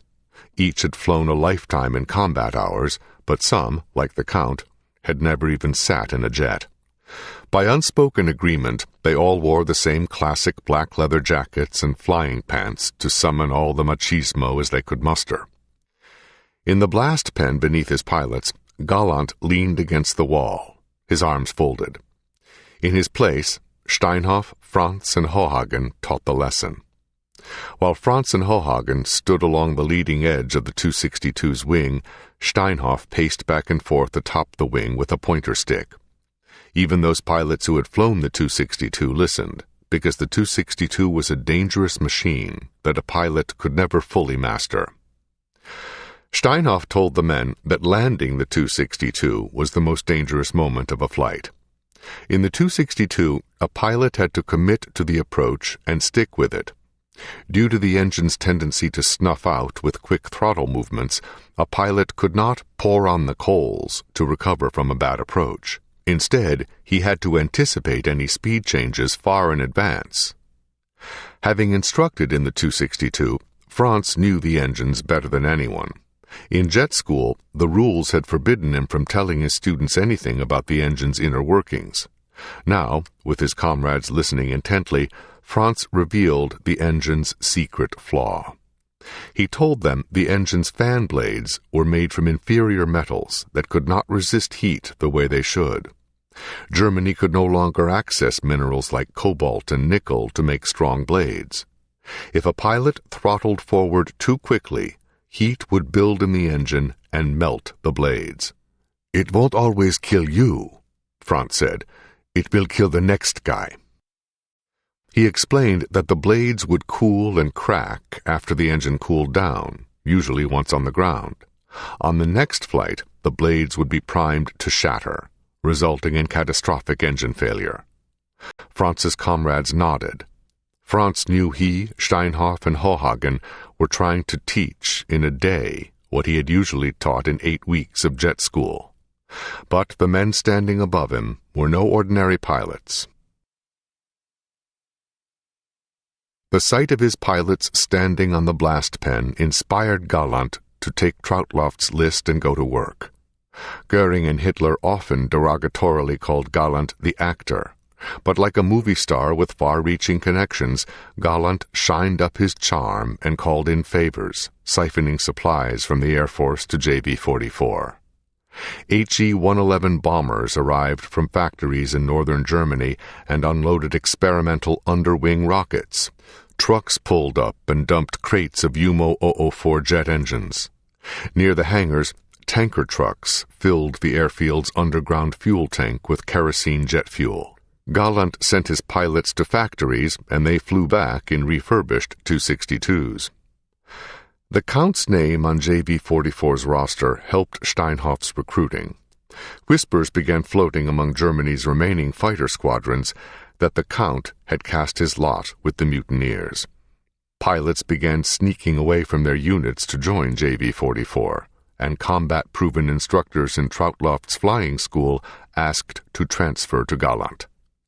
Troutloff obliged, secretly funneling them under Goering's nose. Franz remarked to Galland that Marseille would have joined the unit. Galland agreed, but reminded Franz of Marseille's disregard for the party and all things military. "He never would have lasted this long," Galland said. Franz nodded at Galland's compliment to Marseille. A rumor began that to join JB-44, a pilot had to wear the Knight's Cross. When Franz heard this, he laughed, because only a black tie decorated his neck. 21. We are the Air Force. 3 days later, April 5th, 1945, 9:30 a.m. The cold sun seemed barely to rise above the airfield as Franz and his comrades lounged around the alert shed in their flight gear. The ground around them glittered with frost. The pilots nervously smoked cigarettes and leaned back in their straight-legged chairs, acting nonchalant. Hohagen stood along a window of the alert shack with his ear glued to a field phone. Unlike the others, he was not dressed to fly because he was coordinating the day's operations. Every few minutes he relayed a message from the orphanage, the grid coordinates of the 4 motors, a countdown as the bombers neared southern Germany. Franz and his comrades knew that 1,004 motors and 600 escort fighters were coming. The radar men had been tracking them since they departed England, and now spotter girls were monitoring them with field glasses. Franz and the others were eager to fly on what would be JV-44's first combat mission in strength from its new base. It would not be the unit's baptism of fire, however. 3 days earlier, just hours after he had learned to fly the Tu-62, the Count had taken a jet to Buzz, Florida, and show his friends he was back in the cockpit. During his flight, the orphanage radioed him to tell him to come home because P-38s had been spotted nearby. Instead, the Count had attacked the P-38s, thinking it would be nice to score on his first mission. But he overestimated his speed, overshot the P-38s, and fired wildly, his shots missing. Now the Count sat next to Franz, his knees bouncing. Other pilots paced. Franz felt the same anxiety, a new worry he had never faced in the war, the question of who would be chosen to fly. Out of the unit's 18 planes, half sat without engines in the blast pens. Their engines were in nearby villages, at auto shops where mechanics repaired them with tools once used to fix cars. Only 7 planes were flyable. When Galland and Steinhoff approached, dressed to fly, Franz saw them with relief. The waiting was over. The pilots snapped to attention, but Galland told them to relax. Unfolding a map on a table, Galland told the men to gather around. Using his finger, he explained that the bomber stream had split into small elements to hit multiple targets across southern Germany. He tapped the map. Steinhoff would take off first and lead a flight of the 5 most reliable jets to intercept the bombers east of Munich. Galland would lead a separate mission afterward, of whatever jets remained flight-worthy. Steinhoff announced the pilots who would fly with him: Count, Lieutenant Farman, Lieutenant Stiegler, Sergeant Nielinger, and that was all. Hohagen shouted new grid coordinates to Galland. The 4 motors were within range. Galland reminded his pilots what they already knew. Hundreds of escort fighters would be waiting for them. He told them what they tried to forget, that jet pilots had become the Allied fighters' top targets, both in the air and in their parachutes. As the war wound down, American fighter pilots knew that any German pilot still flying had to be an expert. This awareness led some American pilots, a small, unknown percentage, to shoot German pilots in their parachutes or after landing. Their logic was pragmatic. They did not want a German expert returning to the skies to kill a 10-man bomber crew, a buddy, or them. Galland had just heard from Fighter Wing 7 that one of their pilots, Major Rudi Zinner, had been strafed the day before, after bailing out. Mustangs had shot up Zinner's jet, and he was badly burned in the fire. After he had bailed out, he landed in a farmer's field, tangled in his chute. The Mustangs came back around and strafed him, but missed. Zinner played dead until they left. He was injured, but alive. Someone lamented aloud, "So don't bail out, because they'll strafe you in your chute, but don't crash or they'll strafe you on the ground. What's a guy to do?" "Don't get shot down," Franz said, half joking. The other pilots chuckled. Galland did not laugh. His straight face killed the others' amusement. As general of fighters, he had seen the bodies of pilots who had been hit by 50 caliber bullets while floating down in their chutes. They landed weighing half the weight they had been when they jumped. During the Battle of Britain, Hitler had considered ordering German pilots to shoot their enemies in parachutes. Hitler asked Goering how he thought the order would go over, and Goering sought out Galland's opinion. "I should regard it as murder, Herr Reichsmarschall," Galland told Goering, and he promised to disobey such an order if it was ever issued. Goering smiled and said, "That is just the reply I had expected from you, Galland." Due to Galland's steadfastness to his code, Hitler never issued the order. Hohagen relayed word to Steinhoff. It was time to launch. Galland dismissed the pilots with a salute. Steinhoff called Franz and the others of his flight together. Steinhoff had once admitted that attacking the heavies was something like controlled suicide, but now he tried to inspire his men. He said he had been listening to the bombers on a radio at the orphanage and could hear their pilots talking between planes. They no longer bothered with radio silence, assuming that the German Air Force was finished. "Let's prove them wrong," Steinhoff said. Green flares arced across the field. With the tower vacant, this was the signal for ground personnel to clear the runway. From the cockpit of White 3, through its headset, Franz heard Steinhoff's voice telling him and the others to ignore the flares and wait until their engines were warm.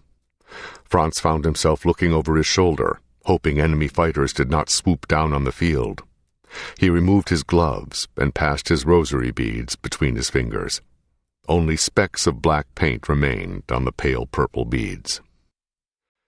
After 5 minutes that seemed like 5 years, Steinhoff began his takeoff roll, followed by the Count and the others. Franz dropped his rosary beads into his chest pocket and zipped it shut. He slipped on his gloves and gently pushed the throttle forward. Orange flames in the shape of cones throbbed from his engine's exhausts. White 3 rolled along the runway's grass, leaving in its wake a hazy cloud that smelled like coal. The 262 shrieked like a banshee and built speed slowly, its 3 wheels spinning into a blur as the runway whipped past. Franz knew that the 262 required 2,000 yards to reach its liftoff speed of 120 miles per hour, so he held the stick neutral to keep the nose down. Ahead, Franz saw the airfield's tree-lined perimeter growing closer. Beyond lay the steeples and rooftops of the village of Feldkirchen. Pulling back on the stick, Franz lifted the plane's nose. The jet hesitated, its nose wheel dragging through the air before the whole machine floated upward. Small trees whipped beneath the jet's spinning tires. With its gear sucked into its stomach, the jet began to sprint, sucking air into turbojets that heated the air and spit out thrust. Unlike the 109's engine torque, the 262's engines pushed together, resulting in straight speed. The flight of 5 aimed toward the northeast and flew low to build their speed before climbing. The skies around them were empty. Franz suddenly believed what Steinhoff meant when he said, "We are the Air Force." Through his jet's plastic bubble canopy, Franz saw Bavaria around him. The countryside sparkled as the snow melted to reveal spring's green pastures. "An ugly war has never been fought in a more beautiful place," he thought. Blistering along at 475 miles per hour, the flight blasted over the female flak gunners who manned the guns around the airfield. The pilots called them fighter dolls. The formation whistled over battered villages, where women, children, and old men scurried to catch a glimpse. They passed over columns of German refugees, some of the nation's 2 million homeless who now camped in villages and alongside country roads. The flight ripped across the Autobahn, their engines' thunder echoing along the concrete, calling out the beaten pilots and tired mechanics from beneath the trees where they waited to surrender. The men stepped to the road and stared wide-eyed at the jets that raced across the pines, trailing a snarling roar of defiance that quickened their hearts. The people on the ground held their hands over their eyes, fixated at the sight of the 5 jets climbing toward the sun. Some wept with pride, and others with sadness. Some shook their heads with scorn at such futile stubbornness. But everyone who watched the 5 jets knew they were going off to battle an overwhelming foe. They saw for themselves that Goering was wrong. The Air Force had never abandoned them. They had seen the Air Force and more, something that Goering had told them no longer existed in German skies: bravery. 32,000 feet above the earth. From his place at the right rear of the triangle formation, Franz heard Steinhoff call out the bombers with elation. Steinhoff banked the formation northward to the left, and Franz saw the heavies. They flew like a wispy silver cloud above the patchwork fields. His eyes lit up. The cloud of bombers was tiny, just 30-odd planes, and appeared to be floating westward between the cities of Straubing and Ingolstadt. Compared with the 2,000 bomber raids the Americans had been sending, 30 bombers was nothing. Steinhoff began his 500-mile-per-hour charge. The attack method in the 262 had changed to compensate for the jet's blazing speed. The days of dive, hit, climb, and repeat had passed. Now, Franz knew to make a sprint for the bombers, hit them from the sides or behind, pull up, curve around, and repeat the attack. Franz flipped up the metal spoon that guarded the 262's thumb trigger. His gloved thumb rested on the brown button that would ignite the 4 30mm heavy cannons in the jet's nose. Franz used to tell his students what he had been told, that the cannons could chew through the wing of a B-17 with just 5 shells. He was ready to test the claim. The bombers were still tiny and far beyond range when Franz looked up and saw a sight that made his eyes bulge. Flying straight toward him and his comrades, high above, was a flock of silver fighters. He knew the silhouettes, long noses, straight wings, and narrow tails. He had shot one down the prior April.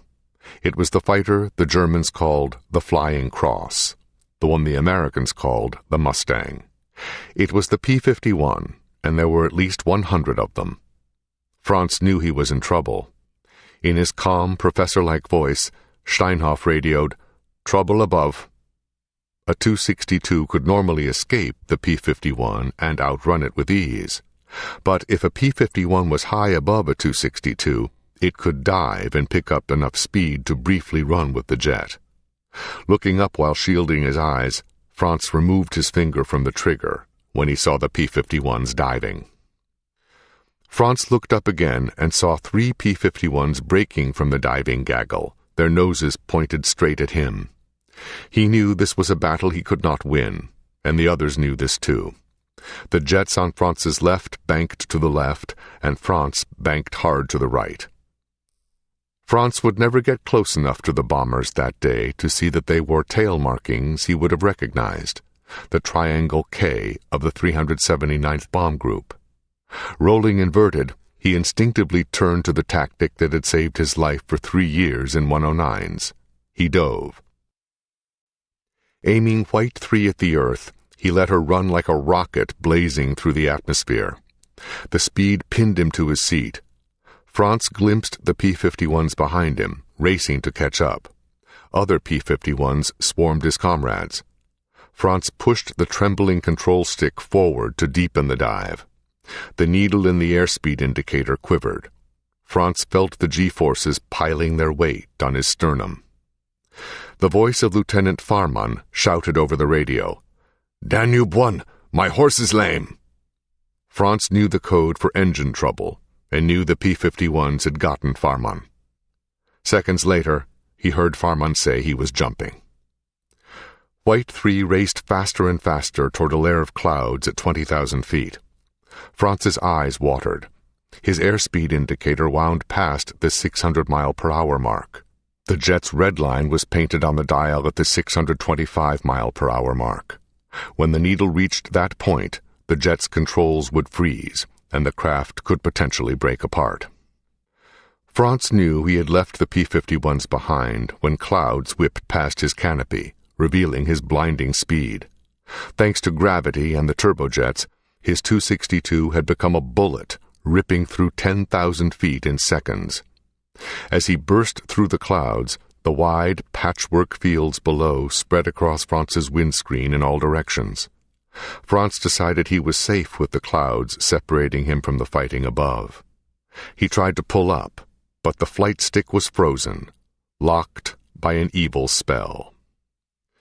The cockpit turned silent.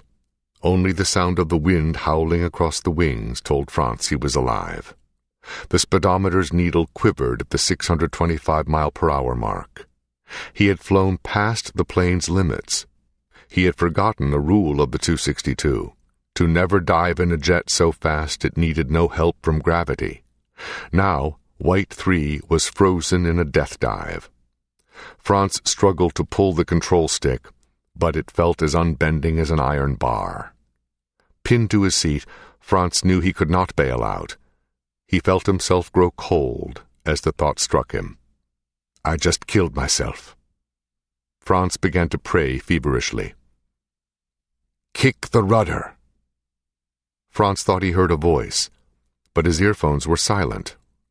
Perhaps it was the voice of one of his instructors from jet school. Using the immovable control stick as leverage, Franz dug his heels into the rudder pedals. He pushed the left pedal forward with all his might. The jet shook from the tail. He pushed the right pedal. The jet shook again. Franz began kicking the rudder pedals, one then the other, until the jet's tail began to wag. Suddenly, Franz felt the control stick move.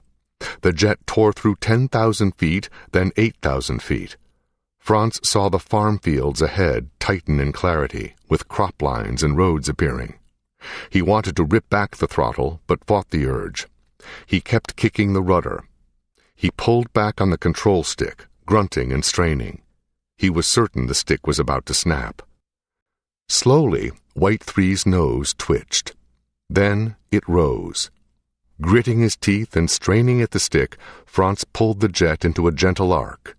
He saw the Earth approaching, 3,000 feet away, then 2,000, then 1,000. Franz knew it would be close, whether his pull-out had enough arc to curve above the Earth. He stopped breathing but kept pulling. Just before the jet's underslung engines could scoop the soil, White Three's nose lifted upward and her engine's thrust blasted off the Earth. Regaining control, his altimeter at 0, as he flew along the field, Franz glanced to his left and saw the shocked faces of a group of farmers standing even with him. Climbing and turning, he caught his breath. Then he saw something incredible.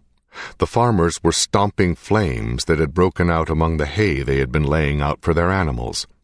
His engines had made the ground catch fire. Franz flew past the farmers again and waved in apology. The farmers stopped and stared in wonder, too shocked to manage a reply. Their cows bolted from the jet's noise. The farmers returned to stomping. Turning for Munich, Franz flew past a plume of black smoke that rose from Ingolstadt, where the B-17s had struck an ordnance depot. He unzipped his black leather jacket. Sweating, Franz cursed himself for being so stupid. In the same breath, he thanked God for flying with him. His instructors had never warned him not to dive in the 262. No one could have experienced what he had and come back to warn of it.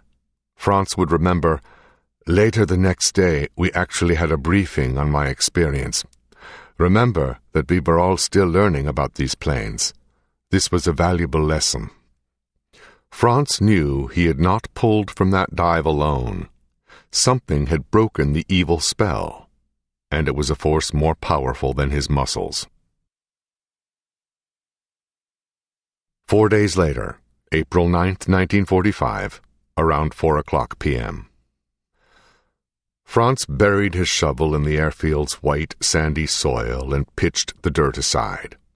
His foxhole was already 4 feet deep, but he kept digging. Next to him, White Three sat in the late-day shadows on the other side of the blast pen's wall. Franz worked in his flying uniform because he knew he could be called to scramble at any moment. 4 days earlier, the Americans had found JV-44. When Franz flew home after barely recovering from his plane's death dive, he arrived over the field just after P-51s had strafed it. Everyone knew they would be back. The one-man foxholes were Gallant's idea, so the men could reach cover immediately upon landing. At the other blast pens leading east to the alert shack, the other pilots, Gallant included, were digging foxholes alongside the pens that housed their jets. Franz smirked at the irony that he was digging a grave, like the one he called home in Africa. A rapid, punctuated thump of machine guns froze Franz's foot to his shovel. Glancing west, he saw a P-51 burst over the trees, then dive to earth and race low toward the airfield. Another P-51 appeared, then another.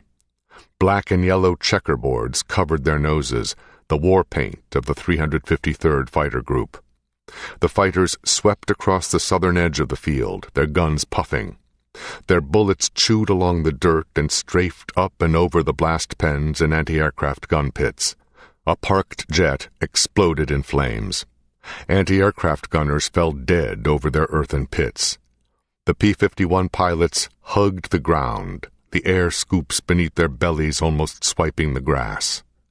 Across Germany, enemy fighters had declared open season on German airfields, continuing 8 straight days of raids that would claim 1,697 German aircraft destroyed. Sirens wailed as the field's flak guns came to life and threw up rapid black clouds. The P-51s seemed to fly faster than their engine noise, a guttural growl that echoed after they had cleared the field. The P-51 pilots kept running east after each strike, staying low, not climbing or banking. Franz could tell they knew their craft. The first wave had barely departed when a second wave of P-51s burst through the smoke at the field's southern edge. They ripped north across the field at 320 miles per hour and strafed the planes parked in front of the terminal. Each time, the P-51s came from a new direction to confuse the flak gunners. For a moment, Franz stood still, his body frozen with alarm. The P-51s had hit everywhere except the flight line where he was standing. Men around Franz had jumped into their holes, ducked into blast pens, and sprinted for a bombed-out barn behind the alert shack. Franz found his feet, tossed his shovel aside, and jumped into his foxhole. Peering up at the sky, he saw ribbons of fire rip overhead. A shower of dirt told him he had moved just in time. A split second later, Franz looked up and saw a flight of P-51s fly directly over his head. Their prop blast blew off his hat. He could smell their exhaust. After the flak guns had chased the P-51s away, Franz slowly climbed out of his hole. 3 of the unit's jets lay burning around him, and others had caught bullets. Franz ran to check on his comrades, but miraculously none had been hit. When Gallant came by, inspecting the damage, he lamented, "They would strafe a stray dog if they could." Franz climbed onto White Three's wings and walked from side to side. He smiled when he saw that she was unscathed. A siren stopped Franz. He jumped from his plane and into his hole, certain the P-51s were back. The other men along the flight line hid in their holes. Only their heads showed as they nervously glanced skyward. Franz waited for an order to take off, but none came. He waited in his hole next to White 3 until he heard a low rumble that he recognized from his time in Sicily, the droning of steel wasps. Franz saw them emerge from the clouds high above. Box after box of silver bombers motored from south to north. They were B-17s, 200 planes strong. The flak guns of the airfield in the city of Munich blasted out, rocketing shells 30,000 feet up. Some of his comrades ran from their holes, but Franz stayed. He expected Gallant to come running to tell him to evacuate White 3. When Franz heard the high-pitched whine of bombs, he knew that no such order was coming. Franz put his thumbs in his ears and opened his mouth, just as the little girl had demonstrated in Potsdam. He squeezed his chest to his knees and huddled below ground as the earth shook. The pressure from each blast ripped over his hole and flung dirt down his back. His ears rang, his eyes watered. Each shock wave of pressure hit like an invisible foot on his back. Each blast sucked the breath from his lungs and stomped him deeper. Franz knew from the direction of the fury that the bombers were pounding the terminal and hangars where they expected JV-44 to live and operate. He heard glass shattering, fire sizzling, and walls slamming down. A bomber whined and spun toward the earth, but Franz never heard its crash over the chaos. A JV-44 officer, Major Werner Rohl, was in Munich and saw an airman parachute from the B-17. Rohl found the airman in the hands of civilians and an SS officer. Before the SS officer could execute the airman, Rohl chased the officer away and took the American to a hospital. The man might have worn a different uniform, but he was still a fellow human being. Rohl would remember. When the earth stopped shaking, Franz looked up from under his arm and saw the bombers turning west for home. He climbed from his hole and wiped his eyes. His comrades emerged, shaking the cobwebs from their heads. Across the airstrip, gray smoke rose from the terminal. The side of the tower had been chopped away, and now it teetered. The bombers had dropped firebombs that had burned through the roofs of the hangars, from which black smoke poured. High explosive bombs had pitted the terminal's concrete parking area and the grass runway, leaving deep white craters with a perfect dirt ring around each.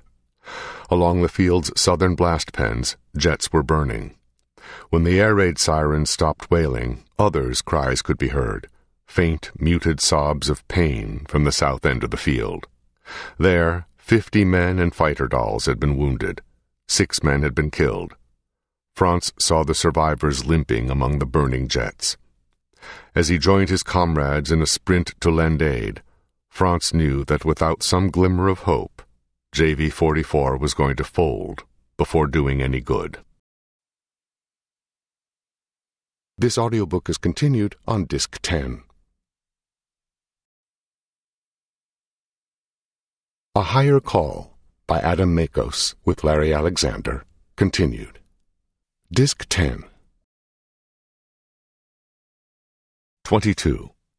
The Squadron of Experts. A week later, mid-April 1945. Franz and his comrades stood around the alert shack, eating sandwiches of bread and jam as they did every day at noon. They ate in silence, tired from the British mosquito bombers that had flown over Munich, triggering air raid sirens to deny them sleep. They were weary from cleaning up after the bombing and strafing raids that had not let up. They hardly noticed the pilot who entered their midst, the one with the shoulder boards of a major and the Knight's Cross around his neck. One of the pilots saw the stranger and did a double take. He recognized the man with the strong, simple face, who happened to have 301 victories, 3.5 times the victory count of the Red Baron. The pilot asked, "Barkhorn?" The stranger chuckled and nodded. Franz turned and saw the famous steel-blue eyes of his former flight cadet, Gert Barkhorn. But Barkhorn was no longer just a cadet. After 3.5 years of fighting, mostly on the Eastern Front, Barkhorn stood before Franz as history's second greatest ace. He was reporting to JV-44. Franz and Barkhorn embraced as the others crowded around them. Barkhorn bragged to everyone that Franz had not only saved his career, but had shown him his first naked woman on the shores of Dresden's nudist colony. Barkhorn said he had come from Florida to join the unit. He had seen the names on JV-44's roster and had wanted to visit, but reasoned that if he came to visit, he might as well stay. He told Franz he had never flown the 262.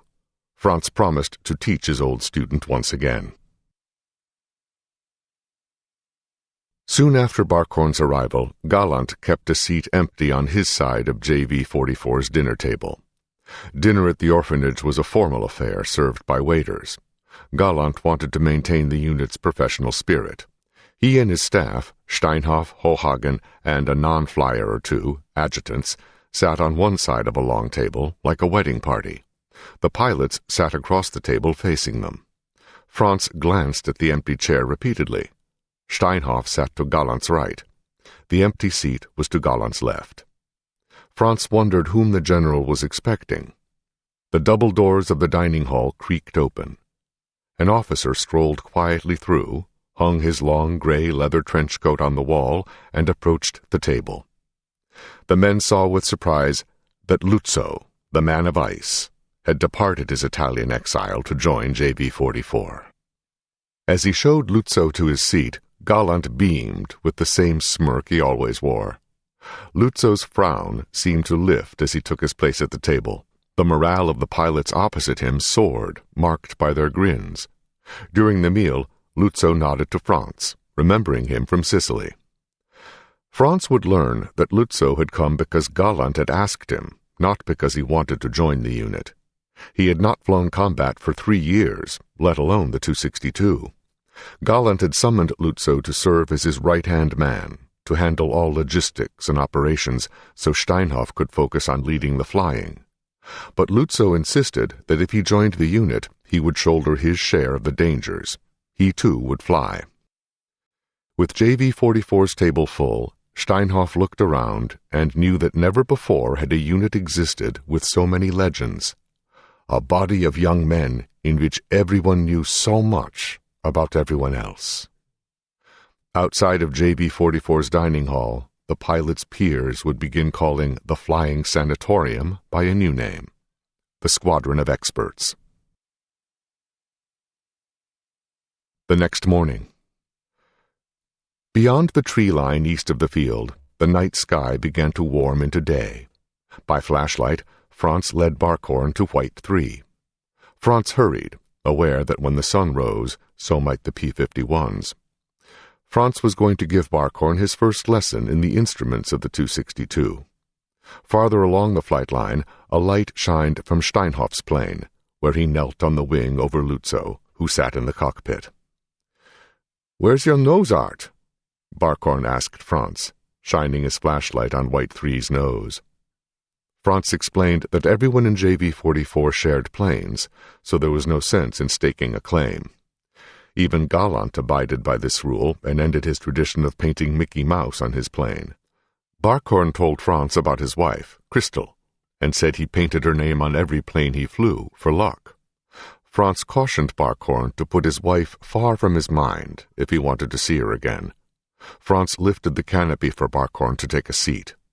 Shining his flashlight on the gauges, Franz told him not to be deceived by the 262's sinister beauty. It was unforgiving. It flew so fast that a pilot needed to think faster than ever before, to anticipate every maneuver. Franz remembered from flying school that Barkhorn's mind was his own worst enemy. Barkhorn himself had admitted that when he first entered combat, he flew more than 100 missions without a victory, until he settled down. Franz had also heard that Barkhorn's nerves, coupled with his physical wounds, had landed him in Florida. Franz knew any man could succumb to strain. He almost had, if the B-17's gunner had not shot him first. Franz worried about Barkhorn because he knew he was a decent man who cared about his comrades, the real reason he had left Florida to join JV-44.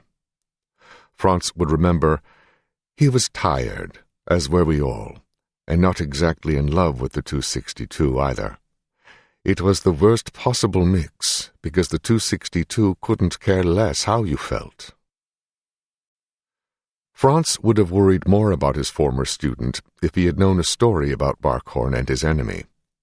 Sometime during Barkhorn's 3.5 years of fighting over the Eastern Front, he had shot a Soviet fighter plane to pieces. The fighter was smoking and falling apart.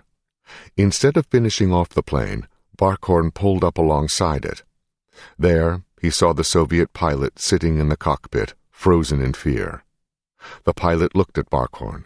Barkhorn gestured with his hand for the pilot to bail out. The Soviet pilot had given up on jumping, expecting to be shot if he stood to jump. With Barkhorn's encouragement, the man jettisoned his canopy, jumped, and floated by parachute to safety. Barkhorn's best friend, Erich "Booby" Hartmann, who would trump him by 51 victories as history's top ace, had asked Barkhorn why he risked his life to fly alongside an enemy to convince him to bail out. Barkhorn had told Hartmann, "Booby, you must remember that one day that Russian pilot was the baby son of a beautiful Russian girl. He has his right to life and love the same as we do." After his lesson with Barkhorn, Franz talked with Steinhoff, who had his own worries about Lutzow. Steinhoff said that Lutzow kept forgetting his lessons and was not grasping the new jet, as if his mind was screaming over his thoughts, trying to keep him away from the cockpit. The happy sound of an accordion echoed through the orphanage after dinner, a bouncy tune reminiscent of an airline's theme song. The song was Rhapsody in Blue by American composer George Gershwin. Anyone new to the orphanage would have cocked an ear and thought, "Have the Americans arrived?" The song came from a sitting room that the pilots had turned into a bar where they gathered every night. There, Franz sat in the midst of his comrades and played an accordion he had borrowed from his host family. The Count, Barkhorn, and others tapped their feet. They asked Franz to repeat some songs 2 or 3 times. Everyone kept a bottle of spirits close to hand. Franz played songs by Gershwin, his favorite composer, and the German love song Lili Marlene, while his comrades sang along. Franz suddenly appreciated that his mother had made him take lessons as a child. Had there been an organ in the orphanage, he could have played that too. Franz stopped the music when Steinhoff, Lutzow, and their guest, Colonel Troutlauf, entered the room. Franz and the others stood shakily to attention, then collapsed into their seats. Troutlauf was visiting to discuss JV-44's aircraft needs with Lutzow after their recent losses. Steinhoff encouraged Franz to resume his music. Troutlauf asked someone to pass him a bottle. Troutlauf had once been a fighter pilot, too. He had 58 victories to his name. The men drank and drank, except for Lutzow, who remained sober and observant. Soon unable to hold a tune, Franz set the accordion down. Troutloft and Steinhoff told loud stories from the Eastern Front. One by one the other pilots excused themselves to quit for the night, until Franz found himself alone with Troutloft, Steinhoff, Lutzow, and one or two others. "What are you going to do when it's all over?" Troutloft asked the men. Lutzow shrugged. As a professional military man, he knew his career would be over. He and the others assumed that after 2 world wars, the Allies would never allow another German Air Force. Steinhoff said he wanted to teach philology, the history of languages, if higher learning was permitted after the war. Franz said if he did not have his mother to care for, he would start over in Spain. The others looked at him with surprise. Franz explained that he had only known good times there. Steinhoff nodded. Troutloft's eyes narrowed with seriousness. He said that if they were smart, they would all follow Franz there. Lowering his voice to a whisper, Troutloft warned his comrades that every man in Germany would soon be branded for the crimes of a few. "It's all true," Troutloft said. "The whispers." Franz looked at Troutloft, confused. Troutloft revealed what he had seen in October 1944. He had been the inspector of the day fighters when a rumor had reached his desk of Allied airmen imprisoned by the SS in a labor camp. Troutloft knew that the Geneva Convention made captured airmen the responsibility of the German Air Force, not the SS.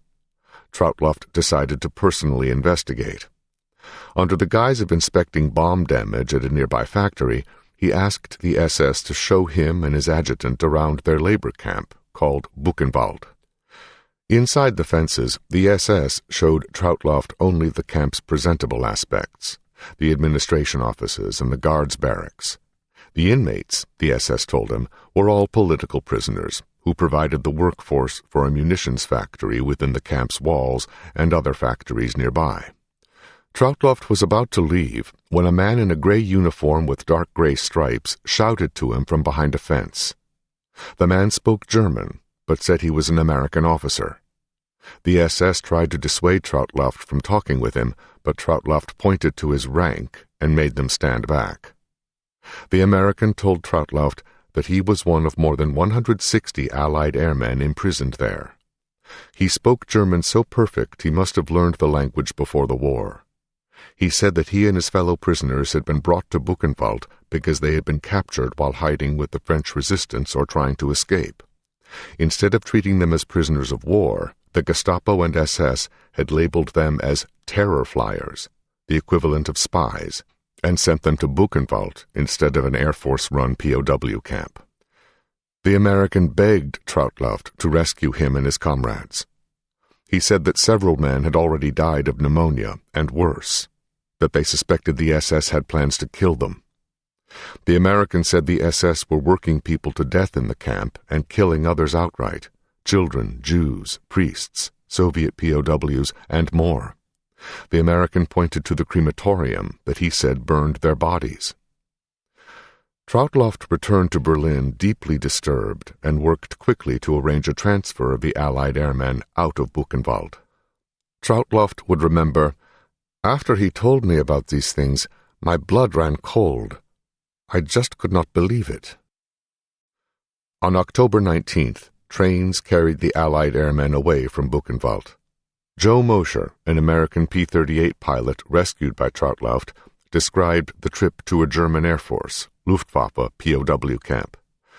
"We were certain that conditions would be better where we were heading, particularly when we saw the disgust exhibited by the Luftwaffe officers on their visit to Buchenwald. It seems ironic now, but the Luftwaffe men who accompanied us as guards seemed our saviors. We wanted desperately to be free from the Gestapo and the SS, and in the hands of men who still honored the brotherhood of fellow aviators." Troutloft would later learn that he had rescued the Allied airmen 7 days before their scheduled execution by the SS. But his authority as an Air Force colonel only went so far. Troutloft was powerless to free the scores of other prisoners from Buchenwald, the camp where the SS would eventually work to death or outright murder 56,000 people. Franz and the others remained silent. Troutloft's testimony stunned them. Franz had been exposed to the idea of a concentration camp during the pre-war years. That's when the party had advertised Dachau to the world and dangled the threat of imprisonment there over all of Germany. But not until hearing Troutloft's eyewitness account had Franz ever imagined that the camps had become like Buchenwald. Shocked and dismayed, Franz did not doubt Troutloft. He had seen the party turn Germany into a place where a person could be killed for telling a joke. Had the party gone from incarcerating its opponents in 1934 to slaughtering them in 1944? The idea no longer seemed far-fetched. Franz knew he could have ended up in a camp as punishment for his brother's actions. Steinhoff, Lutzow, and Troutloft could have been thrown into a camp after their mutiny's failure. Every man and woman in Germany had reason to fear the camps, where some 3.5 million Germans would eventually be incarcerated as political enemies of the party. But never before had Franz heard what was actually happening in the camps, and what could have happened to him. Lutzow and Steinhoff seemed especially troubled by Troutloft's account. They had served on the Eastern Front, where they had heard whispers of a new type of camp that only SS eyes had seen. The camps were rumored to exist to exterminate the party's enemies. As they did with most wartime rumors, they found the notion of death camps difficult to believe. But now Troutloft's testimonial confirmed that the whispers of a greater evil could be true. After the war, the evil would have a name, when the Allies opened the camps and lifted the SS's veil of secrecy. What the Allies revealed was a systematic slaughter of Jews and other innocent people, called the Holocaust. The U.S. Holocaust Museum would write, "The psychological barriers to accepting the existence of the Nazi killing program were considerable. The Holocaust was unprecedented and irrational. It was inconceivable that an advanced industrial nation would mobilize its resources to kill millions of peaceful civilians. In doing so, the Nazis often acted contrary to German economic and military interests." The SS put death camps into operation in 1942. These camps, such as Sobibor, Treblinka, and Auschwitz, existed for the efficient mass murder of Jews, Soviet POWs, Poles, Gypsies, and others. Unlike Dachau, the death camps were built in Poland to hide them from the German citizenry and military. The SS kept the death camps so secret and left so little evidence of their crimes that Holocaust denial arose in post-war years. 2 days later, April 18, 1945, around 1:00 p.m. Inside the alert shack, where the pilots hung their parachutes, Franz suited up to fly. He slid his gloves over his hands. He zipped the cuffs of his baggy leather pants over his heavy black boots. During the days prior, Franz had flown in combat against B-26 medium bombers. Now he was preparing for a different mission. Franz had agreed to test-fly a jet that had had its engine changed, because he had the most familiarity with the 262's engines. Mechanics had started up the jet and were warming the motors. They and the machine waited not far from the alert shack. The shack rattled. Franz glanced out and saw 3 jets launching, led by Gallant. Steinhoff followed, leading another flight of 3 jets into takeoff position on the worn grass strip. They carried experimental rockets, a dozen under each wing. Steinhoff's jet stopped and idled, its engines throbbing. The Count pulled up behind Steinhoff's left wing and another pilot behind Steinhoff's right wing. Nearly 3 years prior, on one of his 900-plus missions, Steinhoff had destroyed the burning Soviet plane to spare its pilot from a painful death. The Count had been on his wing then, and was again now. The field was rough, with white patches where ground crewmen had filled in craters. They called the struggle the battle between shovel and bomb. Steinhoff's jet lurched, then rolled forward, gaining speed by the second. The others followed him. About 3/4 of the way along the runway, he had nearly reached the required 120 miles per hour to lift off when his left tire exploded. His jet veered violently left into the Count's lane. The Count was lifting into the air as Steinhoff's left landing gear collapsed. Steinhoff's left engine and wing slapped the earth. His plane bounced into the air from the impact, flying momentarily on borrowed time. Franz ran to the shack's doorway. He and the others saw Steinhoff's plane pitch into the air. They saw the nose of the Count's plane about to fly into the tail of Steinhoff's. But just before they could collide, Steinhoff's jet fell heavily downward. The wheels of the Count's jet skimmed just past Steinhoff's tail. In the split second as his plane dropped, Steinhoff prepared to crash. He pulled hard on his shoulder straps, drawing his body into his seat. He knew that if he was knocked unconscious, he would burn to death.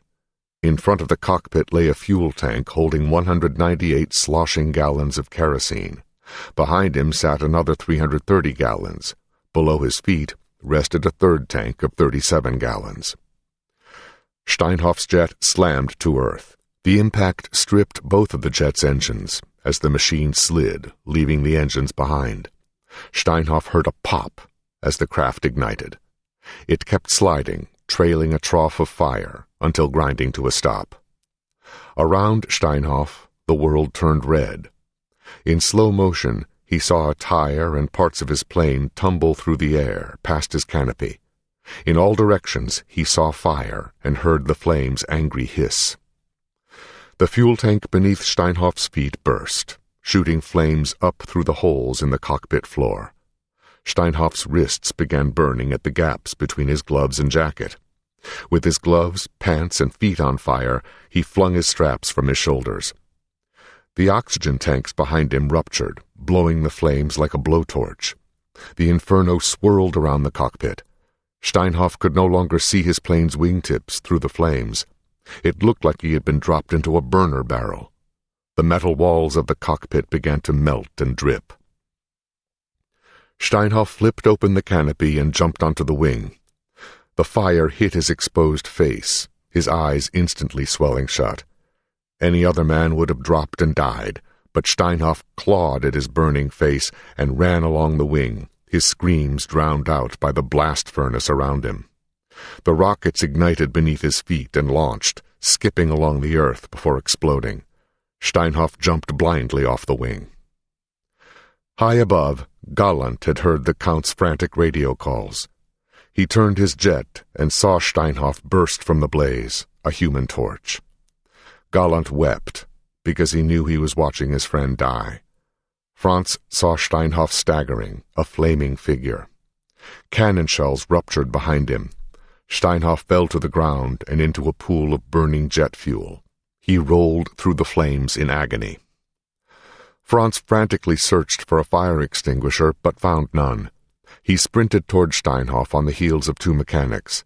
The mechanics reached Steinhoff first and pulled him from the fire, their hands burning when they clung to his liquefied jacket. When they pulled him to safety, they gasped. Steinhoff's once lean and striking face had melted. Franz stopped just yards from Steinhoff and pulled his hair in horror.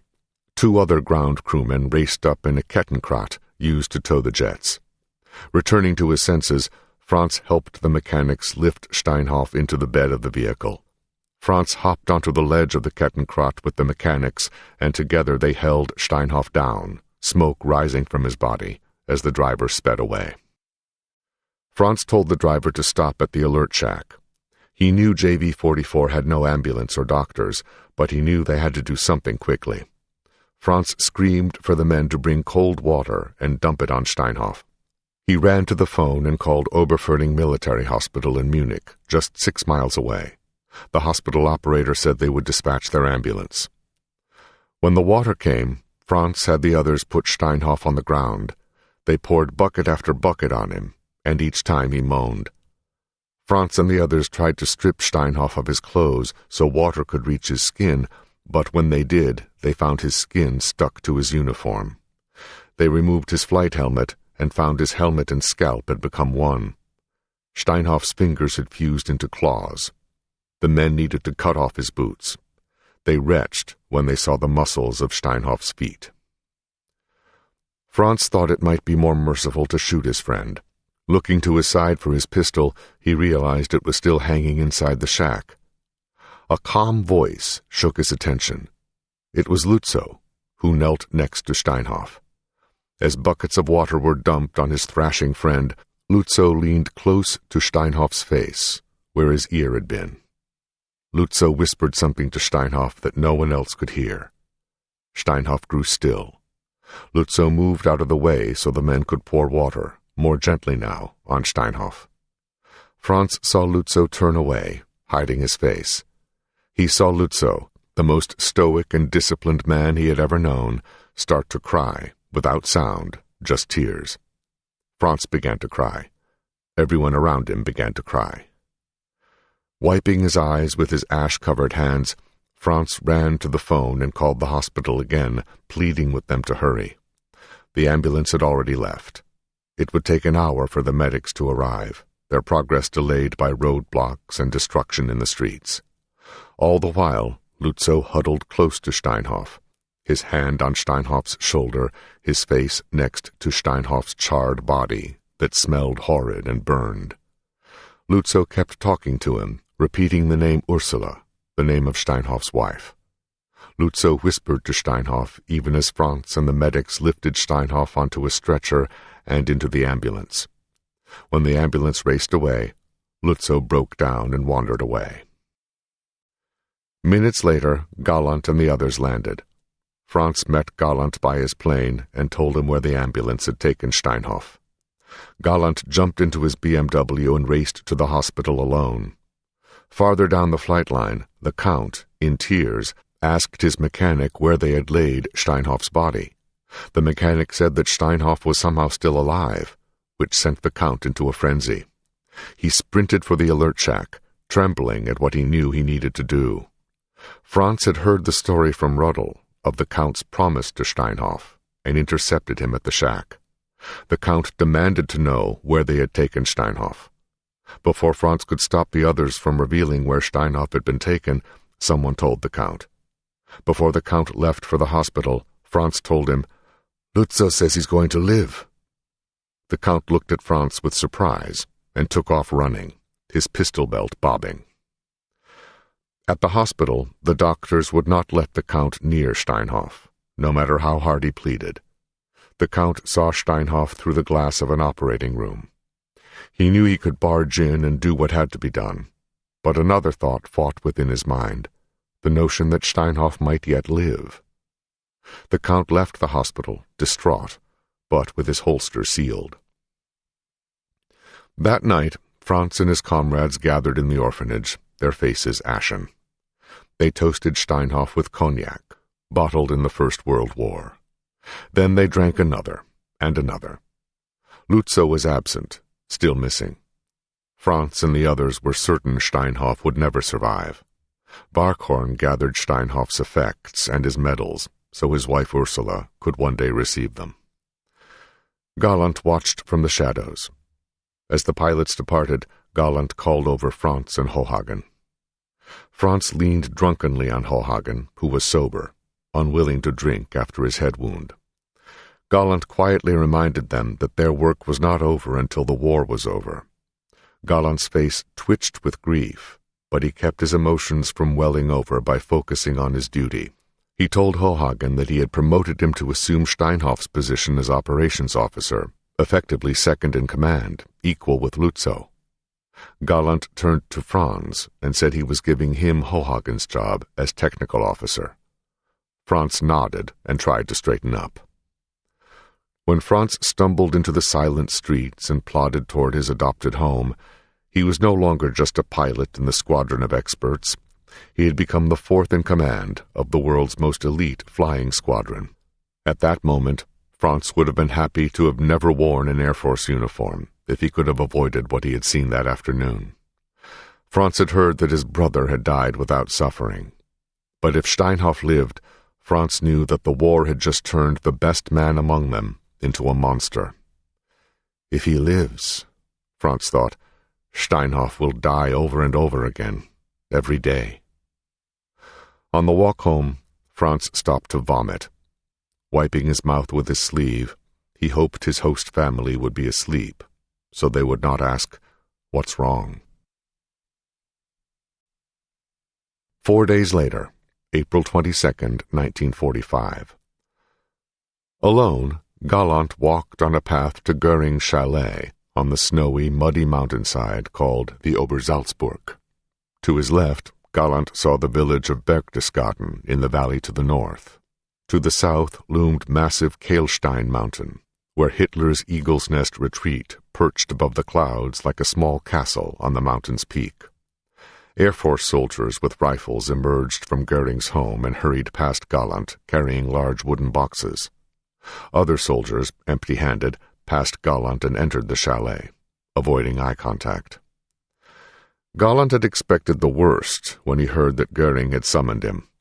2 days prior, on Hitler's birthday, the dictator had all but announced his intention to die in Berlin. With Soviet armies fewer than 10 miles from his bunker, Hitler had placed Goering in charge of southern Germany and the armies of any southern territories still standing. Galland believed that Goering, who now wielded absolute power over him, had summoned him to have him killed. A bullet would do what JV-44 had failed to accomplish. Inside Goering's home, where the Reichsmarschall had once smoked his tall pipe and paraded in togas and a hunter's lederhosen, Goering supervised the removal of his art collection. His men were whisking priceless paintings out the door and ushering them to a bunker in the forest. Galland had expected Goering to be foaming or sinister. Instead, the Reichsmarschall struck him as deeply depressed. Goering received Galland with civility. He asked with genuine interest about JV-44's progress. Galland told Goering that 2 days prior the unit had launched its most jets, 15, on one mission. They had scored their most victories that day, shooting down 3 B-26 medium bombers and damaging 7 others. Galland reluctantly told Goering about Steinhoff's crash. Goering showed traces of sympathy. He told Galland why he had summoned him. He wished to acknowledge that he had been wrong. He admitted that Galland had been right about the 262 when he said it belonged with the fighter pilots, not the bomber pilots. Then Galland's greatest enemy said, "I envy you, Galland, for going into action. I wish I were a few years younger and less bulky. If I were, I would gladly put myself under your command." Galland departed Goering's chalet smirking, eager to tell Lützow that even though the war was lost, the man of ice and the mutineers had won a battle. 2 days later, April 24th, 1945, early afternoon. The airfield had never been so busy. Jet after jet was landing on Munich's grass as planes and pilots poured in to join JV-44. Units were folding, and the Americans were closing in on Lechfeld, causing the jet pilots who remained to come running to the last intact squadron. Franz walked the flight line with a clipboard. As technical officer, his job was to review the battle-worthiness of each new batch of aircraft, to know how many hours their engines had logged and what quirks each possessed. 13 jets had arrived from Bomber Squadron KG-51. 16 flew in from the jet school at Lechfeld. Franz chuckled when the instructors and commander he had known reported to him, saluting, to brief him on the condition of their aircraft. With 40 jets now entrusted to him, Franz had his hands full. He was so busy that he had allowed another pilot to fly White 3 on a mission that morning. Franz had downed as many as 4 bombers in White 3 during the weeks prior, a B-17 or 2 and several B-26s. He no longer watched them crash to claim them as victories. In fact, Franz had not claimed a victory since the prior August. To him, his score no longer mattered. He wanted only to do his job. A headache followed Franz around the field as he tried to work. The headache was a young, blond-haired lieutenant with a meek face. The boy had said his last name was Pirchan. He was an Austrian who had just come from the jet school but brought no plane of his own. Hohagen had steered Pirchan to Franz. The youngster pestered Franz. He begged Franz to let him take a jet up just for one flight so he could say he flew combat with JV-44 before the war ended. "No chance," Franz said. There's no time for glory flying. Besides, you don't want to go up there anyway. Pirchan dropped his arms. It's for your own good, Franz added, dismissing Pirchan with a wave. Around 2:00 p.m., the phone rang at the alert shack. The orphanage was calling with a mission. American medium bombers had been spotted approaching Munich. Eager to escape the headaches of his new job, Franz convinced Tohagen to put him on the roster. Franz reported to Lutzo's jet, where he found Lutzo, the Count, Barkhorn, and 2 others. Lutzo was to lead the mission in Gallant's absence. Lutzo reviewed the flight plan with his pilots. Franz saw that the man of ice was in high spirits, not to the point of smiling, but at least he wasn't frowning. Fresh in Lutzo's mind was the news of the day. Gallant had received a call from Hitler's bunker in Berlin. Hitler's Minister of Armaments, Albert Speer, wanted JV-44 to arrest Goering. More importantly, Speer's orders to Gallant stipulated, "I ask you and your comrades to do everything as discussed to prevent Goering from flying anywhere." Deep within his bunker, Hitler and Speer had suspected Goering would try to represent Germany and negotiate the country's surrender to the Americans. "What are you going to do?" Lutzo had asked Gallant, nearly smiling. "Ignore the order and stay with the unit." Gallant laughed. Hearing this, Lutzo's frown had lifted. As Lutzo briefed Franz and the others, hope flickered in his brown eyes. He knew the war was just days from its end. News had escaped Berlin that Hitler was staying in the doomed city to die as 8 Soviet armies tightened their noose of encirclement. The SS had arrested Goering because Gallant had declined to do so. With his enemy Goering under arrest and Hitler surrounded by Soviet red stars, Lutzo felt a surge of optimism. All he wanted was to outlive the war, his honor intact. To him, this meant serving until the arrival of peace. When Franz and the others followed Lutzo into the air, they flew over the charred wreckage of Steinhoff's jet, which had been dragged to the side of the field. Lutzo had been right about Steinhoff. Nearly a week after his crash, Steinhoff was still alive. JV-44's ground officer, Major Ruhl, who had saved the American bomber crewman in Munich, had visited Steinhoff in the basement of a hospital. There, beneath dangling light bulbs, Steinhoff lay, bandaged head to toe, with only holes for his eyes and mouth. But he was alert, and his mind was functioning.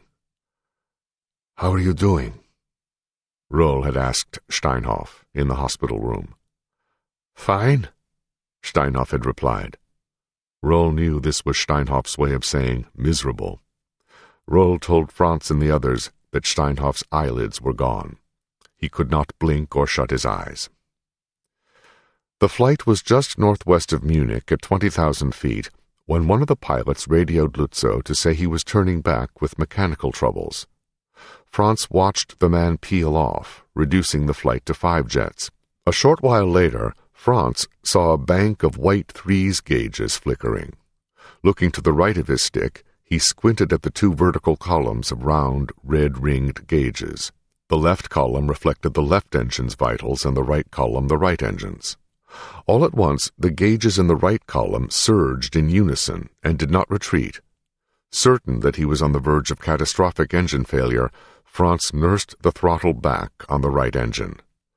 "Sir, I think I'm losing an engine," Franz told Lutzo. Lutzo cautioned Franz not to take any chances and to return to base. Franz reluctantly peeled off and steered for Munich. With the flight reduced to 4 jets, Lutzo continued with the mission. On the ride home, Franz heard Lutzo's flight call to the orphanage over the radio. The flight reported contact with enemy bombers some 50 miles northwest of Munich. The bombers were on course to strike one of the last remaining fuel depots in the woods near the town of Schrobenhausen. Lutzo announced that he was beginning his attack. He called out enemy fighters and told the others to look up because P-47s were diving on them. Franz had heard that the man of ice flew without emotion, and now believed it. Lutzo's tone never changed. Lutzo ordered the formation to split up. Someone shouted that he was being fired upon. Franz found himself leaning forward and checking his tail, even though he was far from the fight. Franz heard someone say he was trying for another firing run. Someone said he was running for the clouds. Franz wanted to turn around and help his comrades. He tapped his gauges, but the surging needles did not subside. Lutzo's voice cut across the radio. He was taking hits. Someone shouted for Lutzo to take evasive maneuvers. Seconds of silence followed. The voice of the Count crackled and said they were turning for home. Franz leaned back with relief. If they had lost someone, Franz knew they would have been shouting to one another to look for a parachute. Seconds more passed. The Count called Lutzo. Lutzo did not reply. Franz heard the pilots talking among themselves. He knew Lutzo was with them. The others were able to see him on the far right edge of the formation, to the south.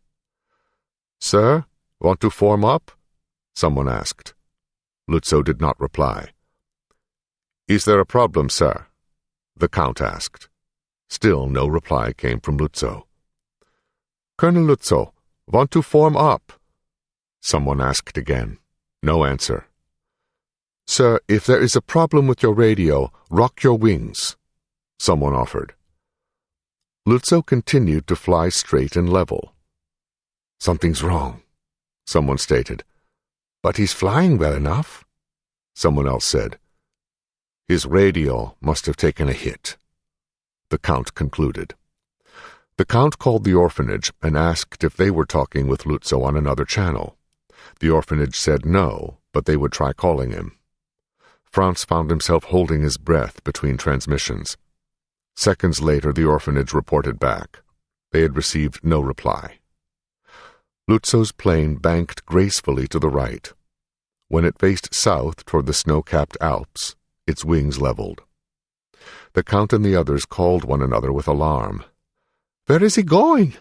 someone said. Beyond their right wingtips, they watched Lutzo's jet shrink until it was barely discernible. "He's wounded," the Count decided. Far away, Franz's heart sunk. "Should we go get him?" someone asked. "Stay in formation," the Count ordered with a trembling voice. They all knew their fuel was low, too low for detours. The Count would later conclude that a P-47's bullets had hit Lutzo's jet, probably striking him and his radio behind him in the fuselage. When Lutzo was flying home alongside his comrades, he was probably bleeding to death. Franz dropped his oxygen mask from his face and breathed in heavy gasps.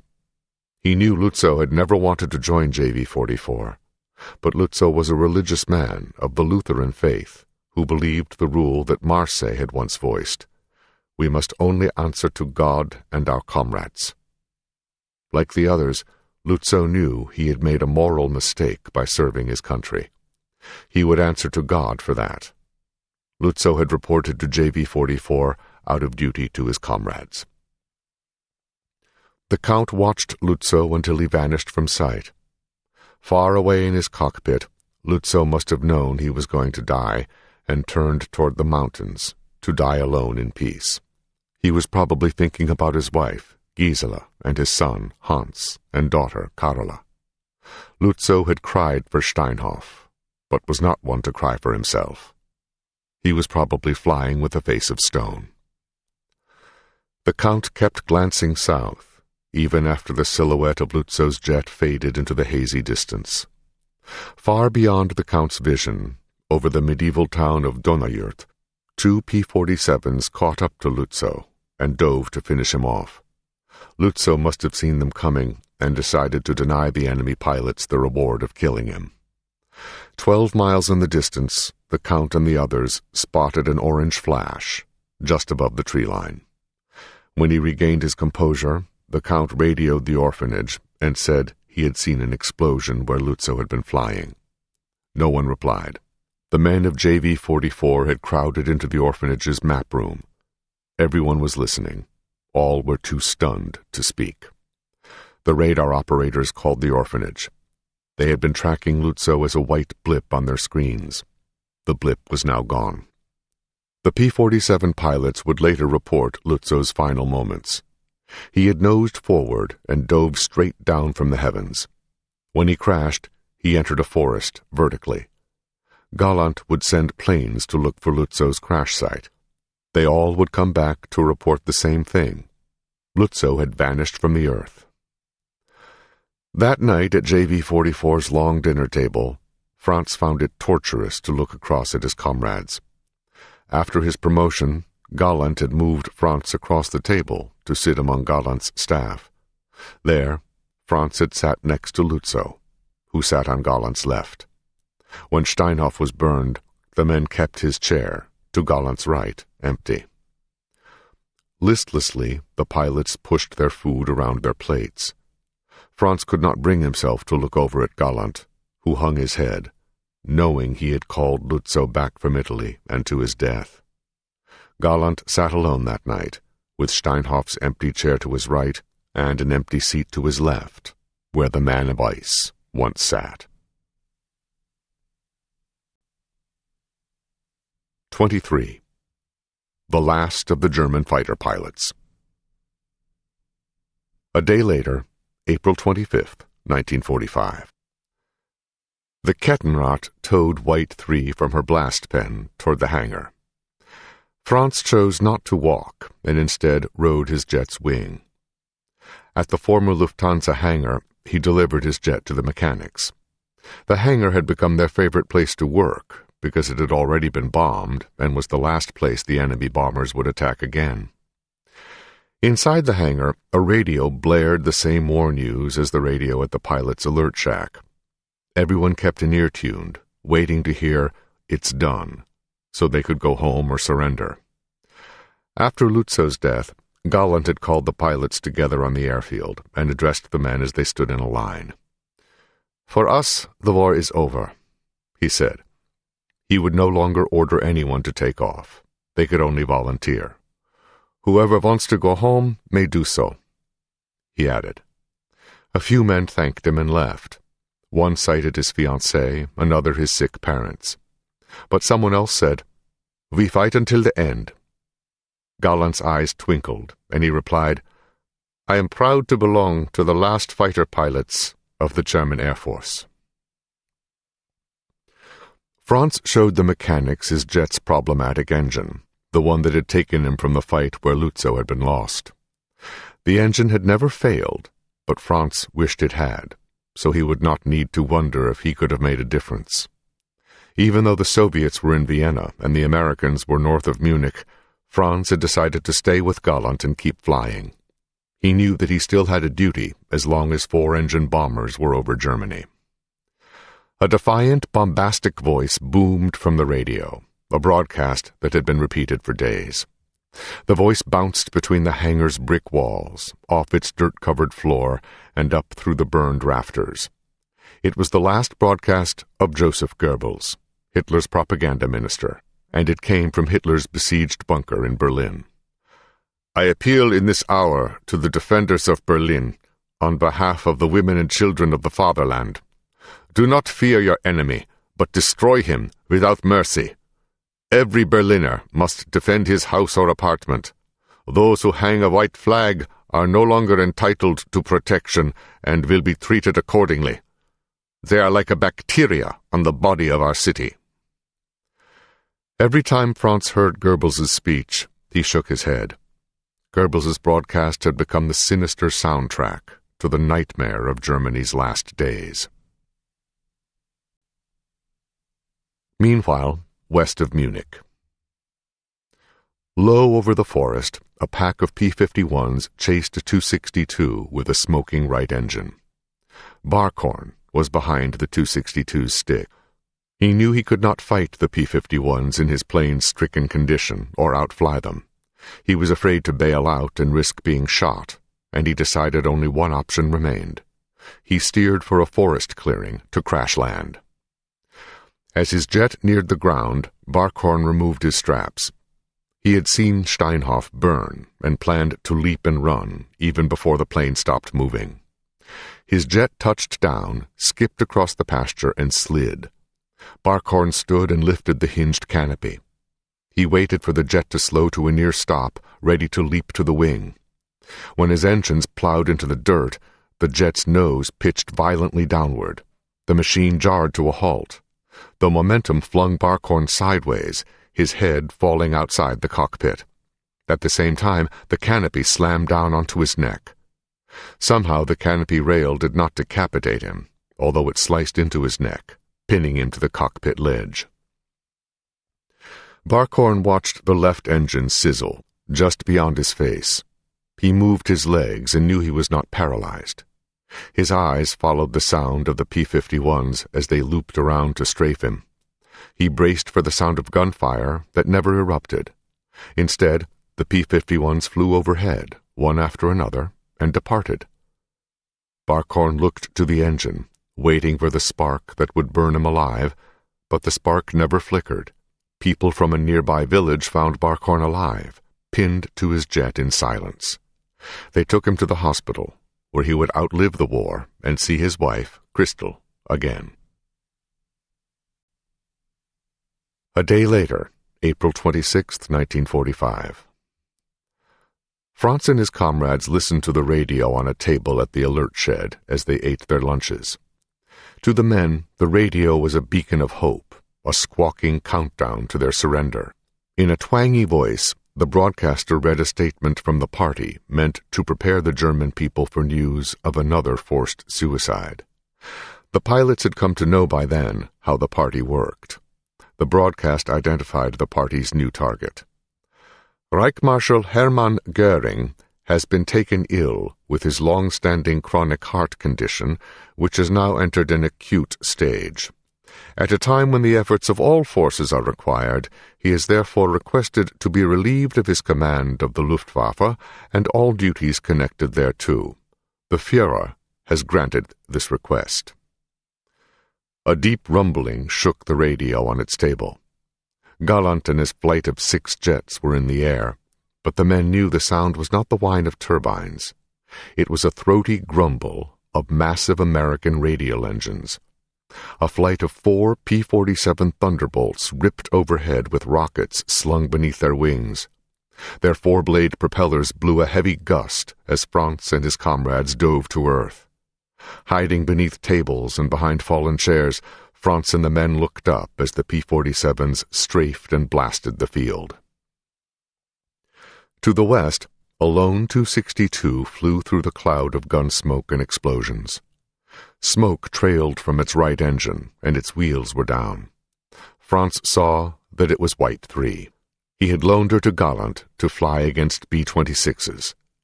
Over the field, Gallant cut both engines, and the jet touched down with a gentle whistle.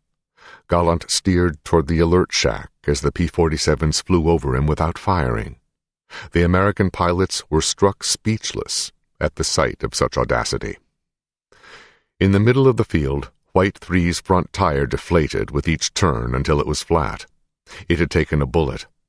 Stranded, Gallant hobbled from the jet, his right knee bloody. He had been hit by a bullet's fragments during his earlier attack on the bombers. Rockets burst behind him as the P-47s strafed from one direction then another. Gallant dove into the first hole he reached. There, the thought struck him how wretched it felt to jump from the fastest fighter in the world and into a bomb crater. A mechanic raced toward Gallant in a Kettenkraut. Without stopping, the mechanic reached an arm out to Gallant, who grabbed the mechanic's forearm and swung aboard the vehicle. The mechanic steered for the alert shack while Gallant hung on. The P-47's bullets tossed the dirt around the Kettenkraut, but missed both the mechanic and Gallant, who both dove for cover when they reached the shack. Franz saw White 3 sitting alone on the field as the fighters ripped overhead, shooting everything but her.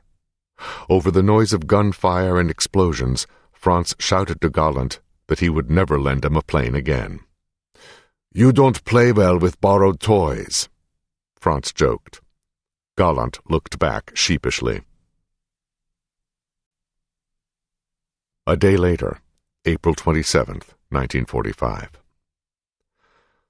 When Franz entered the hangar to check on White 3, the mechanics quickly turned down the radio.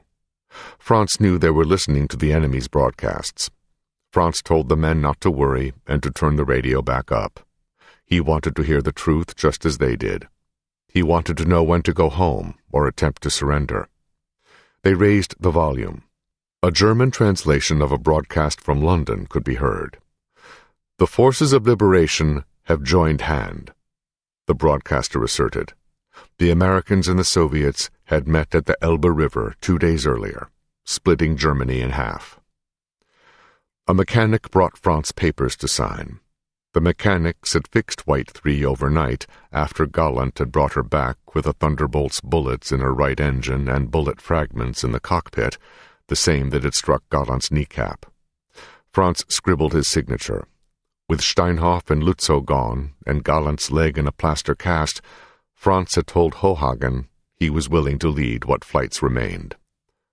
Franz turned to find Pirchan waiting for him. The youngster was dressed in his daily uniform, not his flying suit. He said he had come to say goodbye. He was leaving the unit and planned to surrender near his home at Graz. Franz said he knew Graz. He expected Pirchan to pester him, having seen White 3 emerge fresh from repair. Instead, Pirchan turned to leave. "What will you do after the war?" Franz asked. "Study engineering, I hope," Pirchan said. Franz had considered doing the same thing, wanting to resume his studies. He wished Pirchan luck. When Pirchan began to walk away, Franz realized he had truly come just to say goodbye. "One flight," Franz shouted at Pirchan's back. "Really?" Pirchan asked. Franz nodded.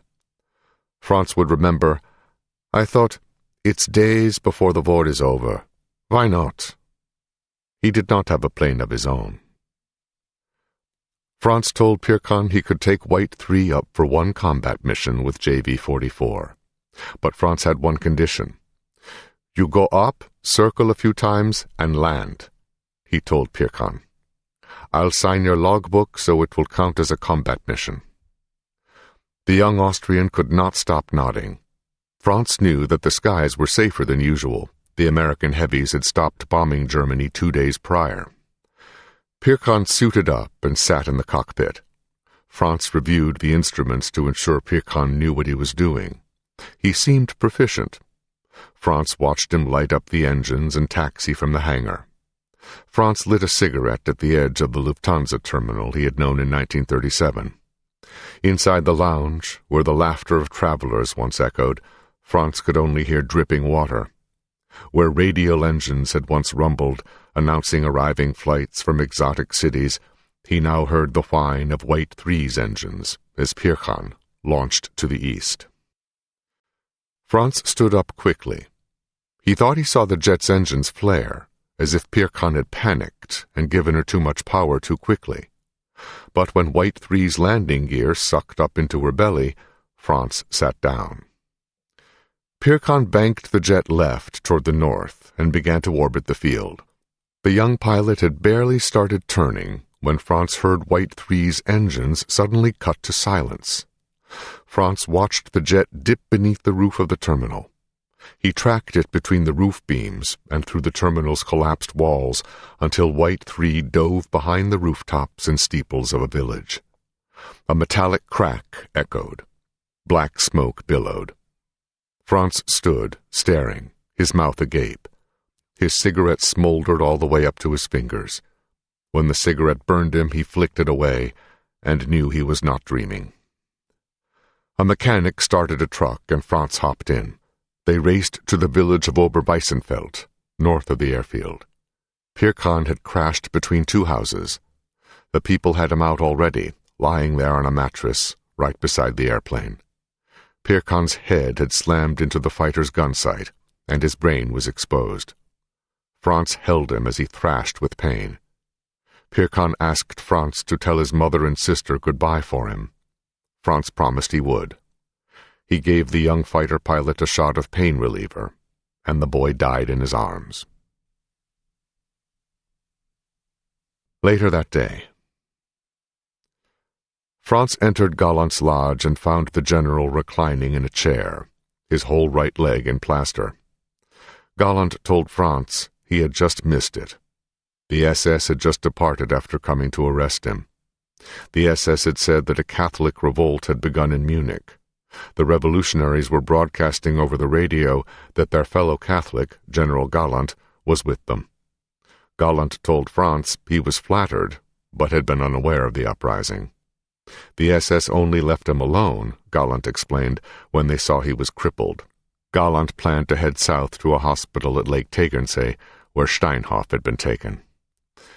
Franz reported Pirkan's death and told Galland he saw no further need to fly or fight, now that the Americans had stopped their bombing campaign.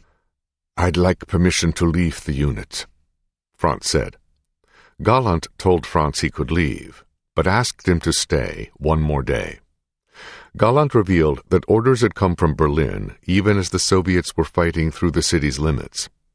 Goering's successor wanted him to fly JV-44 to Prague, Czechoslovakia, to continue fighting. Galland said he would ignore the order. The general lowered his voice to a whisper. He told Franz he was planning to deliver JV-44 to the Americans before the war ended.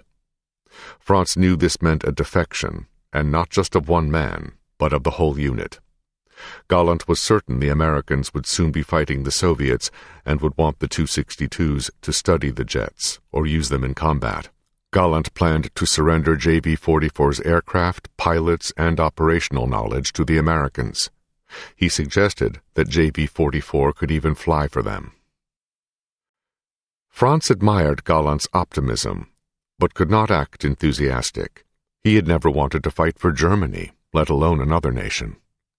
Galland saw Franz's disappointment and asked him to fly one more mission for him, as a comrade.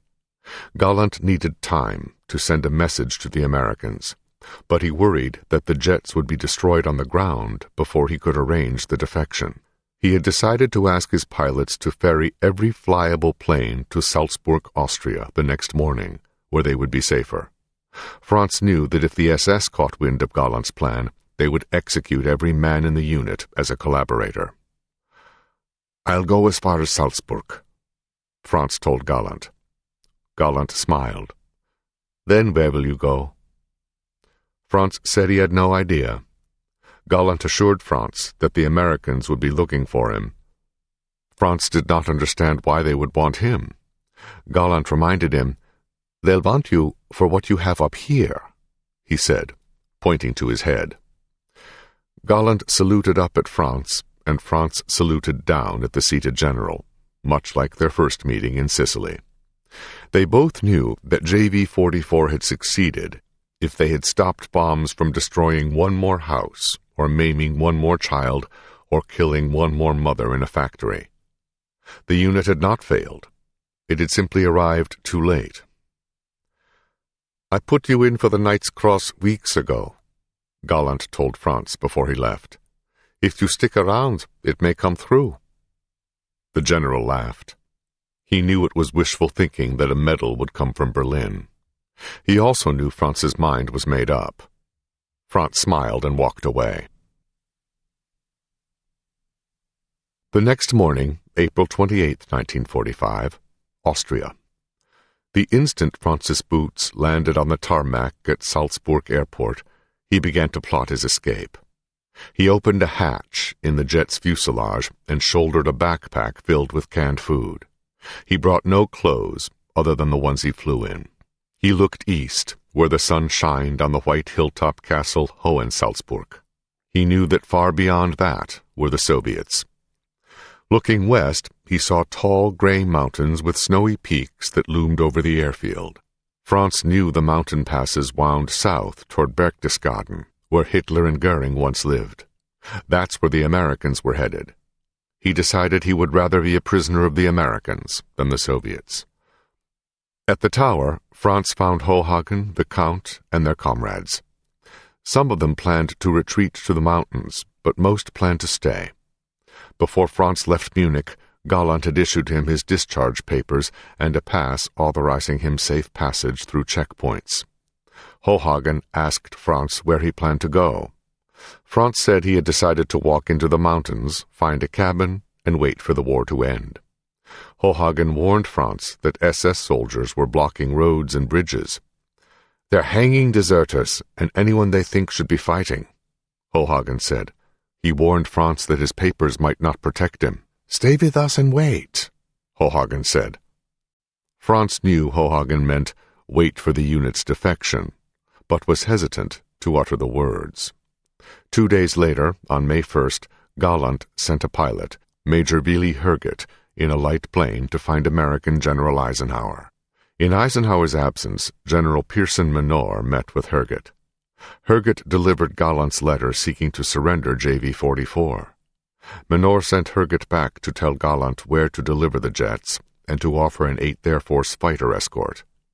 Gallant received the message and dispatched Herget back to Menor to clarify the plan. Herget never made it. American ground forces shot down his plane. He was injured, captured, and all means of communication between Gallant and Menor were lost. Franz told Hohagen that with Gallant laid up, the unit could yet be ordered to fly to Czechoslovakia. He was leaving. "You're just going to walk?" Hohagen asked. Franz nodded. His plan was to head south a bit, then cut west into the mountains.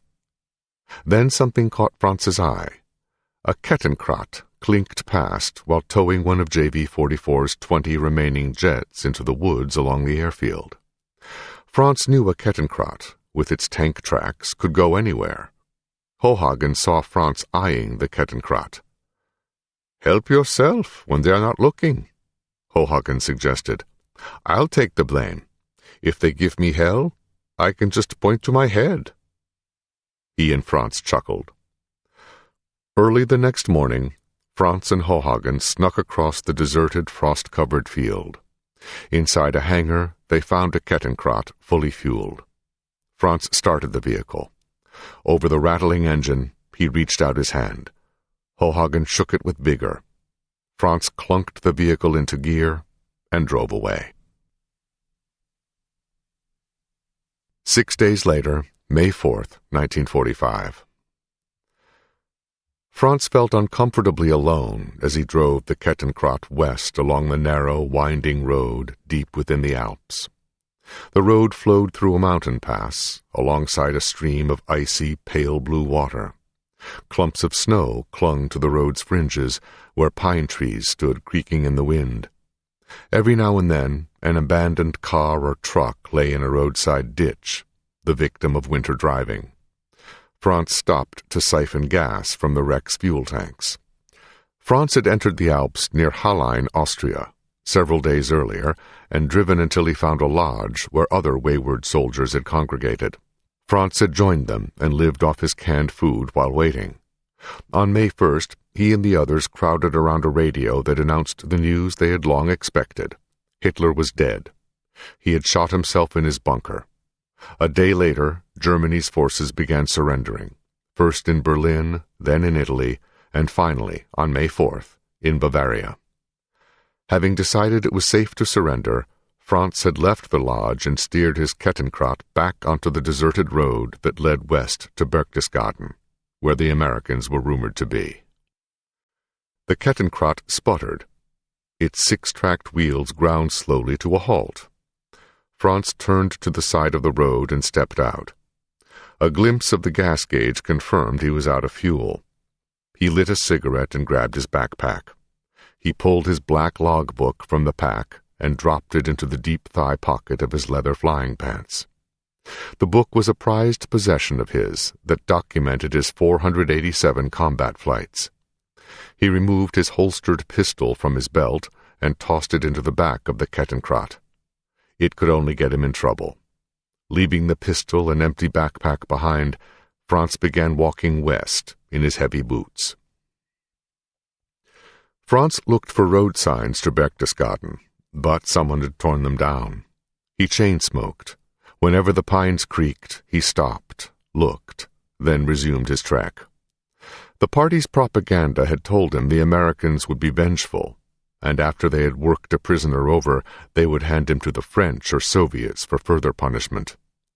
Franz hoped this was not true. After his experience in the desert, he would have preferred to be a prisoner of the British. Franz passed through a tiny hamlet of a half-dozen homes on either side of the swift-flowing stream. There, along the side of the road, He stopped and looked up. Hanging from a telephone pole was a dead German soldier in a gray army uniform. Franz looked back the way he had come from and thought, maybe this was not so smart. He shook the idea from his mind. The Americans had not done this. They wanted the Germans to surrender, not to run away and keep fighting. Franz continued. A half a mile later, he came to a split in the road. To his right, the concrete road continued through the mountain pass. To his left, a small wooden bridge led across the stream to a dirt logging road. The logging road hugged the mountainside and was dark with shadows.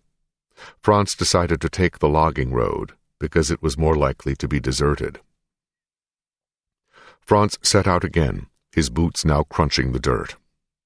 Through gaps in the pine trees, he kept his eyes on the bright flowing stream and the main road beyond the stream, where he expected to see American tanks. Turning a bend, Franz stopped in his tracks. In the path ahead of him stood 20 or more SS soldiers. He instantly recognized them by their camouflage smocks with light green and brown spots. Some were digging in. Others were setting up machine guns over fallen trees and aiming their rifles across the stream toward the main road. A few sat on rocks along the mountainside, smoking and cradling machine pistols. Franz realized they had hung the soldier he had found earlier. It was a message to other Germans to stay away.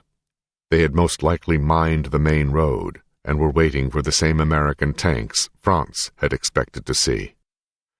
"Now you've done it," Franz thought to himself, cursing his decision to take the logging road. Franz resumed his stride toward the SS soldiers. He knew he could not turn back, having discovered their ambush. He hoped he could give the impression of complete disinterest and walk through them like a passerby. He reached his hand into his right pocket and grabbed his rosary. His fingers had long stripped the black paint from the beads, completing their transformation to a pale purple color. As he passed the first soldiers, Franz tried not to look at the silver runes that resembled small lightning bolts on the soldiers' gray collars. This was the mark of the SS. Some wore soft caps with the death's head patch above the brim. Others wore helmets with fabric covers that matched their smocks. Some of the SS soldiers snickered and joked at the pilot without a plane. Clad in his crumpled gray officer's cap, cracked leather flight suit, and heavy muddy boots, Franz looked haggard but tough. Some of the SS soldiers glared as Franz walked between them. Franz stared ahead and trudged along. Franz knew the soldiers on either side of him were the toughest and most ruthless in Germany. No pilot of the German Air Force, except for Goering, would ever be convicted of a war crime. The same could not be said of the SS men whom Franz walked past. With every step away from them, Franz expected to hear the crack of a rifle and to feel the punch of a bullet in his back. But none came. By some miracle, as if he were invisible, they let him live. Several miles later, the logging road merged with the main road. Stepping into the light and onto the concrete, Franz saw a green armored vehicle facing him, its gun leveled on the road. He knew he had reached the outskirts of Berchtesgaden. The vehicle wore a white American star on its hood. Franz raised his arms in surrender. The American infantrymen initially assumed Franz was an SS man posing as a pilot for more lenient treatment because of the direction he had come from. They had known that the SS were there the whole time. At first, the GI interrogators were rough, operating under the assumption that Franz was an SS officer. Then they realized otherwise and passed Franz along to interrogators of the Army Air Forces. Franz would remember, "When they interrogated me, within the first minutes they knew I couldn't be SS because I showed them my logbook." The Air Force's interrogators recognized Franz immediately, having received JB-44's surrender at Salzburg Airport and that of Galland at Tegernsee. Over the next 14 days, Franz submitted to a number of interrogations. The new interrogators immediately took his logbook, and overestimating its technological value, they never returned it.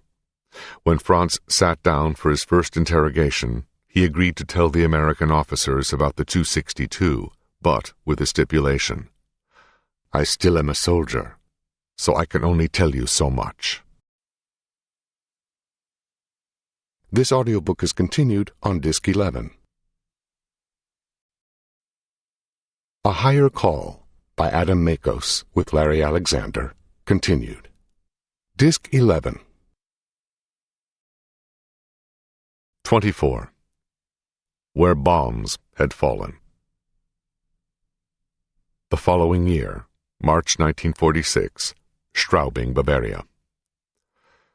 The toes of Franz's flying boots dragged along the rough, upturned stones as the 3 German police officers hauled him through the streets. 2 men carried him, their arms under his. The 3rd man, the officer in charge, walked ahead of the others, leading them. Franz's senses returned. He caught his footing and limped on his own power, but the policemen would not let go. Behind Franz, the men at the brickworks poured out into the street, silently watching the drama. The townspeople on both sides of the street looked on Franz with hollow eyes and frowns. They remained silent. The war had made them apathetic to uniformed brutes dragging a man away. Franz knew he was in trouble when the officer in charge turned and entered the first dark alley they came to. The policeman pulled Franz into the alley and dropped him in the darkness between 2 buildings. Franz looked toward the street he had come from, warm with light, and knew he had been safe in the sight of the crowds. The police officers were bigger than him. Franz clenched his fists, anticipating a beating. The officers adjusted their collars the way a man might when rolling up his sleeves before a fight. Franz glanced toward the street, contemplating a run. He knew he wouldn't get far in his heavy boots. But then the policeman took a step back nonchalantly. The officer in charge reached in his pocket and pulled forth a pack of cigarettes. He offered Franz a cigarette. Franz hesitated. The man shook the packet. "It's all right," he told him. Franz drew a cigarette. One of the other officers extended his lighter. Franz puffed the cigarette to life. It was an American brand. The other men lit up too. Everyone shook out his shoulders and seemed to relax. Franz apologized for punching the brickyard manager, explaining that the man was refusing him work because he had been a fighter pilot. "Don't worry," the officer in charge told Franz. "We're not going to do anything about it." The officers went on to explain what the 3 of them had done in the war. Franz would remember they were all old sergeants, mostly from the Air Force. The officer in charge had led a flak battery. One of his men had been a guard on airfields. The other officer had been in the infantry. The officer in charge asked Franz about his unit and where he had fought. Franz told him. The men had all heard of JV 44, Gallant's unit.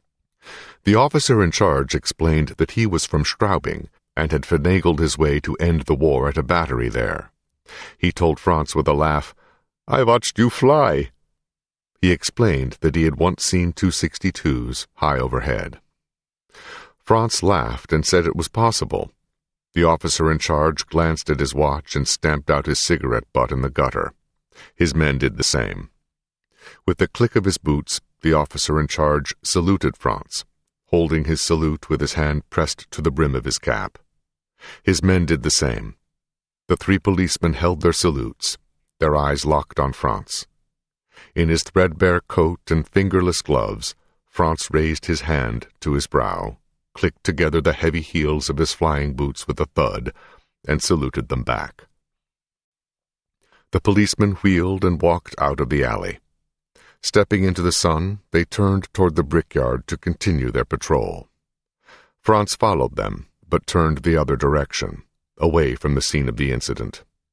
He walked back the way he had come, toward the sun and along the road where bombs had fallen. For months, Franz scraped by in Straubing, delivering what money he made to his mother and Eva. Finally, in 1947, he found work fixing sewing machines at an unlikely place, the Messerschmitt Company in Augsburg, near the former jet school at Lechfeld. No longer did the builder of 109s and 262s make fighters. After the war, they had transitioned to building knitting looms and personal sewing machines at the same factories. In 1948, Franz married Eva. They settled into their new post-war life together.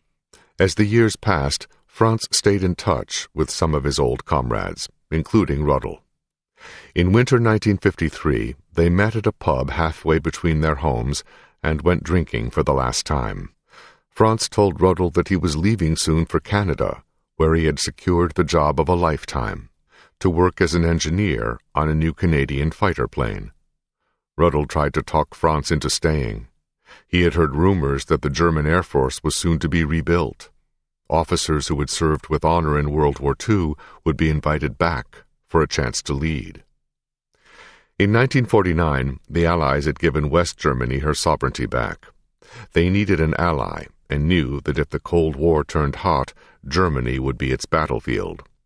To block the red tide from invading Europe, the Americans were preparing to train German pilots to fly American jets to shoot down Soviet bombers before they dropped their nukes on Europe. With the Allies' blessing, a group of German generals had quietly gathered in 1950 to plan the revival of the military that would be called the Federal Defense Force, or Bundeswehr. Rudel told Franz that if he stayed, they both could join together and continue their careers in the new Air Force. They could fly alongside American and British pilots instead of against them. Rudel had talked to Trautloft and the Count, who were contemplating the opportunity.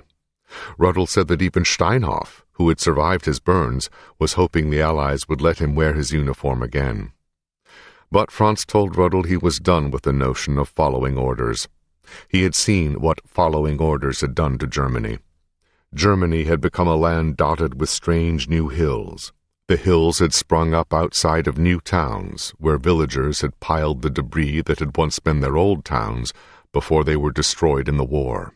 The last order Franz had followed was from Lieutenant Pirkan, who asked him to visit his mother and sister in Graz to convey his goodbyes. Franz had traveled to Graz immediately after the Americans released him, and would never talk about that experience. Franz told Rudel that he wanted to build and fly airplanes. It was all he had ever wanted. Through friends at the Messerschmitt Company, Franz had secured an offer to work on the proposed Canadian fighter called the Arrow. The job was in payload, weight, and balancing, if the jet was approved for production by the Canadian government. Seeing Franz's enthusiasm, Rudel encouraged him to take the leap and go to Canada. He warned Franz, "You'll have to learn English, you know." Franz told Rudel he was already practicing. Franz wished Rudel luck in trying to rejoin the Air Force, if there ever is a German Air Force again. The two parted with a silent handshake. After what they had seen together, words were inadequate. Franz found the experience of leaving his homeland easier than he had thought it would be. In Germany, the ghosts of the war were close to home. Whenever a plane flew overhead, Franz thought of his young pilots. He saw the suffering in the eyes of his countrymen. He also remembered how some of them had turned on him. In the forests and camps of Germany, Franz saw the ghosts of the Holocaust, the crimes of the minority that had spoiled every German fighting man's honor. One German fighter pilot spoke for the fighter forces when he wrote, "The atrocities committed under the sign of the swastika deserve the most severe punishment. The Allies ought to leave the criminals to the German fighting soldiers to bring to justice." Several months later, spring 1953, Canada. When Franz and Eva relocated to Canada, they settled with Eva's brother, who had moved to Vancouver on the West Coast to work in the lumber industry. There, Franz waited to be called to work on the Arrow. When the Canadian government approved the Arrow for production that July, the military classified the jet as top secret. Franz lost his job before it began. When he applied for a security clearance, he was refused because he had been a German officer. Franz took the setback in stride. His brother-in-law helped him find a job at a logging camp in the Queen Charlotte Islands. There, Franz worked as a diesel mechanic, fixing logging trucks. He lived in the company of 27 lumberjacks and their families. He quickly learned English and liked working with his hands and amid nature. He and Eva had a daughter named Jovita, but the couple's relationship was not to last. Some would say that a good relationship requires a sun and a moon, and Franz and Eva were both sons, strong and stubborn. Their divorce, when it came in 1954, was amicable. Because the job paid well, Franz stayed on at the lumber camp after Eva had departed. The distant sight of the Canadian Rockies and their snowy peaks reminded him of the Bavarian Alps and the life he had once loved. He began to write home at night, to his mother, the men he had served with, and the people he had known. On a whim, he wrote to Mr. Grice, the kindly bureaucrat who had supervised pensions, whose address he had saved. But Mr. Grice did not write back. Instead, his daughter Hia did. She told Franz that her father was ill. Because he had been a member of the party, the Soviets had locked him up in a camp at the war's end. An average-sized man before the war, he came back to his daughter 5 years later, weighing just 90 pounds. Hia had been a short 13-year-old kid with strawberry blonde hair when she and Franz first met. Now she was 23 and eager to explore the world. She asked Franz questions about Canada. Franz wrote back. Despite the 15-year age gap between them, the two began to correspond. Hia told Franz about her experiences after the war's end, how she traded her mother's china for food from local farmers. She wrote about the Soviet soldiers who had moved into her house, washing their potatoes in the toilets, shattering her mother's crystal glasses, and getting drunk every night while singing Lily Marlene. "They were mostly nice, but boy, if they got drunk, you didn't want to be around them as a girl," she told Franz. Hia confided that the Soviets had raped most of the women in and around Berlin in the year after the war. She would not talk about what happened to her sister. For the better part of 2 years, Franz and Hia corresponded weekly. Every so often, Franz called her from the only phone on the island, one located in the office of the lumberyard. In 1956, Hia boarded a plane and traveled to Vancouver, where she and Franz met for the first time in 12 years. Her blonde hair curled above her ears, and her posture was impeccable. She wore a sky-blue skirt and blouse with white buttons that led up to a high collar and tiny black gloves. Franz had come to know Hia's beautiful personality, but he never guessed that the short little girl would one day grow up to be so gorgeous. Their plan had been an unspoken one. Within a year of meeting, they headed to the City Hall in Vancouver and were married. Hia enjoyed moving with Franz to his island in the Queen Charlottes, where they shared a small cabin. On their first night together on the island, Franz led Hia outside to look at the sky just as they had during the war. He held her hand as he showed her the aurora borealis, the colorful northern lights. But when Hia saw the lights flickering on the horizon, she cried hysterically. The northern lights had triggered flashbacks in her mind, memories of Potsdam and Berlin burning. With time, she came to appreciate the lights, but she never saw the same beauty in them that Franz did. Franz's mother came to visit him and Hia, even though she was not thrilled about the idea of them having married in City Hall instead of a church. She stayed for 4 months. When Franz would tell old fighter pilot jokes during their dinners together, his mother would always chide him, "Franz, your lucky dad is not around." Franz's mother asked him to go to church with her and to attend confession. He did, and confessed to a priest that he had not attended church for 20 years because he had been caught dueling. The priest laughed, welcomed Franz back, and said, "In that case, you're overdue for communion." Franz and Hia tried to convince Franz's mother to stay with them longer, but she refused. She missed her friends, but more than anything, she missed her beer. Hia and Franz seldom discussed the war. Hia discovered a story from Franz's past one night by accident. In the logging camp, the families often threw parties. After one party, Franz had too many drinks. As Hia steered him on the path to their cabin, they came across a mother bear in the moonlight. She was leaning over a fence, grunting, calling her cub that was stuck on the other side. But in his drunken state, Franz forgot where he was. "It's my bear," he told Hia. But she did not understand. "I have to say hi to him," Franz pleaded.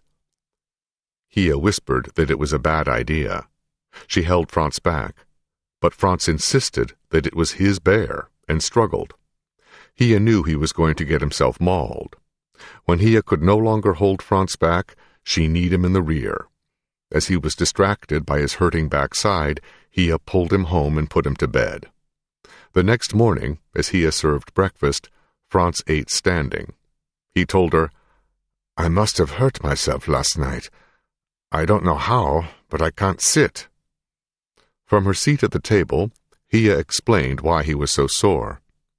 Franz slowly took a seat across from her, wincing. Then he told her the war story of a lovable bear. 25. Was it worth it? 24 years later, 1980, Vancouver.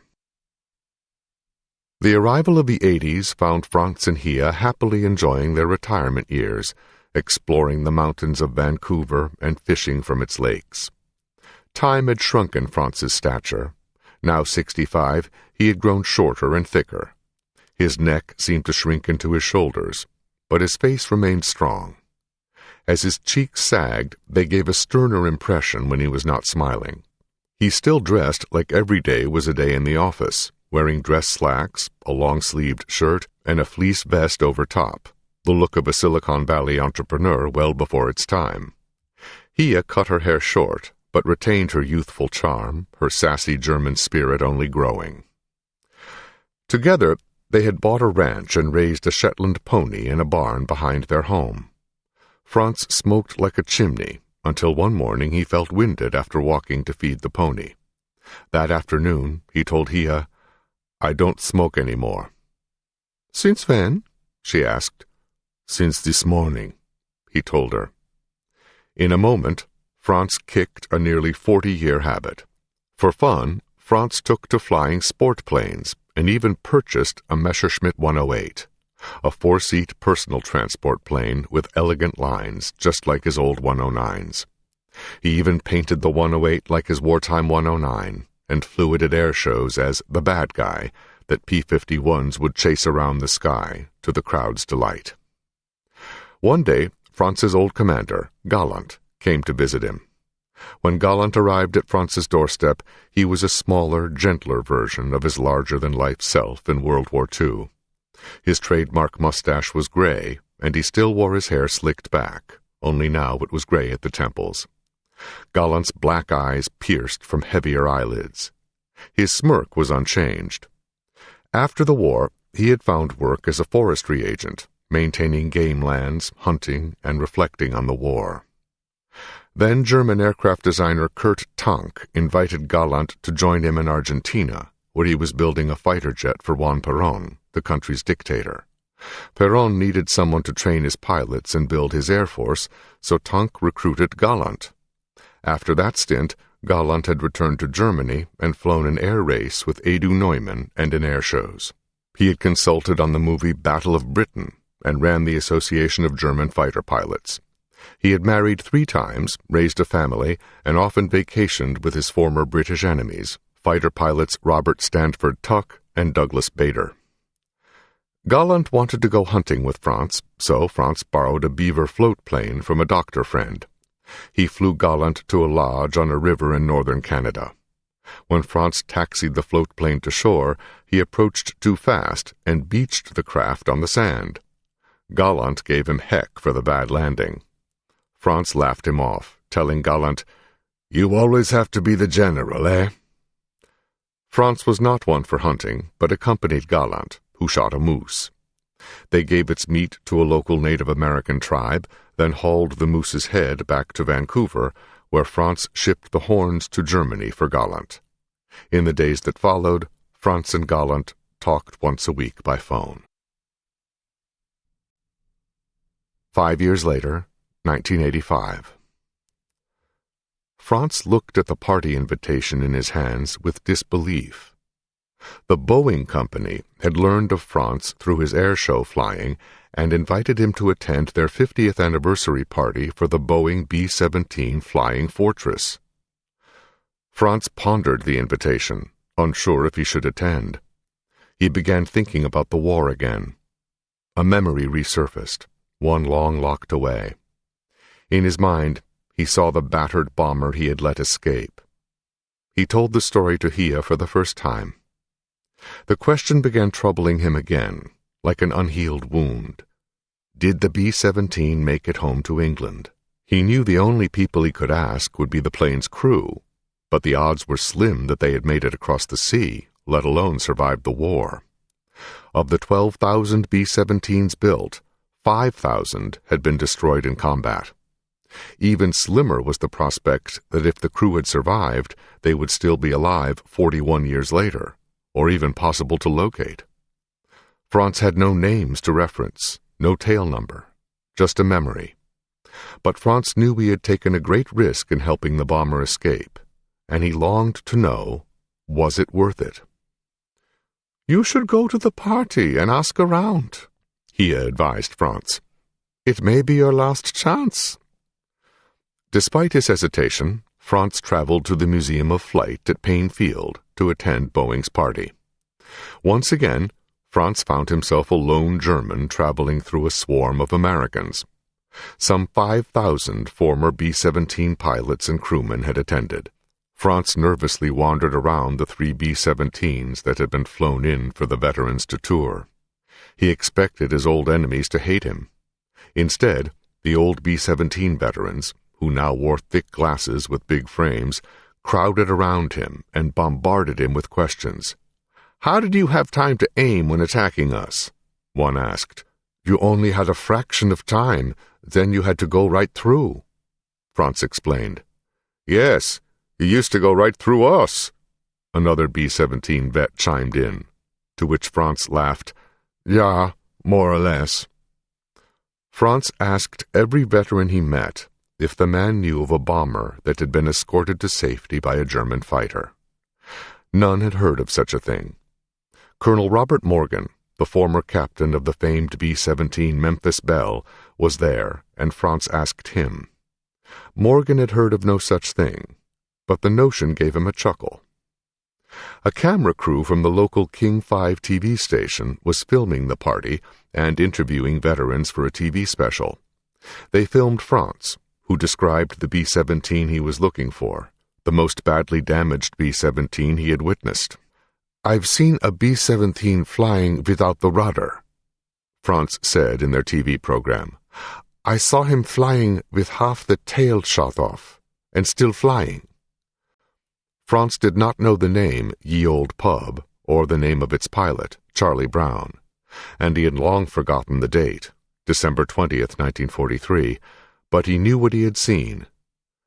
"We knew we had a job to do, defend our country," Franz said in the program, "and we knew the boys in those airplanes had a job to do too, because they had orders to get the war finished, and it was just such fierce combat." Franz left Boeing's party with new friends among former adversaries and an invitation from the American Fighter Aces Veterans Association to attend future reunions as their guest. Franz returned to Vancouver certain that he would never know the B-17 crew's fate. At the opposite corner of the continent, in Miami, Florida, Charlie Brown was pondering his half of the December 20th encounter. Charlie's life after World War II had been idyllic. During college in West Virginia, he had met a girl named Jackie, a petite brunette who always wore her hair in a neat bun. She was from a small West Virginia town like Charlie's and captivated him with her colorful dresses and classiness. Jackie understood what Charlie had endured during the war. She was a young war widow whose first husband had been a fighter pilot killed over Europe. Charlie and Jackie hit it off and married in 1949. That same year, Charlie returned to the Air Force and made a career in military intelligence, and even served in London as an attaché to the RAF. During this time, he and Jackie had 2 children, daughters Carol and Kimberly. In 1965, Charlie retired early as a lieutenant colonel to work for the State Department in Southeast Asia during the Vietnam War. There, for 6 years, he supervised the flow of food and aid to America's regional allies. When Charlie retired for good in the early 70s, he moved to Florida, bought a house, and drove a big Cadillac with Air Force wings on its license plate. Charlie seemed to grow taller and lankier with age, and lost only a few inches of his hairline. He wore yellow-tinted glasses, high-waisted pants, and long shirts with their sleeves always rolled up. He was never without a bolo tie. He drank a martini each night and always carried a first aid kit of gin, vermouth, 2 glasses, and a shaker in the trunk of his car. As a hobby, Charlie pursued his passion for science and invention and worked with other inventors to develop environmentally friendly diesel engines long before such research was popular. He spent hours on the golf course, volunteered at his church, and doted on Jackie, who still wore her colorful dresses and makeup every day. She was calm, dignified, and a great cook. Charlie's daughters lived nearby and often came for dinner. He knew he had a wonderful life. In these, his golden years, Charlie's war memories resurfaced. He had attended a bomb group reunion in 1957, but nothing more. Back then, the memories were too fresh and painful. Now, he began having nightmares again. He would dream about December 20th, and the dream always ended with the pub spinning to earth in a death dive from which he could not recover. Charlie always awoke just before he crashed in the dream. Standing in his bathroom looking in the mirror, Charlie tried to tell himself that December 20th was long over. But something deep within him was eating at his subconscious, and he knew it was not just the spin. He needed closure. Charlie joined the 379th Bomb Group Association, as well as the Association for his pilot class, to reconnect with his old buddies. At the 1985 Las Vegas reunion of his pilot class, Charlie and his classmates sat in a circle in the hotel's hospitality suite, swapping war stories. One of the men in the circle was Charlie's former classmate, Colonel Joe Jackson. Jackson had a round, friendly face and still wore his hair in a military crew cut. He told his war stories with an upbeat Georgian accent. Jackson had been a bomber pilot in World War II and a fighter pilot in Korea. In Vietnam, he had flown transport planes, and his actions had earned him the Medal of Honor. Jackson did not tell that story, but Charlie and the others had heard what he had done. Jackson had landed a transport on an airfield that was being overrun by the enemy. Miraculously, he had rescued 3 Air Force combat controllers, picking them up and whisking them away. His plane came back with countless holes and even an unexploded rocket-propelled grenade in the nose. Charlie stunned his scotch-sipping buddies when he casually remarked, "You'll never believe this, but one time I was saluted by a German pilot." Jackson and the others were so intrigued that they prompted Charlie to reveal the full story. Charlie told them of the German pilot who had spared him and his crew. "You should look for him," Jackson urged Charlie. "He might still be out there." Charlie knew the odds were slim. The German fighter pilots had been all but wiped out. How could he find an unknown enemy pilot he had flown with for 10 minutes, neither having exchanged a single word? It was 42 years later. But still he wondered, who was he, and why did he let us go? Charlie began his search for the German pilot. In his free time during the next 4 years, Charlie used his Air Force connections to cull the archives in America and England and discovered his crew's after-action report from December 20th. It had been stamped classified, but contained nothing sensitive.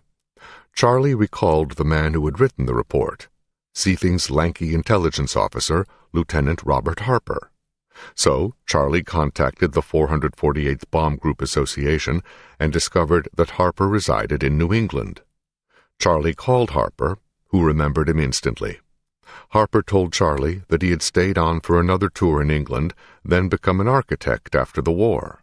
Having retired, Harper told Charlie his new hobby was painting. That gave Charlie an idea. "Do you think you could paint a portrait of our plane?" Charlie asked him. Harper remembered the pub and agreed. "This time, is it safe to include the German?" Charlie joked. Harper laughed and agreed to paint the 109 flying alongside the pub, his way of making amends for having quashed the story during the war. Harper painted the scene in watercolors, then hit a roadblock. He called Charlie. He did not know what markings to paint on the German plane. Charlie had no idea either. "Let's leave that part blank," Charlie told Harper, "just in case I find him." Charlie had read in an aviation magazine that Germany's most famous pilot, General Adolf Galland, had recently made an amazing reunion of his own. Galland had reunited with his wartime crew chief, Gerhard Meyer, by placing an ad in a newsletter called Jägerblatt. Jägerblatt, fighter journal, was the official publication of the Association of German Fighter Pilots, the reunion group for past and current pilots. So Charlie wrote to the editor of Jägerblatt and asked if the editor would publish his short letter describing the December 20th incident and the German pilot he was trying to find. But the editor was not eager to help a former bomber pilot. He declined Charlie's request. So Charlie tried another route and wrote to Galland to ask for his help.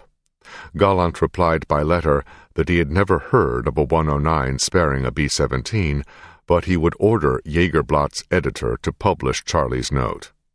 Galland could do this because he had once served as the organization's president. He told Charlie to resubmit his letter, and Charlie eagerly complied.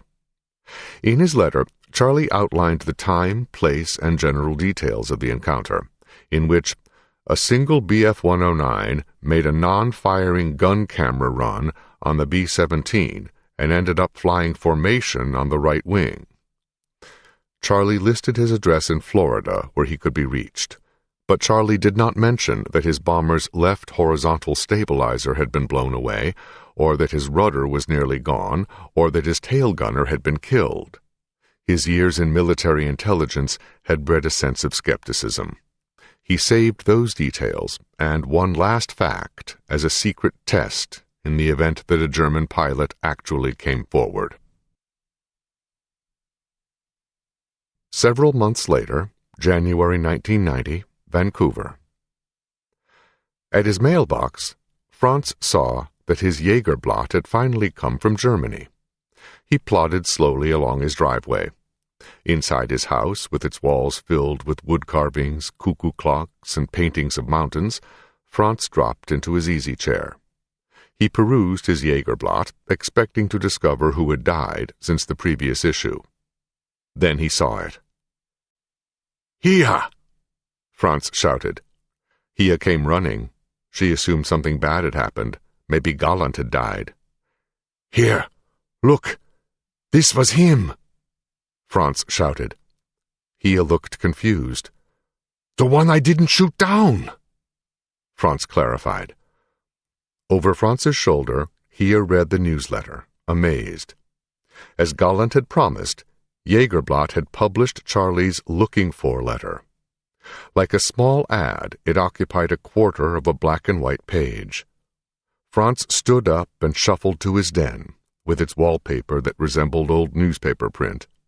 He opened the cover on his typewriter, slipped a piece of paper within the rollers, and quickly pounded out a letter that read, January 18th, 1990. Dear Charles, all these years I wondered what happened to the B-17. Did she make it or not? As I am a guest of the American fighter aces, I inquired time and again, but without any results. I have been a guest at the 50th anniversary of the B-17, and I could still not find any answers, whether it was worth to risk a court-martial. I am happy now that you made it, and that it was worth it. I will be in Florida sometime in June, as guest of the American fighter aces, and it sure would be nice to talk about our encounter. By the way, after I landed at Bremen Airport, I borrowed the Fieseler Stork from the airport commander to fly out to a B-17, which I shot down. The field I landed in just was not cooperating, and I stood on my head or prop. I just wanted to be sure that the crew was treated correctly. My landing was not appreciated, I told in the officers' mess, as I was forced to stay overnight to have one of my radiators changed, which had a .50 caliber bullet stuck in it. For now, Horrido. Yours, signed Franz Stiegler. 5 days later in Miami, Jackie brought Charlie his mail as he sat at his desk, listening to the radio. He sliced the letter with an opener. "My God!" Charlie muttered as he read the letter in disbelief. He called his wife. "Could it be him?" Jackie asked. Thinking like an intelligence officer, Charlie pointed out that Franz had asked for nothing. He had not listed his phone number or said they needed to write a book together and tell the world of their encounter. He simply had suggested that maybe they could meet someday, and that he was happy Charlie had made it. "I've got a good feeling this is the guy," Charlie told his wife, "but I'm not getting my hopes up yet." Charlie sat down to type a letter back to Franz. Midway through the process, he became impatient and stopped. "The heck with it," he said. Picking up the phone, Charlie dialed information. He asked for the Vancouver phone directory and if there was a Franz Stiegler listed. The operator told him there was and gave him Franz's number. Charlie called, and Franz picked up. "Is this Mr. Franz Stiegler?" Charlie asked. "Yeah," Franz replied. "This is he." "The Franz Stiegler who flew in World War II?" Charlie asked. "Yeah," Franz replied, sounding confused. "Franz, I think we go way back. This is Charlie Brown." The conversation was strange and awkward at first. Charlie asked Franz a series of questions to figure out if he was really the one. Franz described the bomber's battle damage. He mentioned the missing stabilizer. He said the rudder was nearly gone. He told Charlie the tail gunner's position was shattered. Charlie's heart skipped a beat. He had never mentioned the stabilizer, rudder, or tail gun position in his Jägerblatt letter. But Franz knew everything. Then Franz told Charlie, "When I let you go over the sea, I thought you'd never make it across." "My God, it is you!" Charlie said. Tears ran down his cheeks and onto the phone's handset. Charlie had purposely never mentioned anything in the letter about flying over the water. That was his secret test. All Charlie had mentioned was that the encounter had happened over land. Yet Franz knew they had flown together out and over the sea. His emotions flowing, Charlie asked Franz the first thing that came to mind. "What were you pointing for? You kept pointing and trying to tell us something." "To get you to land in Sweden," Franz told Charlie, choking up himself.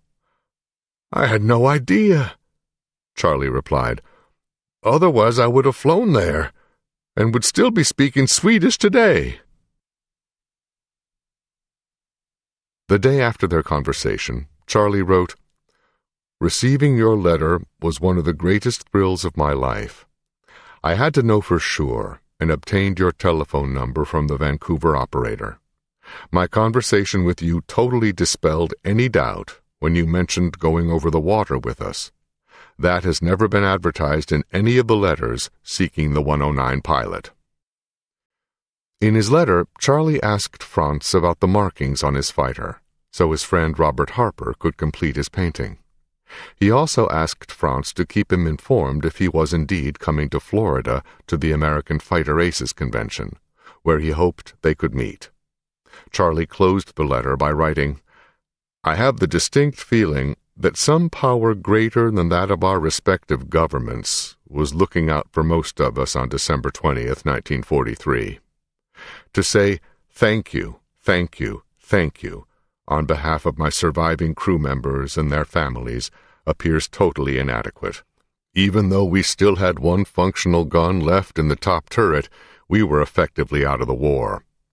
I am not only thankful that you did not bring about our demise, but also grateful you did not pull out a Walther P-38 pistol or slingshot and finish us off while you were flying close formation with our right wing. I am sure that your skill and daring made you an extremely successful fighter pilot.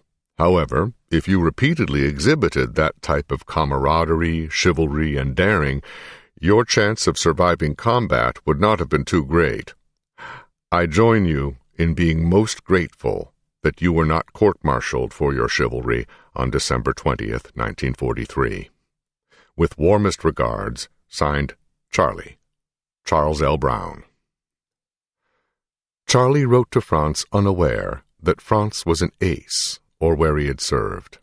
He just knew that Franz was a good man. But Charlie still needed to know why Franz had spared him. That spring, Franz suffered lung ailments and had to cancel his trip to Florida. Charlie offered to travel to Seattle instead if Franz would meet him there. Franz agreed, and the men set a date. Several weeks later, June 21st, 1990, Seattle.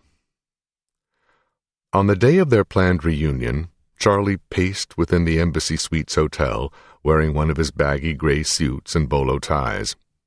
He knew Franz and Hia were due to arrive at 11:30 a.m., and that emotions would run high, so he planned a good-spirited joke. Charlie had recently received prints from Harper of his finished painting that showed Franz's 109 flying with Charlie's B-17. Harper entitled the work The Ultimate Honor. Harper's talents had come a long way. Charlie gave one of the prints to the lady at the front desk and asked her, "When Mr. and Mrs. Stiegler check in, can you please give this to Mr. Stiegler and ask him if he is the famous German fighter ace?" The girl agreed to play along.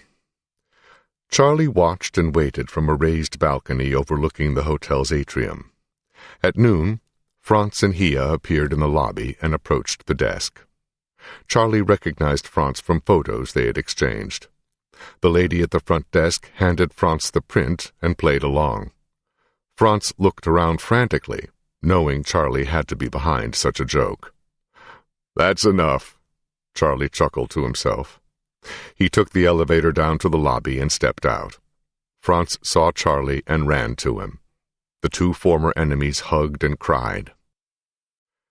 Charlie's wife had been unable to travel with him to meet Franz, so he had brought a friend, Joe Jackson, the Medal of Honor recipient who had first suggested he look for Franz.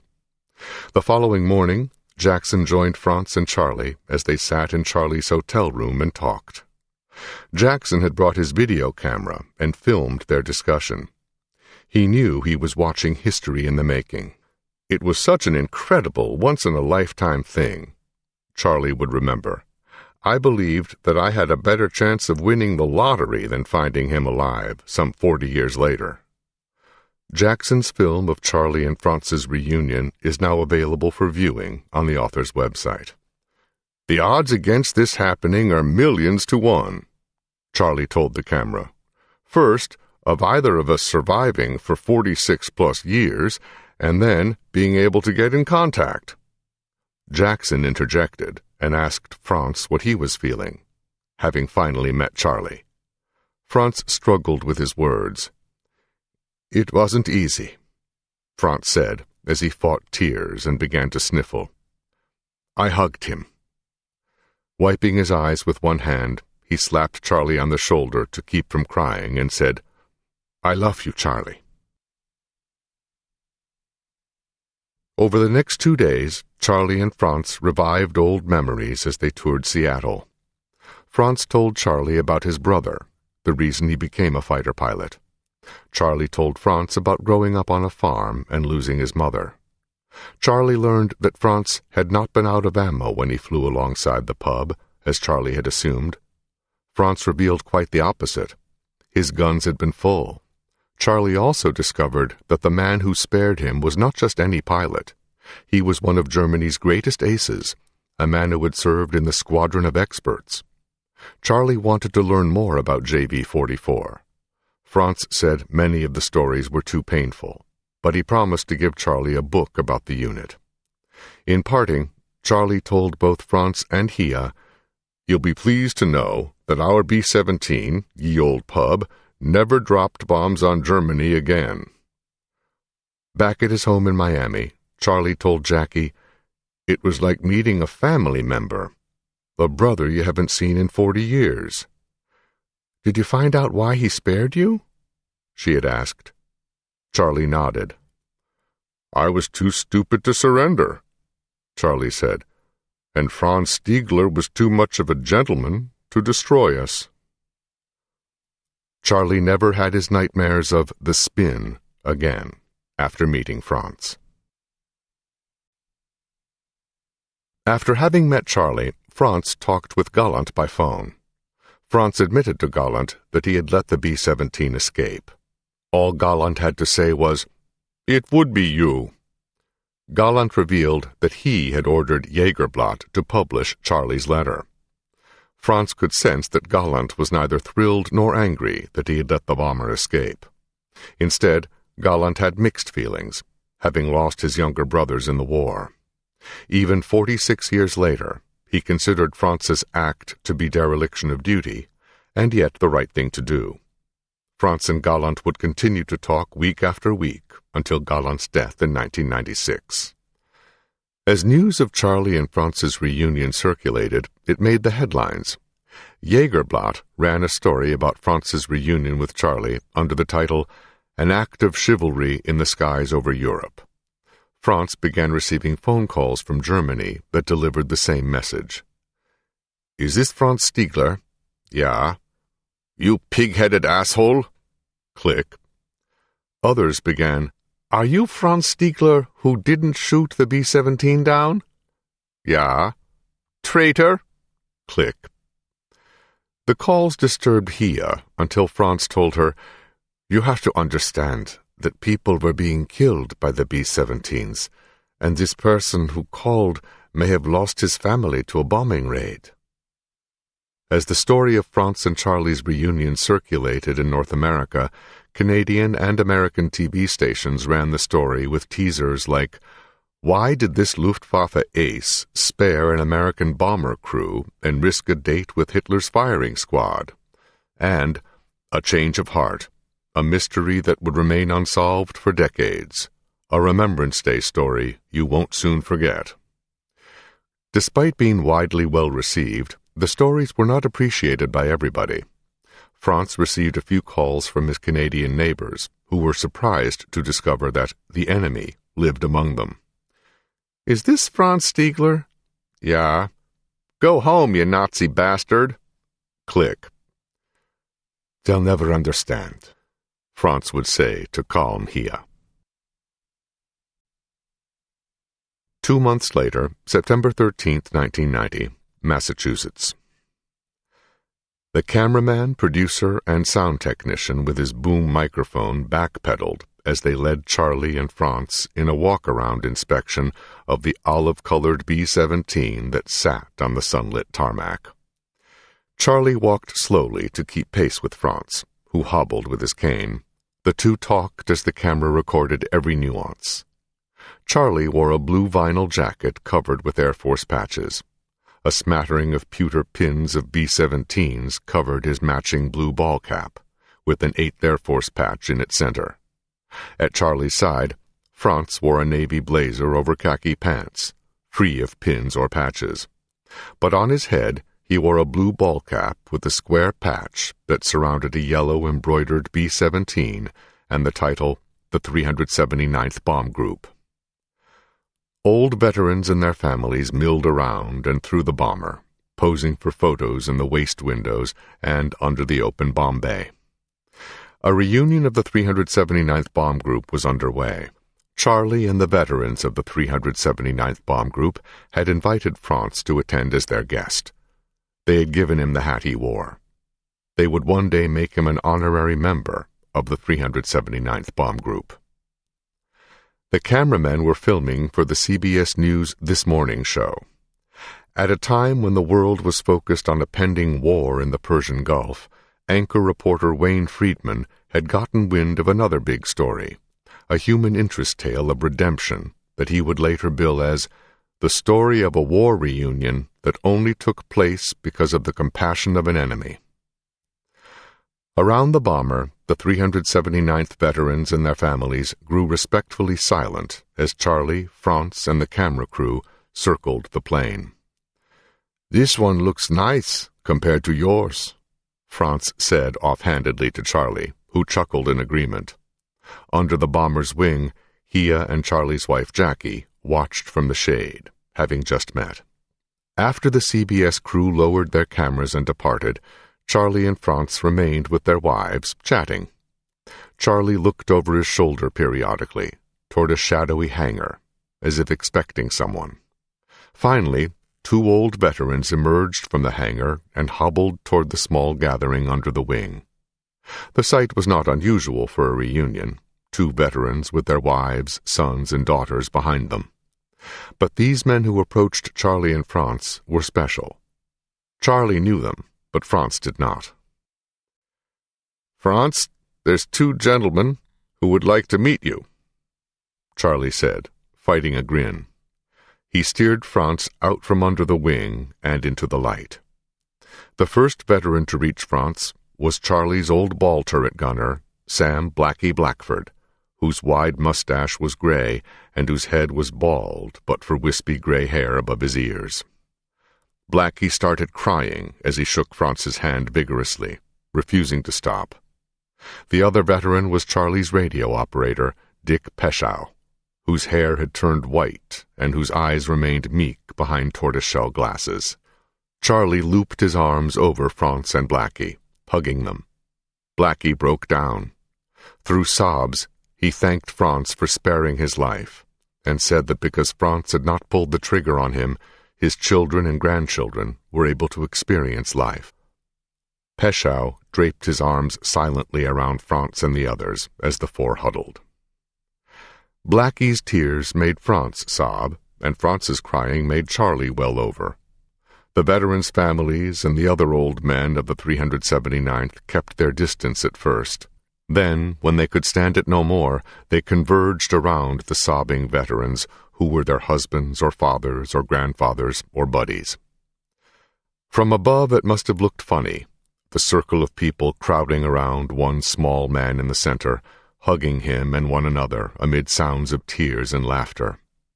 But everyone that day owed something to Franz Stiegler, the man in the middle. Because of him, 25 men, women, and children, the descendants of Charlie, Blackie, and Peschow, had the chance to live, not to mention the children and grandchildren of Charlie's other crewmen. But Franz thought he had been the one given a gift. When he presented Charlie a book about the squadron of experts, inside the cover he penned an inscription, quiet words that the world was never meant to hear. When Charlie read it, he could hear Franz's voice. "In 1940, I lost my only brother as a night fighter. On the 20th of December, 4 days before Christmas, I had the chance to save a B-17 from her destruction, a plane so badly damaged it was a wonder that she was still flying. The pilot, Charlie Brown, is for me as precious as my brother was. Thanks, Charlie. Your brother, Franz." From above, the circle of people blended as they hugged near the bomber's wing, becoming just one mass, bigger and greater as the gaps between them vanished. Afterward. In 1955, the United States and her allies formally welcomed West Germany into NATO and revived the German Air Force. In recognition of their honorable service to their country during World War II and absence of affiliation with the party, the following officers were reinstated at their old ranks and led successful careers in the new German Air Force. Gerhard Gerd Barkhorn, retired as a 3-star general. Gustav Rödel, retired as a 1-star general. Hannes Trautluft served as the Inspector General and retired as a 3-star general. Erich Hohagen, retired as a 1-star general. Walter the Count Krupinski, retired as a 3-star general. Erich Bubi Hartmann, joined the new Air Force after 10 years in Soviet POW camps, and later retired as a colonel.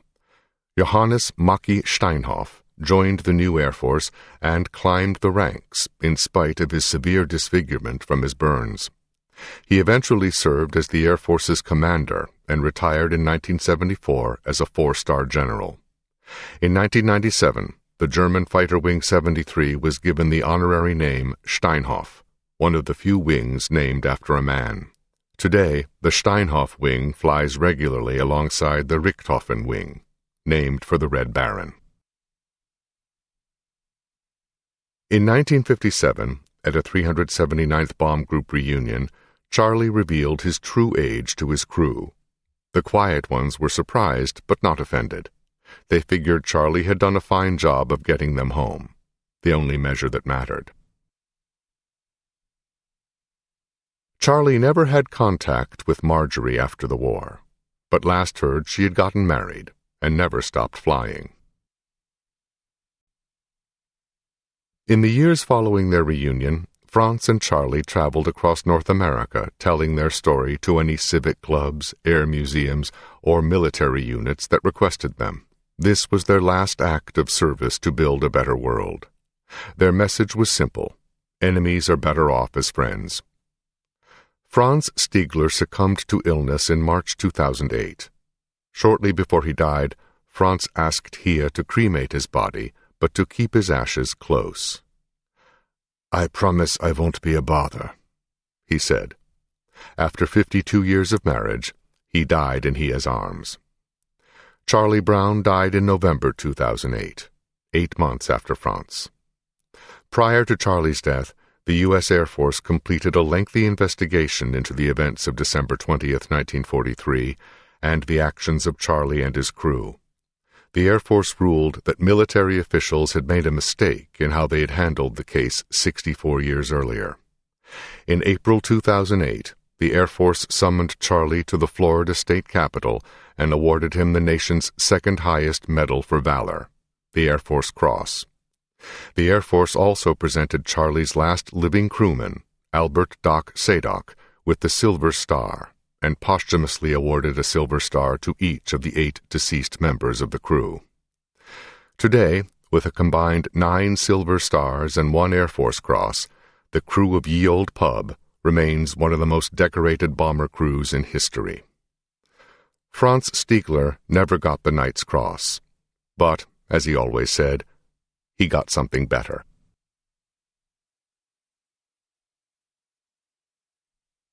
This concludes the reading of A Higher Call, an incredible true story of combat and chivalry in the war-torn skies of World War II by Adam Makos, with Larry Alexander.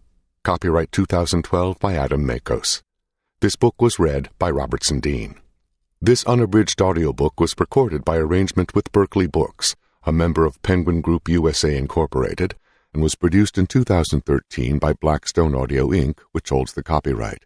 Neither this recording nor any portion of it may be reproduced or used for any purpose without prior written authorization from Blackstone Audio Inc. If you would like to obtain a monthly update telling you about new releases, call 1-800-SAY-BOOK. That's 1-800-729-2665.